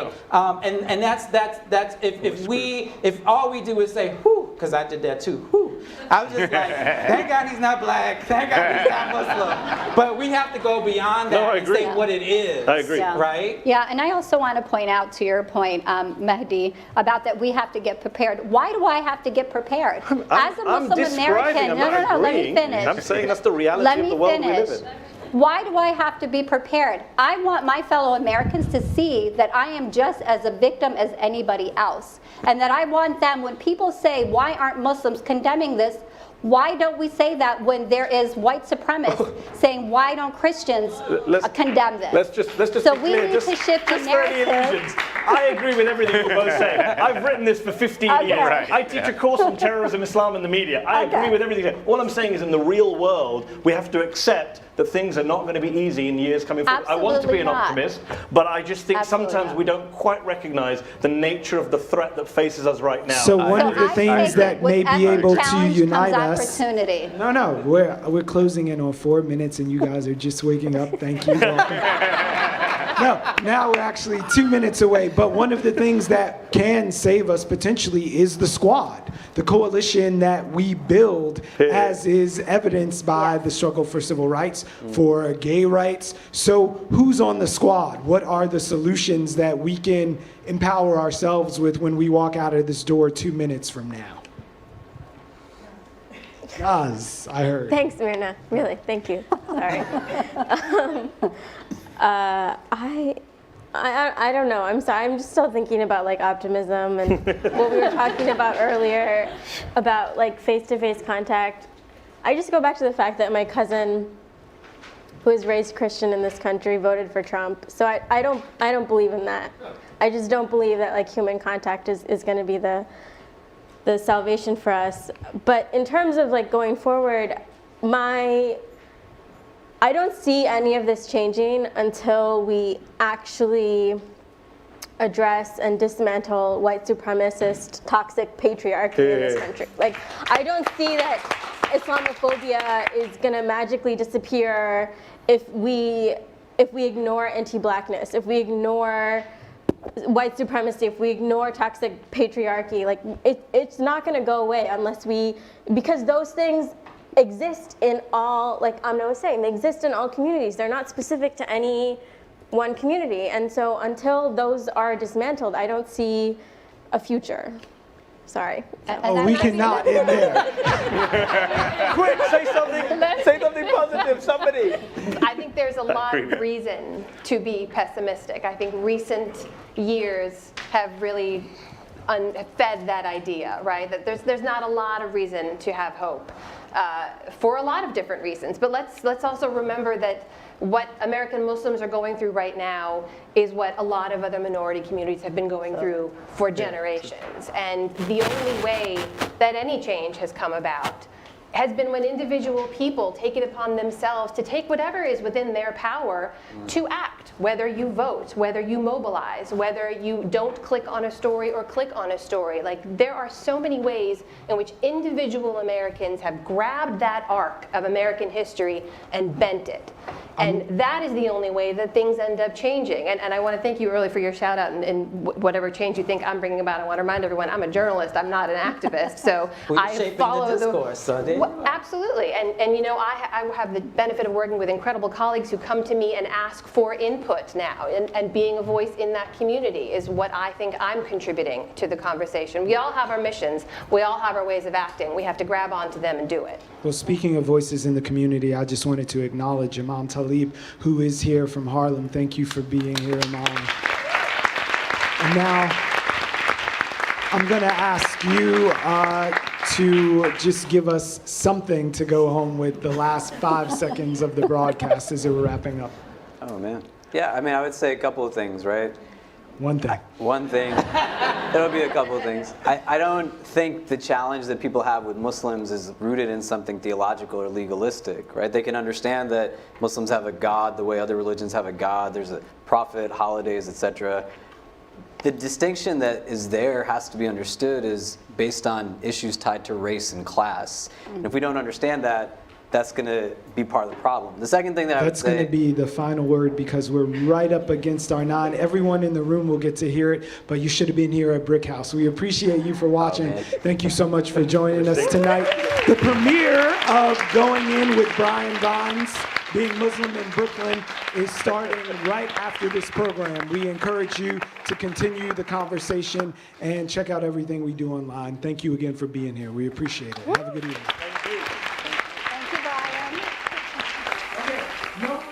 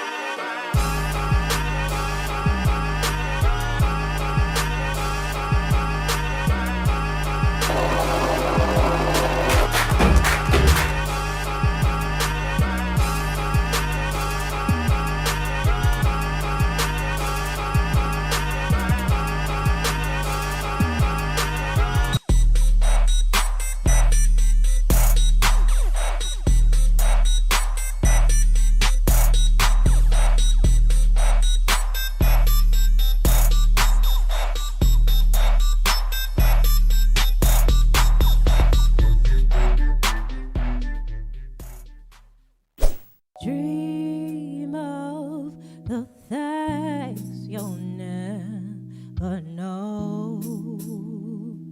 Oh,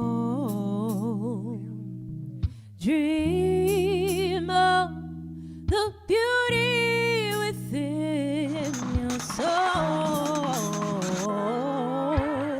George Floyd! When you dream, dream slow.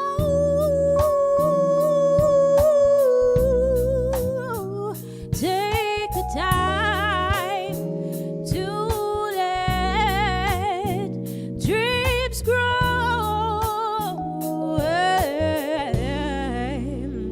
Just dream, just dream, just dream. This is drugs. This is your brain on drugs. New York City and our suburbs are facing a heroin epidemic. Crack, the most addictive form of cocaine, is now sweeping New York. New York City has the worst narcotics problem in the country. 82% are black and Hispanic. 69% are under the age of 30 years old. Drugs are menacing our society. In order to fight and defeat this enemy, it is necessary to wage a new all-out offensive.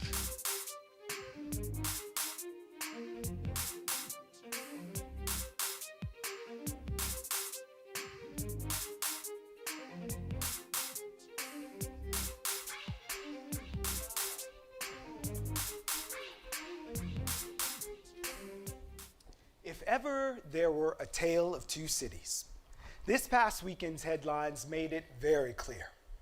There's at least 6 of them in front of my house right now. 2 of them are lying in the street, the rest are zombies.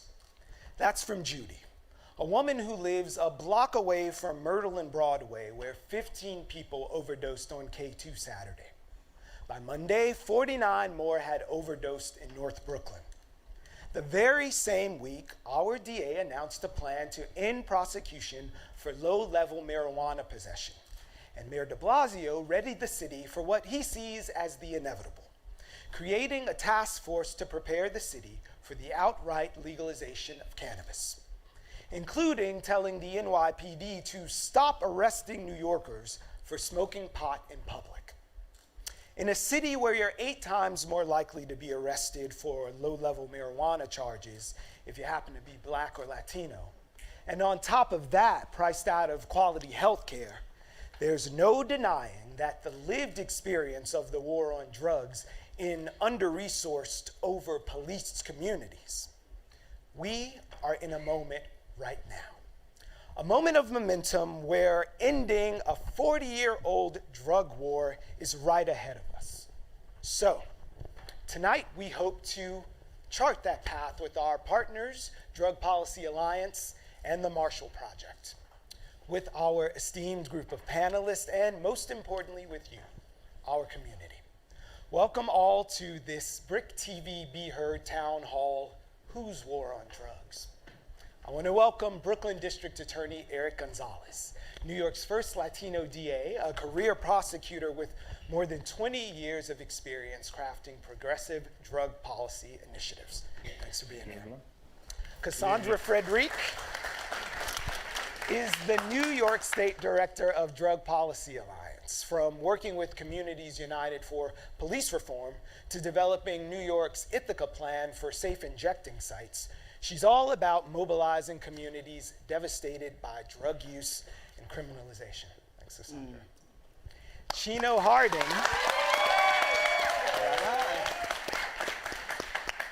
Chino Harding grew up in East Flatbush during the height of the drug epidemic, and now works as the field director for the Center for New Leadership on Urban Solutions.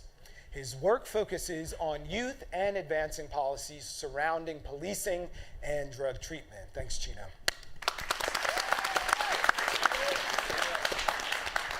Tom Robbins is a veteran New York City investigative reporter, and from the Village Voice to now the Marshall Project, his work exposes corruption in the criminal justice system, and we're very happy to have him here tonight. Thanks for being here, Tom. Finally, we want to welcome Dr. Hillary Coonins, the Assistant Commissioner of the Department of Health and Mental Hygiene. She's a doctor and a healthcare professional who's advocated for reducing racial disparities in access to opioid treatments. Thanks for being here, Doctor. So we've all seen the video right now. So whose war on drugs? That's the basic premise that we're going to right now. But I'm going to start with you, District Attorney. The war on drugs, if there's a war, what are the sides? Who's on what side? Where are the battle lines drawn? Well, what we need to do is address this head on. And, you know, drug use has been stigmatized for a long time, leading to, in my lifetime, growing up in East New York, many people have been arrested, been cycled through the criminal justice system. Very rarely were people given a meaningful chance at dealing with their drug use issues, but they did get a conviction, and I think it helped ruin generations of young people, and particularly black and brown people in my neighborhood. And so the war on drugs has been a failed effort to curb what society deems as something that is undesirable. But the victims of that war have been average New Yorkers and many people in Brooklyn. So Cassandra, the two sides, if we've got a war here, who are the combatants? So I think part of the conversation is that the people that are the casualties of the war on drugs tend to be people of color, and tend to be particularly people of color from lower socioeconomic backgrounds. I think we're having a conversation when we're talking about the war, we're talking about people that are targeted or marginalized. We're talking about people who are historically without resources and access to healthcare.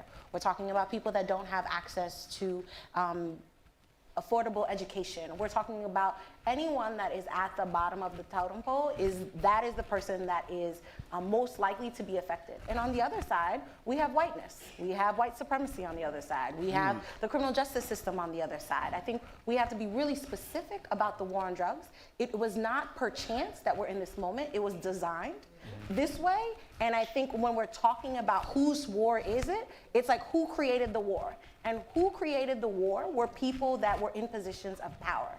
The conversation around the drug war and how we created the drug war was never about the pharmacology of drugs. It was never about the science associated with drugs. It was always based on who was the dominant user of drugs. And that has been not just since the 1970s, but from the first drug laws that were created against Asian migrants in California after they built the railroads. Yes. So Chino, where are the battle lines drawn then? If this is a war, where's the line? The battle lines are drawn in 6 feet of dirt every time we put a young person or a brown person in the ground. The battle lines are drawn every time a brown person and a young person hears a cell door slam behind them with no resources, no second chances. So, I mean, the battlegrounds about the war on drugs, if we had to just have an honest conversation, the war on drugs has never been a war on drugs. It's a war on black and brown and poor folks, and it always has been that way. So, of course, 40 years later, we don't have any solutions because no solutions were ever thought about. Nobody didn't come to the table thinking about how do we end this. It's not until, if we continue to be honest, it's not until white suburban kids were overdosing on opium did we even care about that addiction, right?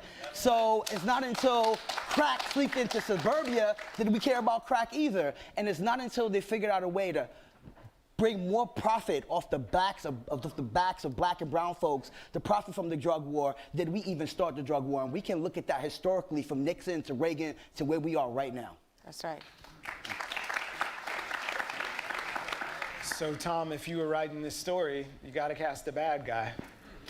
You know, every story does have a bad guy, but in this one, it's been a pretty shifting target over the years. I come at this as a journalist, having covered it for a long time and having done stories about, quote unquote, the war on drugs and walked through some of the worst, what we in my business call shooting galleries, you know, some of the terminology that we've used in the news media has, I think, added to the problem, calling people junkies, you know, but what's interesting is that we've created new battle lines. I mean, to think that we had a war on drugs where we thought we knew who the enemy was or the people who were distributing it, and then government somehow gave a green light to the pharmaceutical industry to create an entirely new addiction front, and nobody seemed to notice. So, you know, right now we've got to deal with that one in addition to the one that we've always traditionally dealt with. So, Doctor, triage, where is the need then? Where do you go when the battle lines are drawn? So I'll speak first. So I'm a public health official now, but for many years I practiced medicine, took care of people with addictions and also other kinds of health conditions. And I think what I was really always consistently struck by is we exacerbated any health issues that were sort of associated from a person's drug use by really creating many, many obstacles, as Cassandra just heard about, to getting access to education, getting access to the resources that actually will make a person healthier regardless of their health problems, whether it's problems related to their substance use or high blood pressure or whatever they may be.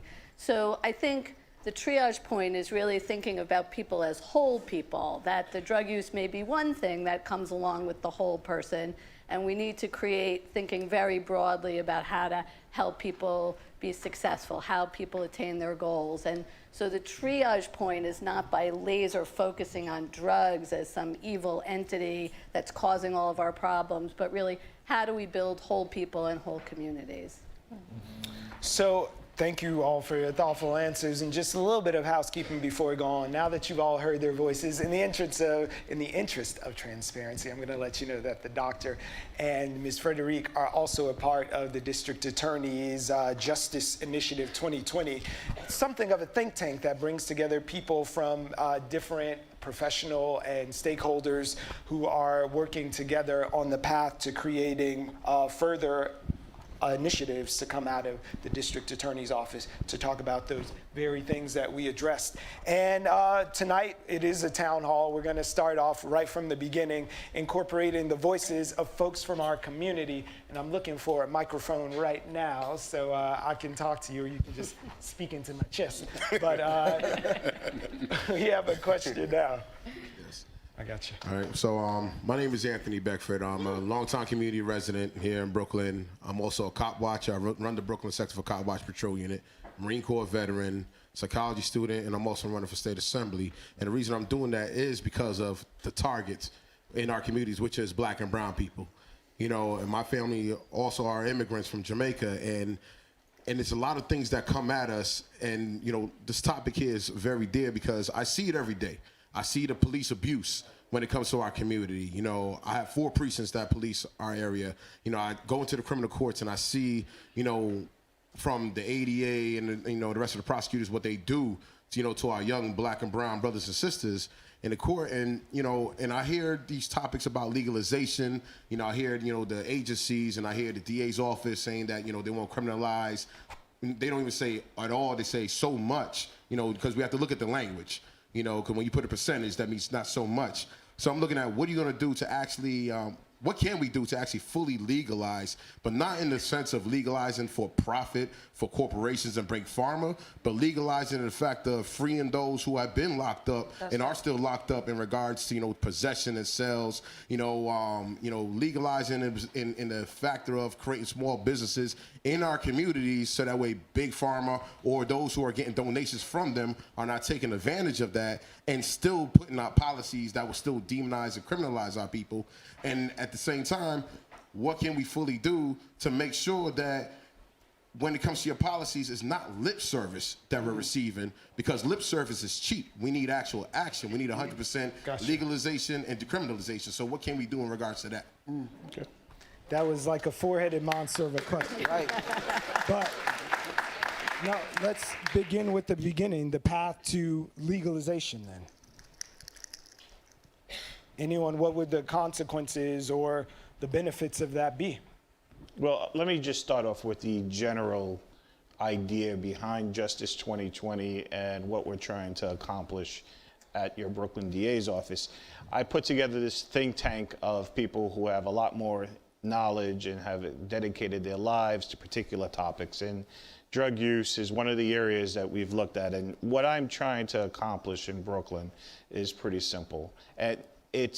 but it's also revolutionary for district attorney's office because it's a cultural change for the way prosecutors are asked to think about drug use issues in the community, and it's also a policy shift. And Brooklyn had been more progressive than other parts of the country and part of the states, and I'm only speaking as the Brooklyn DA. I don't speak for any other district attorneys tonight. But what I saw was the way cases came in was the initial response was, what is the punishment and what's the sanction for this illegal drug use?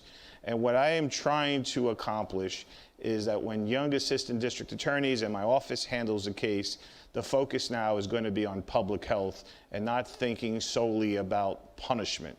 And what we're doing is we have Brooklyn Clear, and I can get into some of the details, but what Brooklyn Clear is, it deals with anyone who's arrested on a drug charge. It's not limited to opioids. It's not limited to people who've never been arrested before, don't have a criminal record, but people who come in because they've been arrested for either small amounts of possession or drug use, and taking those cases and diverting them out of the criminal justice system from the very beginning.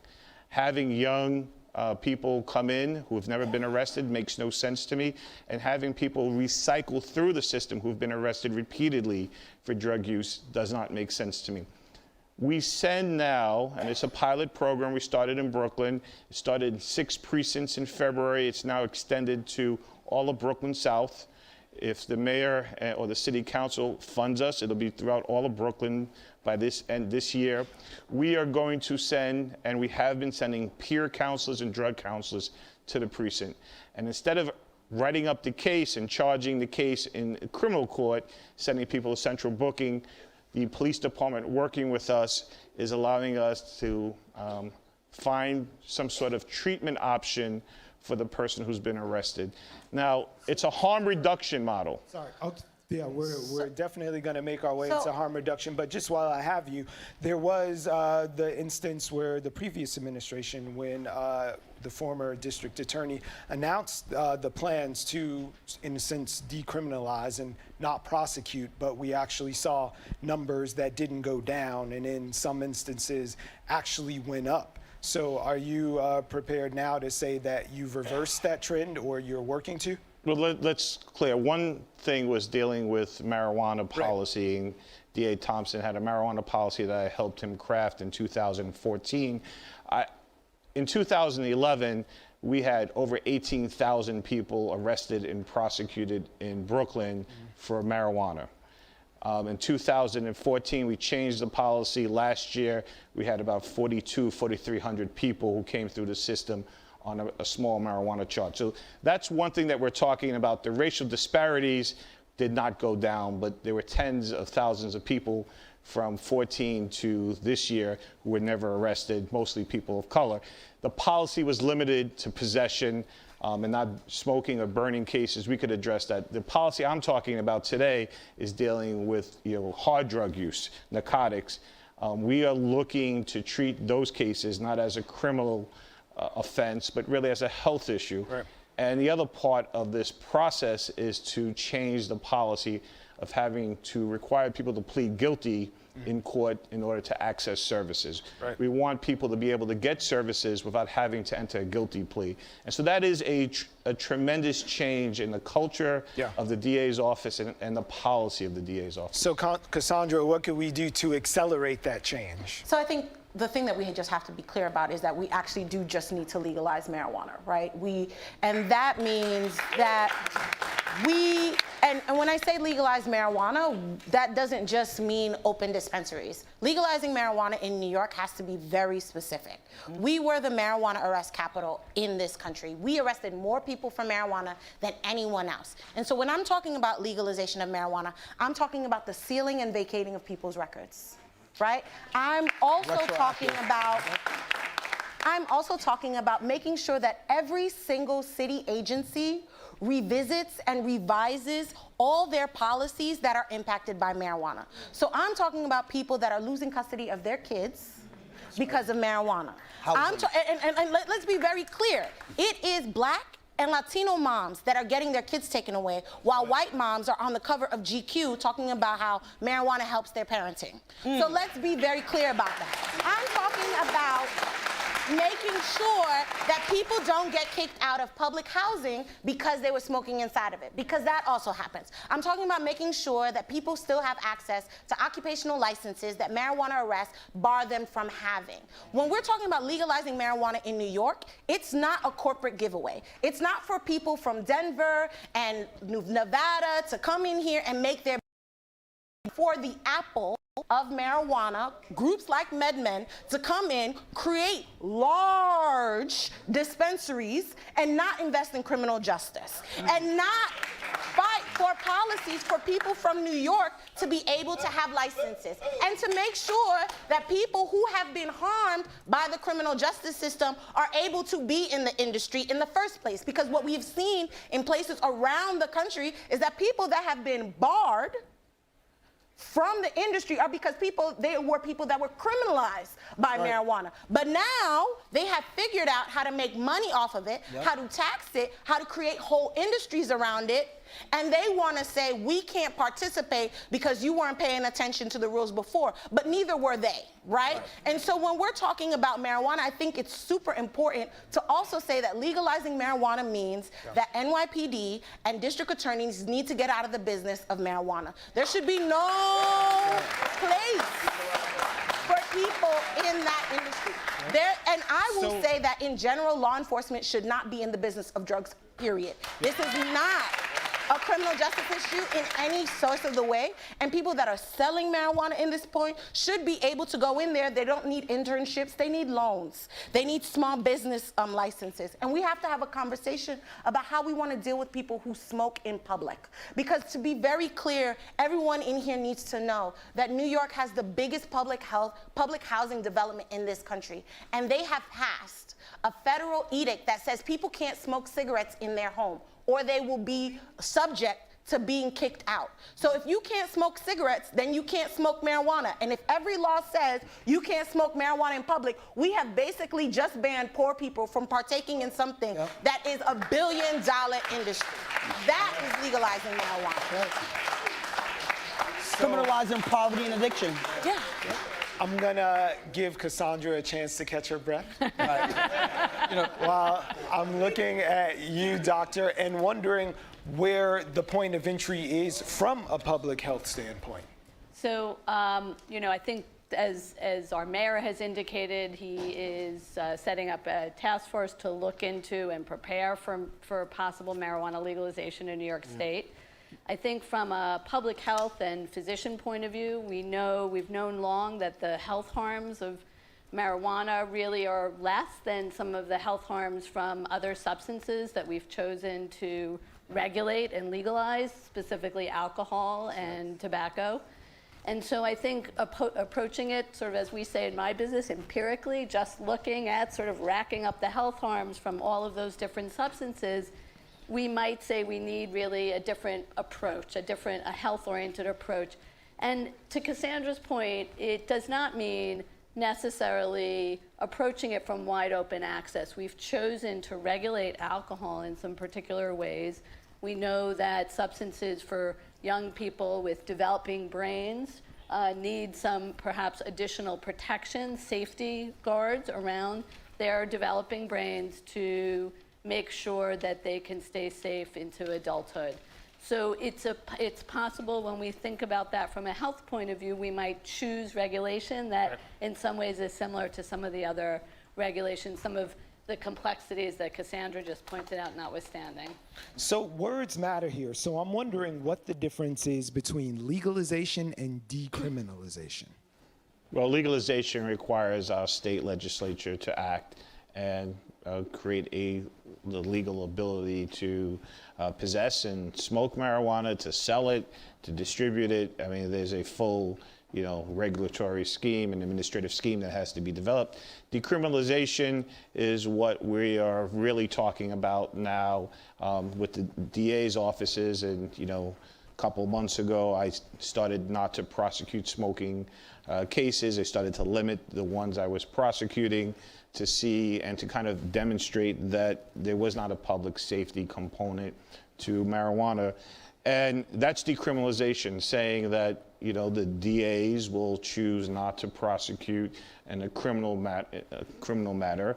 For me in Brooklyn, I think it's pretty clear cut that, you know, I've come out and said, you know, while it's illegal, the police department should be able to issue summonses, but I support civil summonses, not criminal summonses. And at some point, when it's legalized, I'll be out of the business of regulating marijuana use. Can I say something that's super important? People need to know that New York decriminalized marijuana in 1977. Yep. It's been 40 years. We removed criminal penalties for simple marijuana possession 40 years ago. And it's important to know that the reason why we got to a place where 800,000 people had been arrested for simple possession was because of a policing change. That's right. It is not because the law changed. We decided to decriminalize marijuana in 1977 because we knew in the 70s that it was a waste of resources. It was not an effective way for people to tell people to not use marijuana. And it was a way that was going to disrupt the relationship between community members and law enforcement. And it's important to know because in New York, in 1973, when Nelson Rockefeller, our then governor, created mandatory minimums for drug possession, white moms were really pissed because their kids were getting locked up for marijuana. I want to be really clear. White moms were really pissed that their kids were getting locked up for marijuana and then having to face mandatory minimums. And those people went and lobbied their district attorneys and said, this is not okay. Our kids should not be smoking marijuana, but they also should not be facing 12 years to life. And the district attorneys then went to the legislature in Albany and said, we can't do this. You have to fix it. And they decriminalized it. In New York in 1977, they said, if you have up to 25 grams, this is not a criminal offense. They already said that. They created the carve-out. If it's burning or if it's in plain view, then that is an arrestable misdemeanor. For everything else, it's decriminalized. Policing changed in New York in 1994. You can see the numbers. There were like, under Dinkins, there was like nothing. Right. Then you get to a place like Giuliani, we're at 51,000, Bloomberg, 50,000, 50,000, 46, 39. The law has been the same since 1977, so don't get okey-doked to think that this conversation is new because basically they were never following the law in the first place. And that's why we say the drug war is designed. That's right. It is designed because they did it on purpose. So we know what...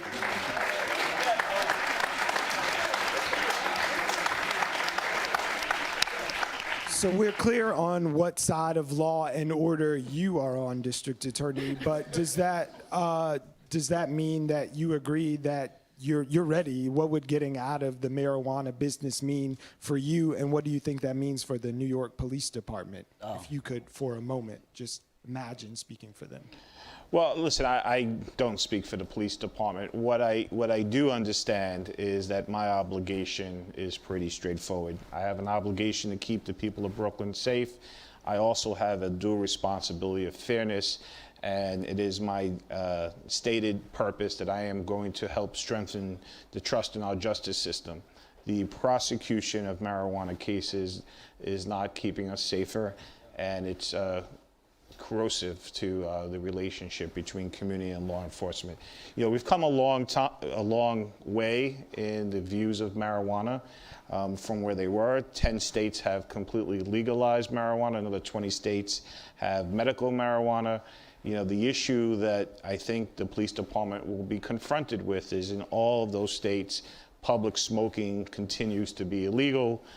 Some, 1 or 2 states, it's punishable as a misdemeanor. In the other states, it's punishable as a civil offense. I do not believe that it should be a criminal offense. It should just be a civil offense. But in none of the states where legalization has taken place can anyone legally smoke on a street corner. Mm-hmm. You know, Brian, one of the things that I would just point out here is that what your question sort of focuses on a conundrum that we're facing, which is that we have DAs like Eric Gonzalez who are trying to lead on this, and we have a New York City police force which sees it from a very different angle. When Ken Thompson, Eric's predecessor, first decided that he was going to change the policy of his office on marijuana arrests, Bill Bratton, the then police commissioner, was pretty bent out of shape. I interviewed him recently about this. As he said, Thompson jumped the gun. You know, he went ahead and did this. And yet, as we know, Thompson was responding to something that Cassandra just eloquently described, which was that he knew, because he lived in the community and saw, that most of the marijuana arrests that the police were bringing to him were pretextual. By that, it's a fancy legal word for meaning it was an excuse to be able to see if there's something else going on. We see you're smoking, we think you're carrying, but we're really interested to see whether or not you've got a weapon, whether or not you've got priors. It was just an excuse to be able to get to it. I think when we look at the numbers, I mean, the one thing my business, journalism, is doing a much better job of right now, and the Times just did a terrific story to point out the discrepancy between community complaints and actual arrests. And I spoke to someone at the Manhattan DA's office, and it was just days before they announced their change in policy, and they felt that they'd been fibbed to by the police department, that the police department had always maintained there are more arrests in these communities because that's where we get the complaints. And then all of a sudden we have the data. That turns out not to be true. So part of the conundrum we're facing right now is we have DAs who are trying to push it in a direction, and we have a pretty recalcitrant police department, which looks very different still than the rest of New York. Well, I'll name the conundrum. Let's just name it. It's racism. I mean, it's racism. I mean, of course, Bill Bratton was bent out of shape. He was the architect for the broken windows theory, was instrumental in the quality of life crimes that were enforced on poor communities of color, and how all of those arrests that you talked about in Giuliani, how it happened from, you know, drinking in public to urinating in public, which we know where these crimes are enforced, right? So, I mean, listen. The police department is going to have to, one, admit that they're racist, and two, start to unpack that, because we know that's what it is, and that's how all of these arrests happen. That's why getting to the bottom of this situation becomes, if I had to just be honest, it becomes talking in circles, right? We're just saying a lot of nice words. It's just a lot of rhetoric, but we're not getting to no solutions. And community members have long been informed about what the effects of their policing in the community does. So when we talk about 40 years, we're not talking about the effects of young people right now. We're talking about generational effects in our community from the impact of policing around drug wars. And these things is the direct reason why we can't strengthen something we don't have. You know, we don't have a trust relationship with the Justice Department because justice has never been served in our communities. So before we can develop that, we need to unpack this from the top down. And when we talk about cultural shift, it can't be that you just send a memo to the ADAs, look, we're not going to prosecute this. You need to bring these community organizations who are on the ground, who are in the trenches, doing this work every day, impacted, to the table, right? Before they tear the table down. If they were at the table, what would the voice be? If you were invited into these rooms, what's the message? Legalization, no fine, no criminal record, everything Cassandra said, retroactive, and then let's get to unpacking some resources, because that's what we need, right? Where's all of this money? We looked up there on the screen when we was watching this open up, $51 billion. Cool, cut us a check, and let's see if we can't find out the solutions. So, you know, I think we may be at that moment now. I think we may be at the moment. The mayor has, you know, directed the police department to issue summonses. I think we may be at the moment where our state legislature is ready to act. And you have district attorneys who have, you know, sort of stepped up and spoken that they are no longer willing to prosecute cases. So I think we may be at this cultural moment where we can actually accomplish something in this regard. So what do you and Cy Vance know that the other district attorneys don't, who weren't standing next to you saying no more from our office? Well, I have Cassandra and I have other people who help, you know, talk about what drug policy should look like. And I think that's a tremendous resource that I brought. I also bring my own personal life experiences into this conversation. You know, for me, it's pretty simple. I want to make sure that we can continue to keep people safe. I think that at this moment in time, it's very difficult as I am trying to move cocaine and heroin and other things out of the criminal justice system by programs like Brooklyn Clear, then to have my assistant district attorneys prosecuting possession of marijuana cases doesn't seem right to me. It seems to be backwards. It's also about this moment in time when we have to have an honest conversation about the policing techniques, right? You know, as Tom said, it became a tool to do, you know, more investigatory kind of stops, and that's not what this law is about. I mean, we have to have a conversation about how much the public is willing to accept people smoking in public, which, while that will be illegal, what will be the police response to those kind of, you know, public nuisances where people are smoking and making other people angry with their smoke. And that, so how about no police responses? How about we have some community responses to those kind of nuisance? Even with Project Clear, you said peer counselors and whatnot go to the precinct. Well, we could be starting doing some of that. We get those calls in to the precinct directs it to the community-based organization. We dispatch our credible messengers and our community members, and I bet you we can find solutions that does not involve summoning people or putting them behind bars. But we actually do have to be honest about the community, and I have to say this because I definitely think if you bring community groups to the table into these rooms, you're going to have people that say all the things that Chino said, but you're going to have people that look like me and Chino that are going to say the complete opposite.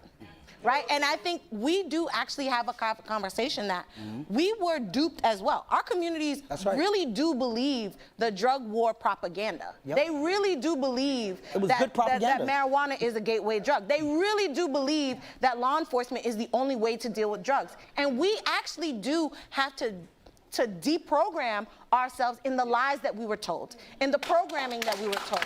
And that is going to be an investment. Because even right now, we're talking about marijuana, but when we're talking about the opioid overdose, heroin crisis, right? When we talk about that, when we started working on that for real, I was pissed. I was like, these white people dying, and now y'all want to do all this stuff for them? Like, people been dying for a very, very long time, and y'all didn't care about us, right? And for me, I didn't really want to work on it that much, right? Like, I kind of was just like, y'all let us die, and y'all kill us, and all, like, to be honest, right? But the conversation that we miss, right, is that our community is not even given the information to understand that the overdose rates are going up among the Black community. That in 2015, in the South Bronx, it went up 51% among Latino women. That in New York right now, overdose went up 80%. And then it went up 112% when it involved heroin or fentanyl. But we have been given this narrative that it is not us, right? And part of the reason why we've been giving this narrative that it's not us is because they have to reinforce the narrative that people are addicted by mistake, that Big Pharma did it to them, that people weren't dealing with the economic distress, that they weren't dealing with family issues, that they weren't dealing with the same issues that poor people and people of color have been dealing with that they use drugs to cope with. White people are dying too, and they've been dying. It's not just that white people were dying, it was rich white people that were dying because they didn't give a damn about poor people. And you see that in methamphetamine, you see that in crack cocaine, you see that in heroin. These conversations, there needs to be a complete deprogramming of everything we know about drugs. Well, we're having this conversation, and we want you guys to participate in the conversation. We know some smart people there in the room, so make your way to the aisles. And in the meantime, while you're doing that and getting it together,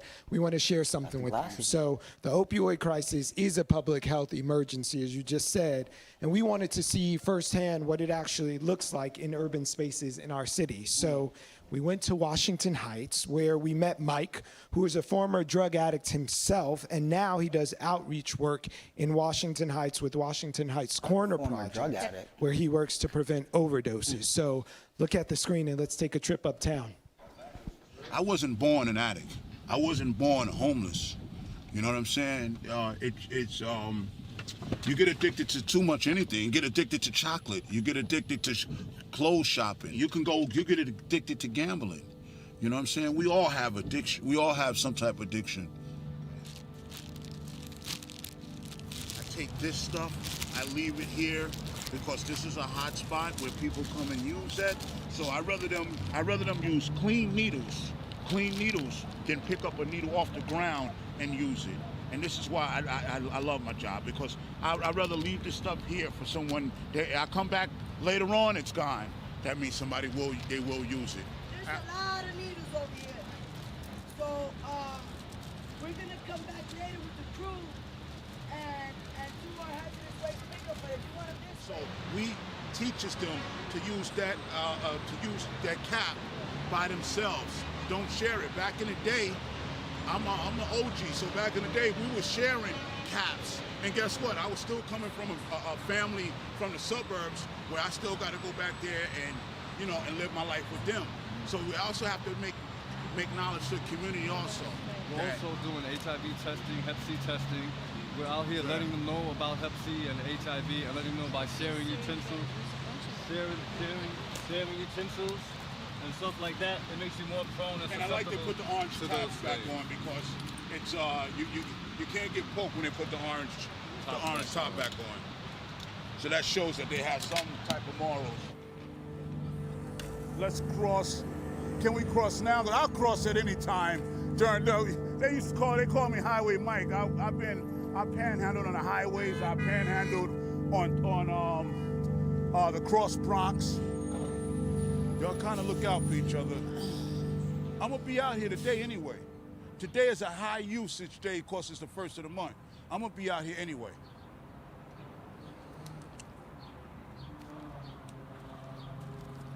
You want me to hang around? You want me to hang around a while or what? How you feeling? Big Unc, how you feeling? You want me to hang around a little while or what? Cause you know, you feeling good though. I know you are. I know you're feeling good. You just want to enjoy yourself too, but I want to make sure it don't overdose. That's it. But I know you want to enjoy yourself too as a night. Nobody was concerned back in the 70s and 80s when it was a black and Hispanic thing. But now it didn't hit the middle. It didn't hit the middle class. It didn't hit, like you just said. You know, it hit. I'm being straight up. It didn't hit. It hit white people, and now they're doing something about it. Opiate price crisis has been around since the 70s when we was down in Harlem. We've been dying behind us. We've been overdosing.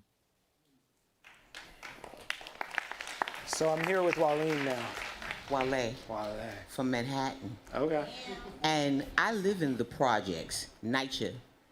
And NYCHA, not just NYCHA, but it's all over everywhere.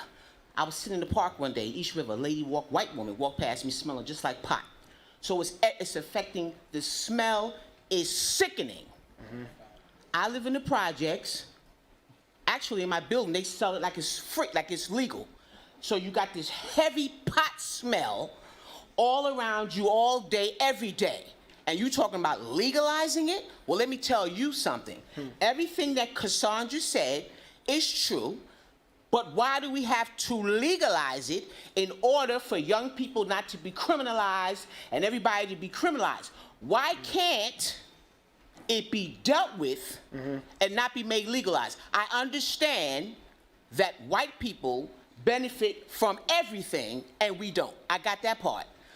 But as far as legalizing it, okay, I'm sick of the freaking smell already. Not only that, but this brother over here, Latino brother, talk about, okay, well, go in the hood and speak to all the community leaders because they're going to come together and do this, and this. Let me tell you something about community.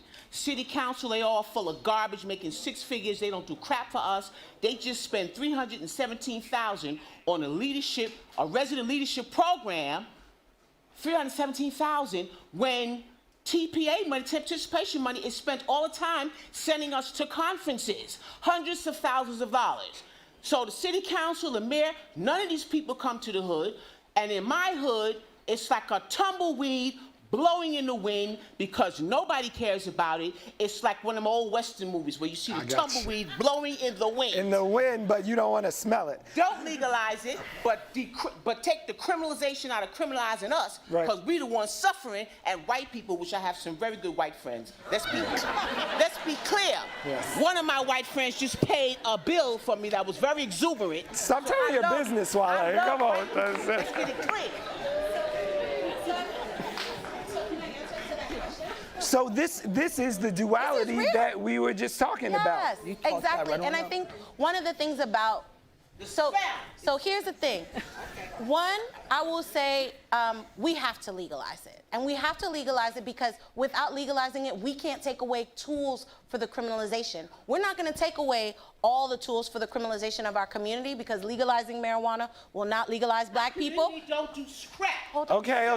We got you. We don't fight for ourselves. We don't protect our children. And you want to blame white people all day? No, we need to get at some of them old hood rats that are selling our young boys down the drain. And they still living, and our young boys are dying. The young boys are being slaughtered, and women. And our young women are being slaughtered. And them old niggas that been around for a while, they ain't doing squat, but they living, and our young people are dying. Now there that goes. So what I will say to you is that you are well, yeah, we need some healing. We definitely need healing, but we also need more information and we need resources because what's very clear about we got a lot that we don't even Come on, use. wait, listen for the answer, Wale. We got too much that we don't use. Stay with me. Come Stop on. making excuses. So one of the things that I will say is that part of the reasons why we're struggling so much is because we get all the criminalization without the resources. That's right. And so I think that's important. And I think when you're talking about how black people aren't doing work in here, I want every person that I work with that does drug policy reform to stand up in this room. Where are you guys? I've seen us. HRC, Peer Network, Vocal New York, Washington Heights Corner Project, Drug Policy Alliance. We out here, holla, doing all the work. We out here doing this every single day, and we are fighting every single day. Look at all these people that stood up and look at what's still going on. But what I will say is that we need more people. We need your passion. We need your understanding. Amen. And we also need your education. And part of the thing that legalization will do is we need places where people can consume marijuana that are not in the hallways of public housing. So, and doctor, that will happen with legalization. Is going down the drain. I'm going to go to you right now, doctor, and see, listen. You want to put up shooting galleries and accommodate, and the only ones that are going to benefit are the damn drug dealers. They're going to benefit, and we're not. You want to put up over here. galleries and accommodate these damn people that sell all this garbage. So, doctor, I'm looking at you right